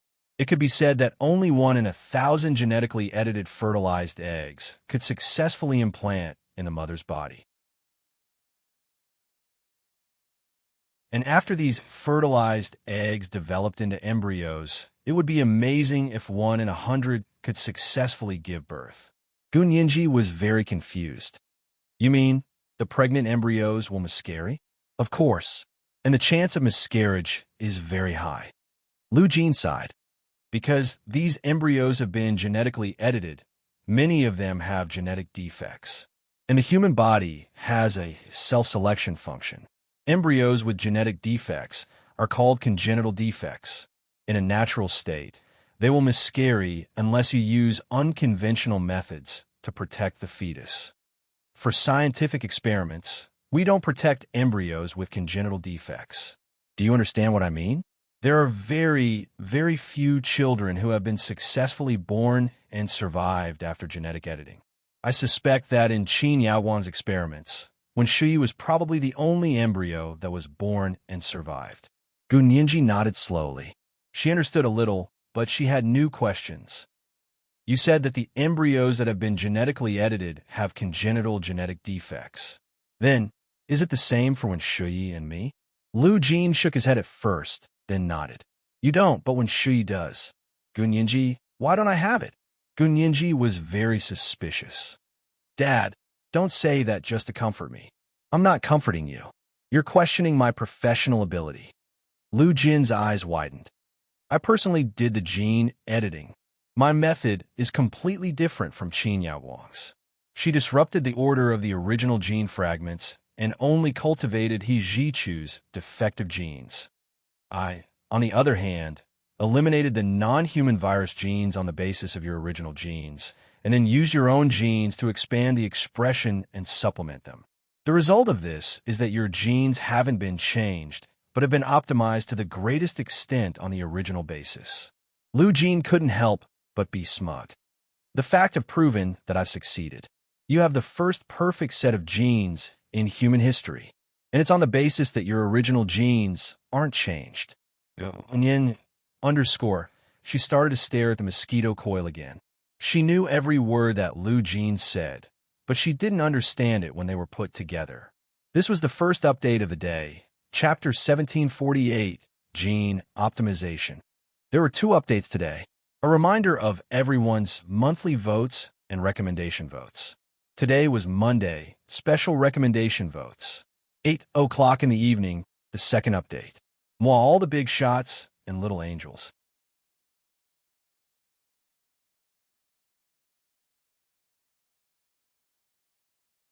Chapter 1760. Lu Jin saw Gu Ninji's confused but polite smile and laughed involuntarily. You don't understand, do you? It's okay. You don't have to understand these technical issues. You just have to know that not only are your genes flawless, but they're also very perfect. In fact, his voice suddenly paused. Then he quickly said, in fact, it's even better than I expected. Gu Ninji, she asked sharply, what do you mean by better than you expected? Do you still have any doubts about your own experiments? Lu Jin was a little ashamed when he heard the word experiment. He lowered his head silently and whispered, there's no end to the path of science. I'm just an ordinary pathfinder on this path. There are many things I'm not sure of. Gu Ninji rarely saw Lu Jin so humble. She asked curiously, Are you serious? I'd like to hear more. Lu Jin lowered his head and nodded. Then he raised his head and explained to her carefully. It's actually very simple. Think about artificial intelligence. Artificial intelligence started with humans inputting machine language and commanding the computer. In theory, no matter how powerful an artificial intelligence is, it's only the person who created the programming instructions that are powerful. For example, the very powerful beta dog can learn to play Go on its own and defeat all human players. But is this the victory of artificial intelligence? No, this is just the computing power of computers that is superior to that of ordinary humans. There's still a long, long way to go before true artificial intelligence. Lu Jin pointed at his head. Humans only know 5 to 10% of their own brains. 95 to 90% of them are still in the wilderness and have not been carefully studied. Gu Ninji, she was puzzled. Why is there a range of 5 to 10%? I thought the results of scientific development were ultimately shared. If someone knows 10%, shouldn't it be said that humans know 10% of the brain? Lu Jin smiled and said seriously, it's different. The range I'm talking about depends on the conceit of a scientist. A very conceited and arrogant scientist will think that he knows 10% of the human brain. A more modest scientist will think that he only knows 5% of the brain. Lu Jin pointed at his nose. I'm one of the more modest types of scientists. I think we only know 5% of human brain function. Gu Ninji was amused and made a face. Dad, aren't you a rather humble scientist? Gu Ninji had thought that Lu Jin didn't know how to write the word humble when she saw his expression, although Lu Jin really did not need to be humble. His research results were more than enough to surpass all the scientists in the world. Of course, I'm very modest and rigorous when it comes to scientific research. Lu Jin said seriously, the function of the human brain is amazing, and I'm not mainly studying this function, so it's really only 5%. Back to artificial intelligence. Look, humans don't even have a complete understanding of their own brain functions, so how can they develop artificial intelligence? To put it in English, you don't know how to knowing means you don't know how much you don't know. And artificial intelligence is only used in simple chess. What a wonderful irony. That's just based on the powerful computing power of the computer. The so-called master of Go can see 10 moves before the next move.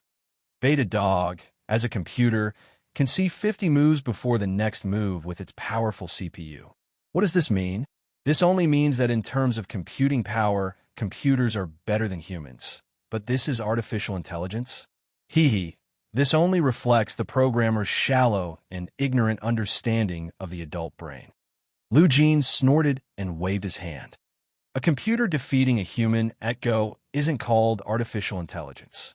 When a computer is defeated by a human without any programmed instructions, it will get angry and electrocute its opponent. That's called artificial intelligence. Gunyinji finally burst out laughing. Dad, are you saying that when a computer has human emotions and can express them through actions, that's called artificial intelligence? Something like that. Haha. Although that day is too far away, the people who do gene editing are doing something similar. However, they're not improving the computer, but the person themselves. Lu Jin looked at Gunyinji with emotion and reached out to touch her face. You're the perfect genetic experiment I've done. Although I know I was wrong, I don't regret it. Without this mistake, you wouldn't have been born, and I would never have a daughter as good as you. Gunyinji didn't know whether to laugh or cry. She pushed Lu Jin's hand away. Dad, I realize I can't say the word thank you. Ha ha ha ha, you don't have to say it. I should be the one saying thank you. Lu Jin held Gunyinji's shoulder and said sincerely, Ninji, you've made my life complete. I don't have any regrets. A strange feeling flashed through Gunyinji's heart, but before she could identify it, Lu Jin had already changed his tone and said cheerfully, All right, let's wait for the results from the military laboratory. This isn't difficult. They should be able to get the same results as me soon. Really? What if it's different? If it's different, either they're incompetent or they're faking it. There's always a reason, Lu Jin said casually and rubbed his stomach. Lu Jin said lightly and touched his stomach. I'm hungry. Let's go eat. Gunyinji nodded excitedly and went to her apartment with Lu Jin to eat Hua Xiaohing's cooking. The results of the military's experiment came out the next day. He Jichu sat in the small conference room and listened to the military scientists report the results of the test. He didn't speak for a long time. His eyes were lowered, and his thick black eyelashes were like 2 rows of small fans, covering his shimmering almond-shaped eyes and hiding all his thoughts. One hand tapped unconsciously on the conference table. The conference room was filled with a heavy atmosphere. The scientists standing in front of Jichu felt like they were suffocating. Jichu finally spoke and said, So, when Shuyi is really Qin Yaowang's biological daughter, the accuracy rate is more than 9,999%. The scientist nodded affirmatively. In a paternity test, this probability is equivalent to 100%. This result was too unexpected. Jichu had originally been inclined to believe that Liang Meili, that semi-illiterate, had spouted nonsense out of jealousy and distortion. How could Shuyi be Qin Yaowang's biological daughter? But now, the results of the DNA test had completely slapped him in the face. Liang Meili hadn't spouted nonsense. It was them who were arrogant and stupid. They weren't as sharp and direct as a semi-illiterate person. The entire military test had been carried out under Jichu's personal supervision. There was no possibility of it being fake. He nodded, stood up, and said, Write the results in a report and give it to me. All the relevant equipment and information for the test will be temporarily sealed. Without my order, don't give it to anyone. Yes, Chief. The military scientist was also a soldier. He quickly saluted Jichu. 30 minutes later, Jichu had written 3 copies of the report that the military scientist had written. He had his personal secretary send 1 copy to He Changjian, 1 copy was archived, and 1 copy was personally sent to the court. The court was waiting for the DNA test report to decide when to hold the trial again. When Shuyi had been in a daze for the past 2 days, she didn't know how she had managed to get through it. What had happened in court 2 days ago had been too amazing. She really hadn't expected that she was Qin Yaowang's biological daughter. Although she was shocked and confused, she felt a hint of joy in her heart. If the DNA test could prove this, then she would be on the same starting line as Gunyinji. She was also the daughter of an aristocratic family with an extraordinary background. Although she didn't know why Qin Yaowang had placed her in the orphanage and let Wendayo adopt her, Qin Yaowang had been really good to her all these years. Even if she wasn't as good as Liang Meili, she was much better than others, especially when it came to taking care of Nianji. She could be said to be Qin Yaowang's apple of the eye. After coming out of the court that day, Wen Shuyi couldn't wait to go to a private organization that specialized in testing DNA paternity. She tested her DNA with Qin Yaowang in private. It turned out to be true. She was really Qin Yaowang's biological daughter. She was also the daughter of the Qin family. When Shuyi's lips curled up, her mood gradually improved, just as she was looking forward to returning to the Qin family, even changing her surname to Qin and becoming the eldest daughter of the Qin family. The court schedule for the next trial was sent to her. Director 1. This is the court schedule sent by Lawyer Qin. The trial will be held again next Monday. Please attend. Her secretary sent a letter. When Shuyi nodded and said with a smile, I'll definitely go. By the way, arrange a time for me this week. I'm going to see Dean Qin. Oh no, I'm going to see my mommy. This was today's second update. Chapter 1749, Can't Say Thank You. There are 2 updates today. Remind everyone of your monthly votes and recommendation votes. Today is Monday special recommendation votes. Moi all the big shots and little angels.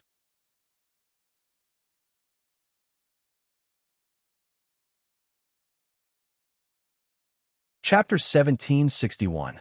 When Shuyi's secretary quickly wrote it down and said, on the prosecutor's side, the lawyer team has already received the decision that the case cannot be filed and will not be prosecuted. So the case of secretly taking photos has been resolved. When Shuyi hummed an acknowledgement and said in a good mood, that case was a deliberate attempt to frame someone else. Someone sent me a package, but they didn't investigate the mastermind behind it. They actually said that I did it. Do I have that much time? She picked up a pen and quickly signed the documents. Sometimes, when she saw something she didn't understand, she would discuss it with her secretary. When Shuyi's skills as Ijichu's personal secretary and assistant for so many years were revealed, no matter how many things were, she could do them in an orderly manner. Her secretary was very impressed by her and said with a smile, our country is about the law. They think that this photo has something to do with you, so it's up to them to prove it. It's not up to us to prove that we didn't do it. Fortunately, the prosecutor's office is still impartial. Otherwise, we wouldn't be able to handle one case after another. When Shuyi smiled and casually signed a document, I'm also a lawyer. I know that they can't sue me.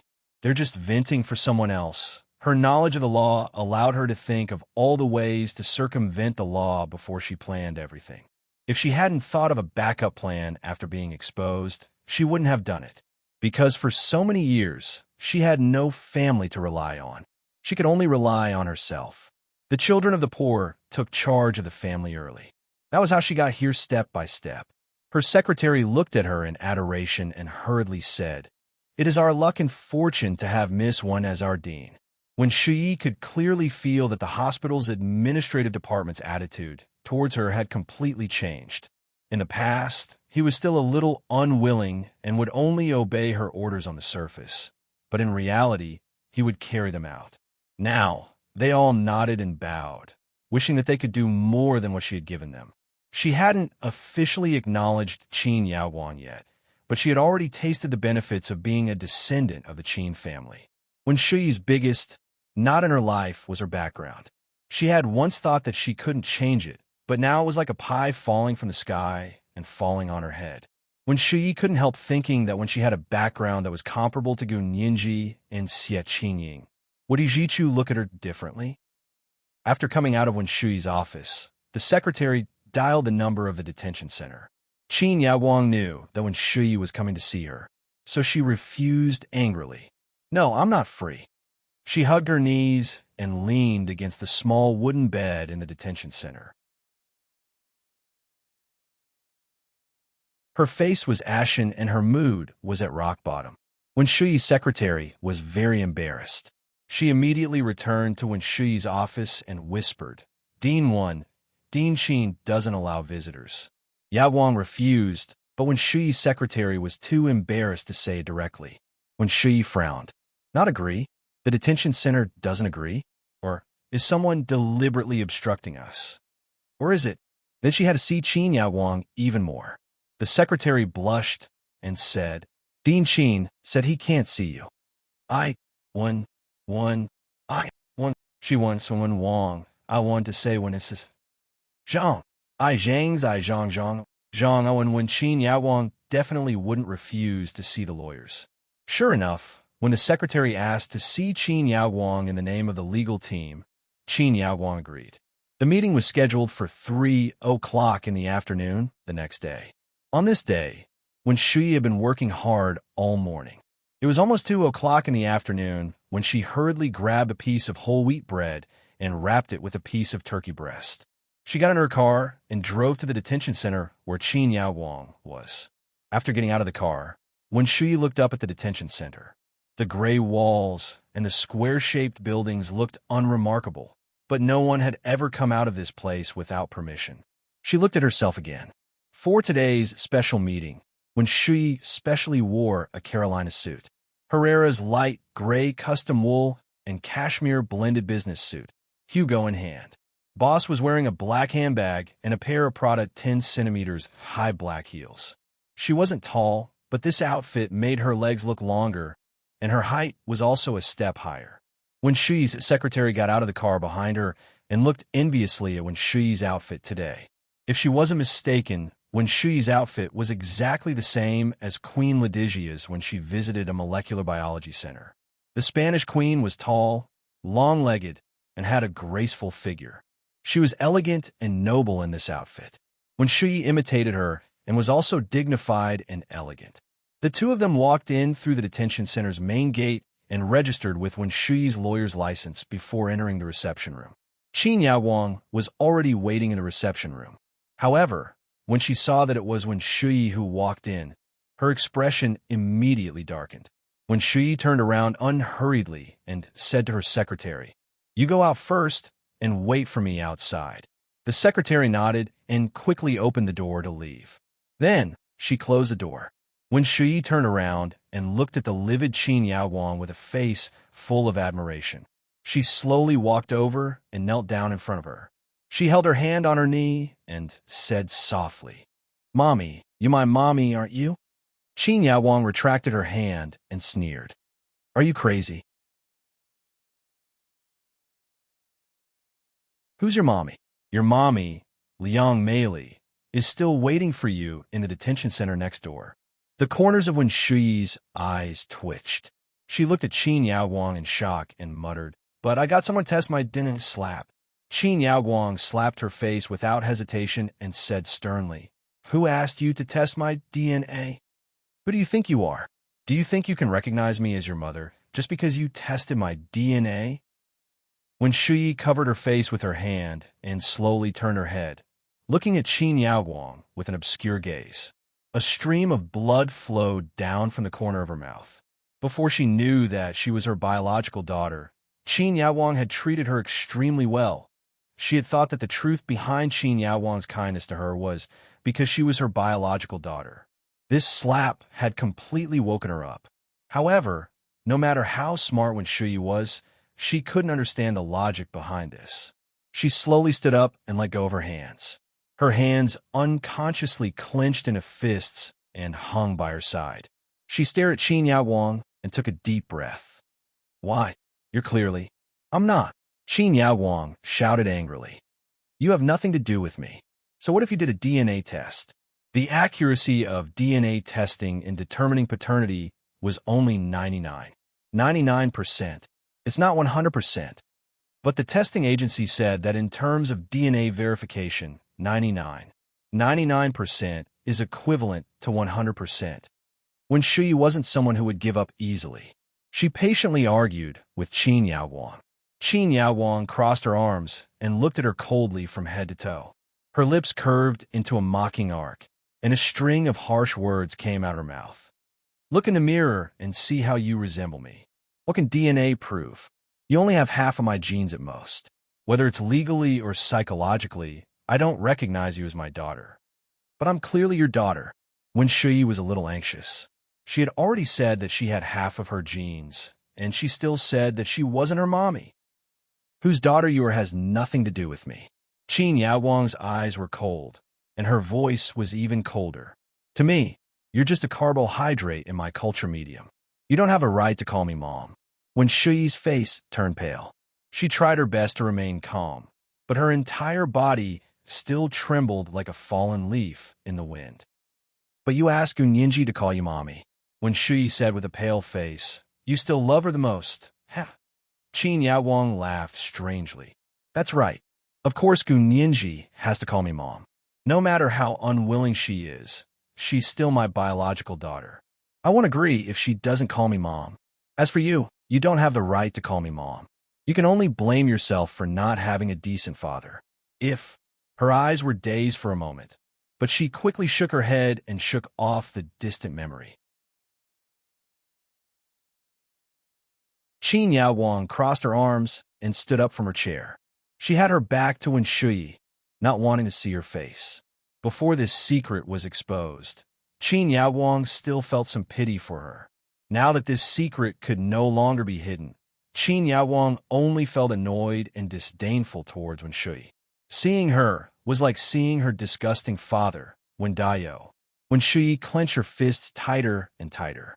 Her nails dug deep in her palms, but she didn't feel the pain, because the pain in her heart was 100 times deeper than this. This was the feeling of weightlessness and panic that had given her hope and brought her onto the plane, but after taking off, she had been thrown down from the sky. Mommy, Wen Shuyi begged again. Qin Yaowang sneered. Wen Shuyi, do you really think of me as your mommy? When Wen Shuyi heard that there seemed to be a turning point, her eyes immediately lit up with hope. She nodded heavily. Really, Mommy, I've always admired and worshipped you. I didn't dare to think about it before, but now you think you can turn the tables and become the master. Qin Yaowang turned around and didn't hide the hint of a mocking smile on her plump lips. TSK. Do you think I don't know what you're thinking? You finally have a chance to climb up the ladder. Why don't you hurry up and suck up to her? You despise your parents, but they brought you up and didn't mistreat you in the slightest. But you didn't hesitate to abandon them. Qin Yaowang narrowed her eyes. And acknowledging me as your mommy and becoming the Qin family's granddaughter will bring you more benefits, so you don't even want your adoptive mother anymore. No, it's not like that. When she shook her head crazily. I'm just too happy. I don't mean anything else. Mommy, shut up. When Qin Yaowang heard Wen Shuyi call her mommy, it was as if she was slapping her in the face. She strode forward and grabbed Wen Shuyi's neck with one hand. She gritted her teeth and said, Be a good executive director. Don't think too much about it. You're not my daughter. Even if there's a DNA test in court, I'll still say the same thing. Let go. The police who were monitoring the meeting room outside quickly rushed in and separated Wen Shuyi and Qin Yaowang. Wen Shuyi grabbed her neck and panted heavily. There was a visible bruise on her throat that Qin Yaowang had just pinched. Qin Yaowang was held by the arms by the two policewomen and pressed against the door. Wen Shuyi shouted in front of her, Dean Qin, in your heart, will I never be able to compare to Gunyinji? You can't be compared to her at all. Qin Yaowang looked up and glared at her with a half-smile. But you, Wen Shuyi knew what Qin Yaowang had done to Gunyinji, but she still couldn't understand. What did I do to her? I told you, no matter what, she has to call me mom, but I don't treat her as my own daughter. Qin Yaowang's face darkened. Although you successfully gave birth, you're not what I want. And you, although you can't call me mom, I haven't let you down at all, so don't be too greedy. Don't covet what doesn't belong to you. Qin Yaowang said calmly and waved her hand. You can go. My lawsuit isn't over yet. You have to help. This is today's first chapter, chapter 1750. You are not comparable to her. It's 2 o'clock today. A reminder for your monthly votes and recommendation votes. 8 o'clock in the evening. P.S. Thank you for your support and encouragement. Moi moi, everyone little angels.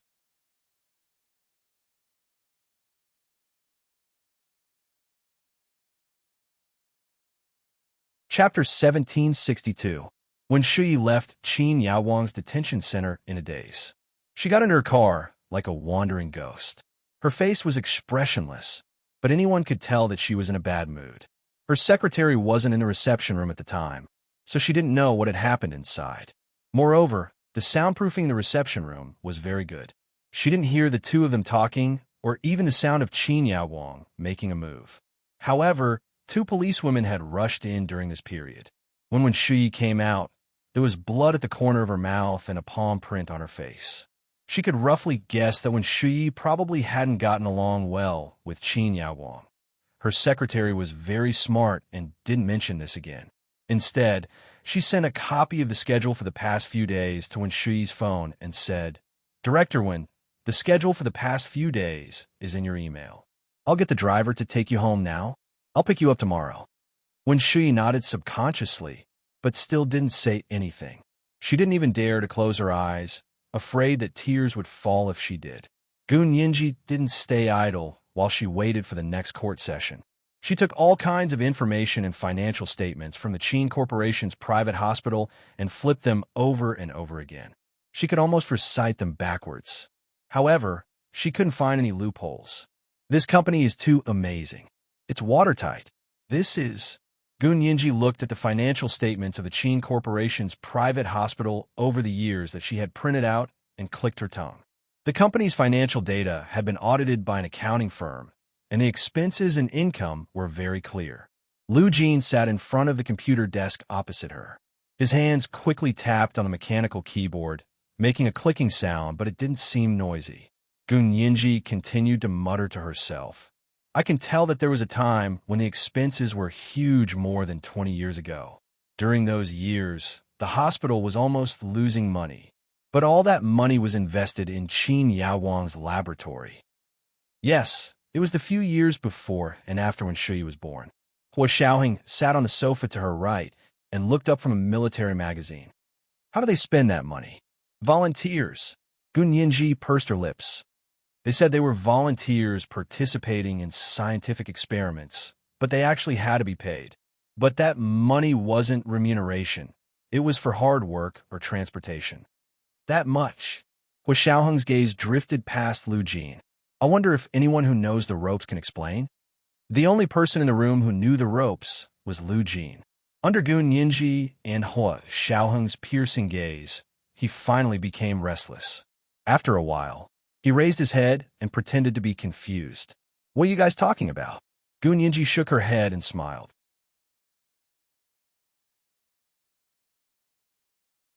Dad, your acting skills are terrible. Don't pretend. Lu Jin couldn't help laughing. Kid, can't you give your dad some confidence? Here. Yinji knocked on the table. Tell me, do these kinds of scientific experiments cost a lot? Experiments related to genetic reproduction have never been cheap. Lu Jin stretched. So only a large country has the ability to conduct this kind of research. After recruiting a volunteer, this volunteer will have a year's time. His or her food, drinks, and toiletries will all be covered by the laboratory, including all the expenses for prenatal checkups and production. You do the math yourself. Yinji smiled. I'm not familiar with this, so I can't do the math. Hua Xiaoheng lowered his head and flipped open a page of a military magazine. He said calmly, if there's medical insurance, prenatal checkups are included in the medical insurance. They definitely can't use medical insurance for experiments, so they should be charged according to the market price. I've checked the cost of prenatal checkups here. Without medical insurance, the cost can range from 5,000 to 20,000 yuan a time. It depends on the doctor who performs the prenatal checkups and the hospital's fees. So expensive? Yinji's eyes widened. Then how many prenatal checkups do we have to do? The standard number of prenatal checkups for pregnant women without any accidents is 13. Yinji calculated the cost of prenatal checkups without medical insurance and clicked her tongue. It's too expensive. I can't afford to have a baby. Don't be afraid of the cost. Lu Jin quickly said, I have money. We can even buy a hospital. Yinji, Hua Xiaoheng glanced at Lu Jin and said, if I want to buy it, I'll buy it. Uncle, don't worry. Lu Jin didn't react at first and quickly said, how can I do that? It's not cheap to buy a hospital. I'm going to research whether it's cheaper to buy a hospital or... He was halfway through his sentence when he came back to his senses. He pounded the computer table and said angrily, "Peter, you wish. What are you going to buy? What does it have to do with you? If Nianji is pregnant, of course it has nothing to do with me," Hua Xiaoheng said calmly, as if it was normal for him to say that the weather was cold and he needed to wear more clothes. Lu Jin looked at him with his mouth agape. He didn't expect Peter to be so thick-skinned. You, get out. Lu Jin pointed in the direction of the door angrily, wanting to chase Hua Xiaoheng out. Hua Xiaoheng put down the magazine in his hand and slowly stood up. He said, "It's getting late. Uncle and Nianji should rest early. I'm going back to my room." Gu Nianji glared at him and suddenly remembered to ask, "Wait, how did you know the cost of a prenatal checkup?" Even she didn't know about this, and she had to look it up on the internet. "What do you think?" Hua Xiaoheng smiled and turned to leave Gu Nianji's apartment. He went back to Lu Yuan's apartment. Lu Yuan had gone to Z City in the south to investigate the Qin family's orphanage. He didn't know how the investigation was going. Hua Xiaoheng wanted to contact him, but he was worried that it would disrupt their plans. According to their working principles, it was usually the field personnel on a mission who contacted the people at the base. The people at the base couldn't take the initiative to contact the field personnel on a mission. After thinking about it for a while, he gave up on the idea for the time being. Instead, he contacted the KGB of the Soviet Union and asked them about the United Nations Population Fund. After Hua Xiaoheng left, Gu Nianji looked at Lu Jin in amusement and whispered, "Dad, what's there to be angry about? I don't even have a boyfriend, so how can I have a child?" "That's not contradictory." Lu Jin looked at her seriously and said seriously, "If you want a child, even if you're a virgin, I can get you pregnant, let alone without a boyfriend." Gu Nianji's cheeks flushed, like the first blossoms of a lotus blooming under the morning sun. She said embarrassedly, "Isn't that the Virgin Mary? A virgin's pregnancy. Is it possible that a fertilized egg was transplanted?" Lu Jin felt even more stifled when he saw her like this. He said gloomily, "It's fine if she's not a virgin. You can have a child whenever you want. You can choose whether it's a boy or a girl." Gu Nianji saw that Lu Jin was getting more and more ridiculous, so she quickly said, "Dad, I know you're very powerful, but I still want my baby to be born normally, with a father and a mother." Hearing this, Lu Jin's anger towards Peter suddenly dissipated. What right did he have to stop his daughter from obtaining the happiness of an ordinary person? Moreover, his daughter had grown up and was going to get married anyway. No matter how reluctant he was, he had no choice but to let go. Moreover, he couldn't stay with her for too long. Lu Jin sat back at the computer desk and typed in the program for a while. He suddenly asked, "Nianji, do you like Hua Xiaoheng over there better or Peter over here better?" This was today's second update, Chapter 1751, People Who Know What's Going On. There were 2 updates today, a reminder of everyone's monthly votes and recommendation votes. Mwah, everyone little angels.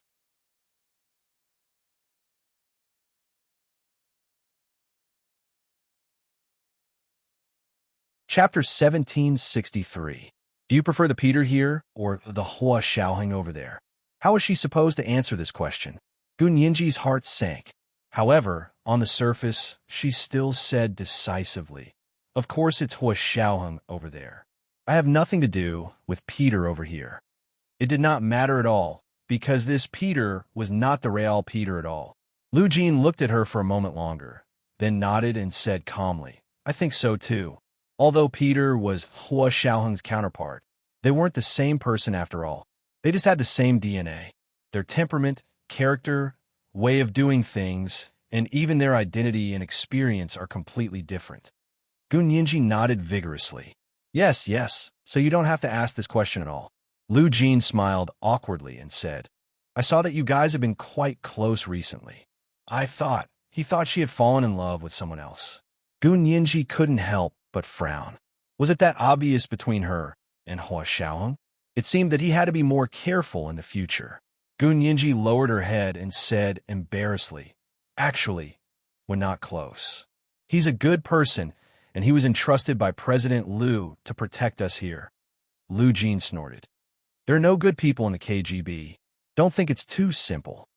Gunyinji, if Hua Xiaoheng was really the KGB's ace of the Far East, Peter, then he must have approached them with ulterior motives. She was sure of this.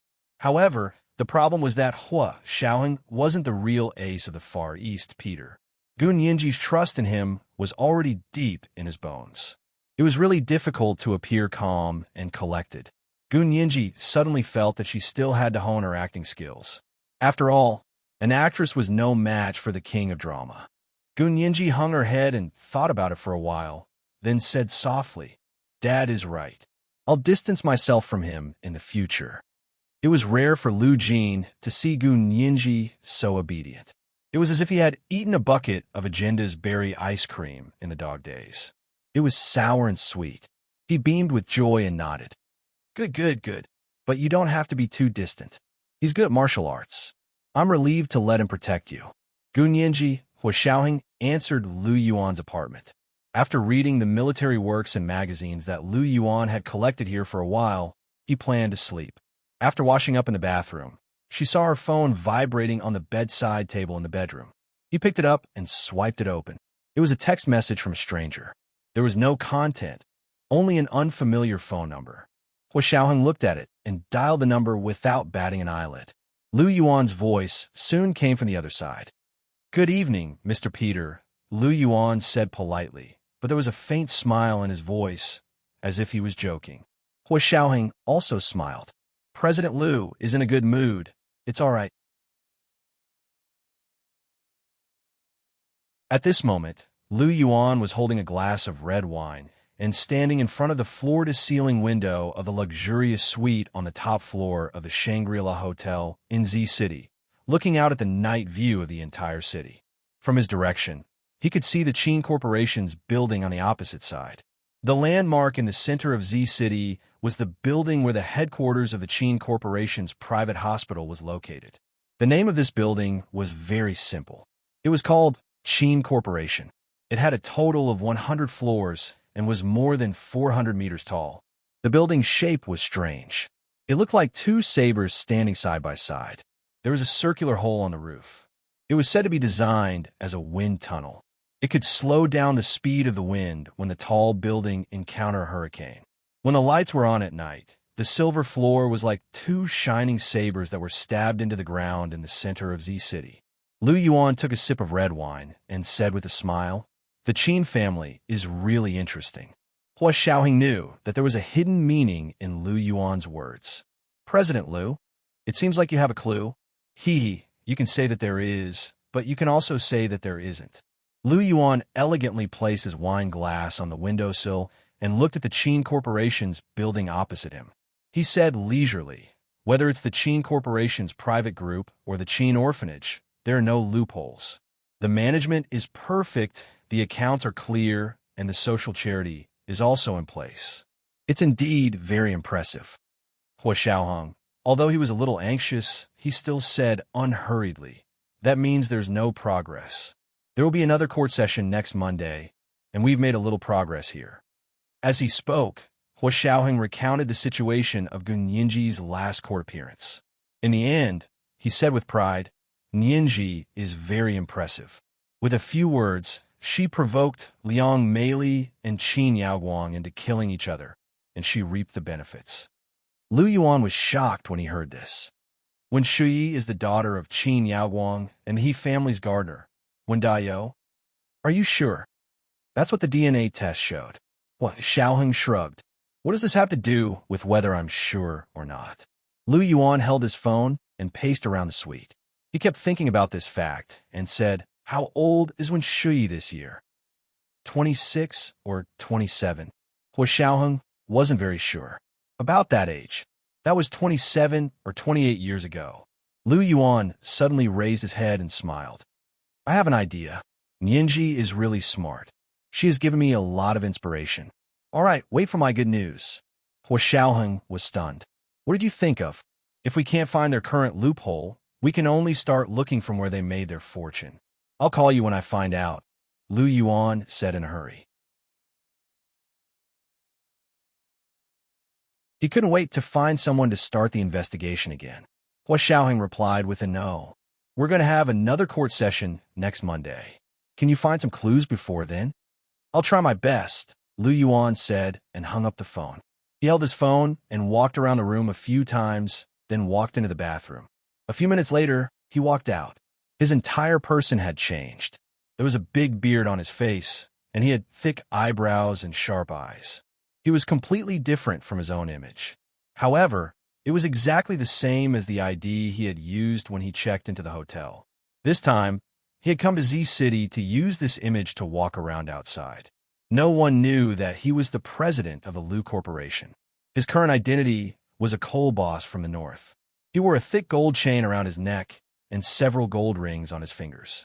His clothes were all branded logos, and he wore a pair of LV sneakers, which were especially suitable for walking.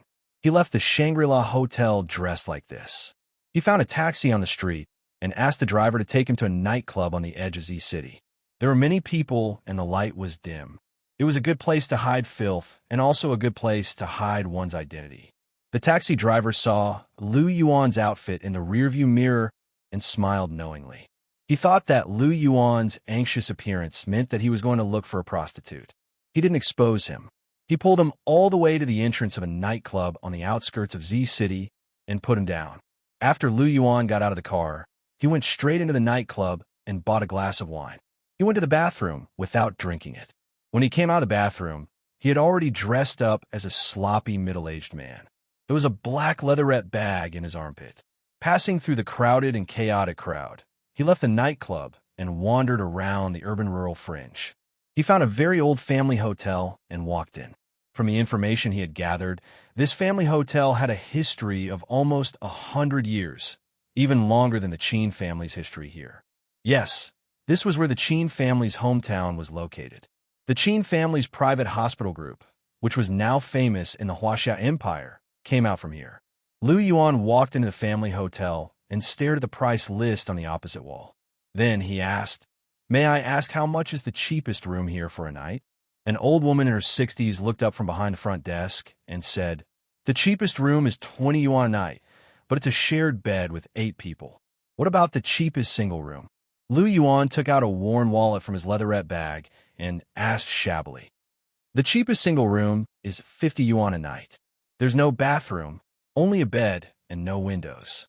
"Okay, I want a single room for 50 yuan. Lu Yuan rummaged through his wallet for a long time, took out a 50 yuan bill, and handed it over. The old woman took the money and directly handed him the key. "Turn in from here, go straight, and then the first room on the right is it." Lu Yuan was a little surprised. "Aren't you going to register your ID card?" The old woman smiled and said, "If you're willing to give it to me, I'll register it." Lu Yuan, it was indeed a family hotel. It had been in business for 100 years, but it was still a small family hotel. Of course, Lu Yuan didn't take the initiative to give her his ID card. He smiled and nodded. "Thank you, Granny." In this place, unfamiliar old women were called Granny. The old woman saw that he was quite polite and had a good impression of him. She walked out from behind the front desk and took the initiative to lead him to the room over there. She nagged, "Be careful when you go out. Although my place is cheap, it's very safe. No one dares to cause trouble here." Lu Yuan had already investigated. The old woman's family was surnamed Chun, and they were considered the local tyrants in this place. Indeed, no one dared to cause trouble in their small hotel. "Thank you, Granny." Lu Yuan nodded and bowed gratefully behind her. "My husband's surname is Chun. Everyone calls me Granny Chun." The old woman became more and more satisfied with him. "Why don't I get you a bigger room?" The door of a single room opened. Lu Yuan looked and saw that it was indeed a bed. The entire room was almost the size of this bed. After he opened the door, he could go to bed. His shoes could only be stuffed under the bed. Otherwise, there would be no place to put them. He wasn't picky. In a line of work, what place had they not lived before? Lu Yuan placed a faux black leather bag on the bed and said, "No need, no need. This is very good. I came from the city today. If I can find my relatives tomorrow, I'll have a place to stay." "Your relatives?" Granny Chin's spirits lifted. She liked to help people find relatives and friends the most. "I know everyone here. Who are your relatives? What's their name? Maybe you'll be able to find them tonight. Really? Lu Yuan asked in surprise. My relative's surname is Qin. Surname Qin? Granny Chen looked at him in understanding. It's the Qin family that's now running a private hospital, right? They're no longer here. Why did you come here to look for them? This was today's first update. Chapter 1752, Visiting Relatives and Friends. There were 2 updates today. A reminder for everyone's monthly votes and recommendation votes. At 8 o'clock in the evening, the second update. Moi, everyone, little angels, that you're tuning into the Romance Rendezvous YouTube channel. We're so grateful for your support, and don't forget to subscribe to join us on this incredible journey through captivating stories. Your generosity through donations truly makes a world of difference, as it's the primary source of revenue that allows me to expand and enhance this channel for you.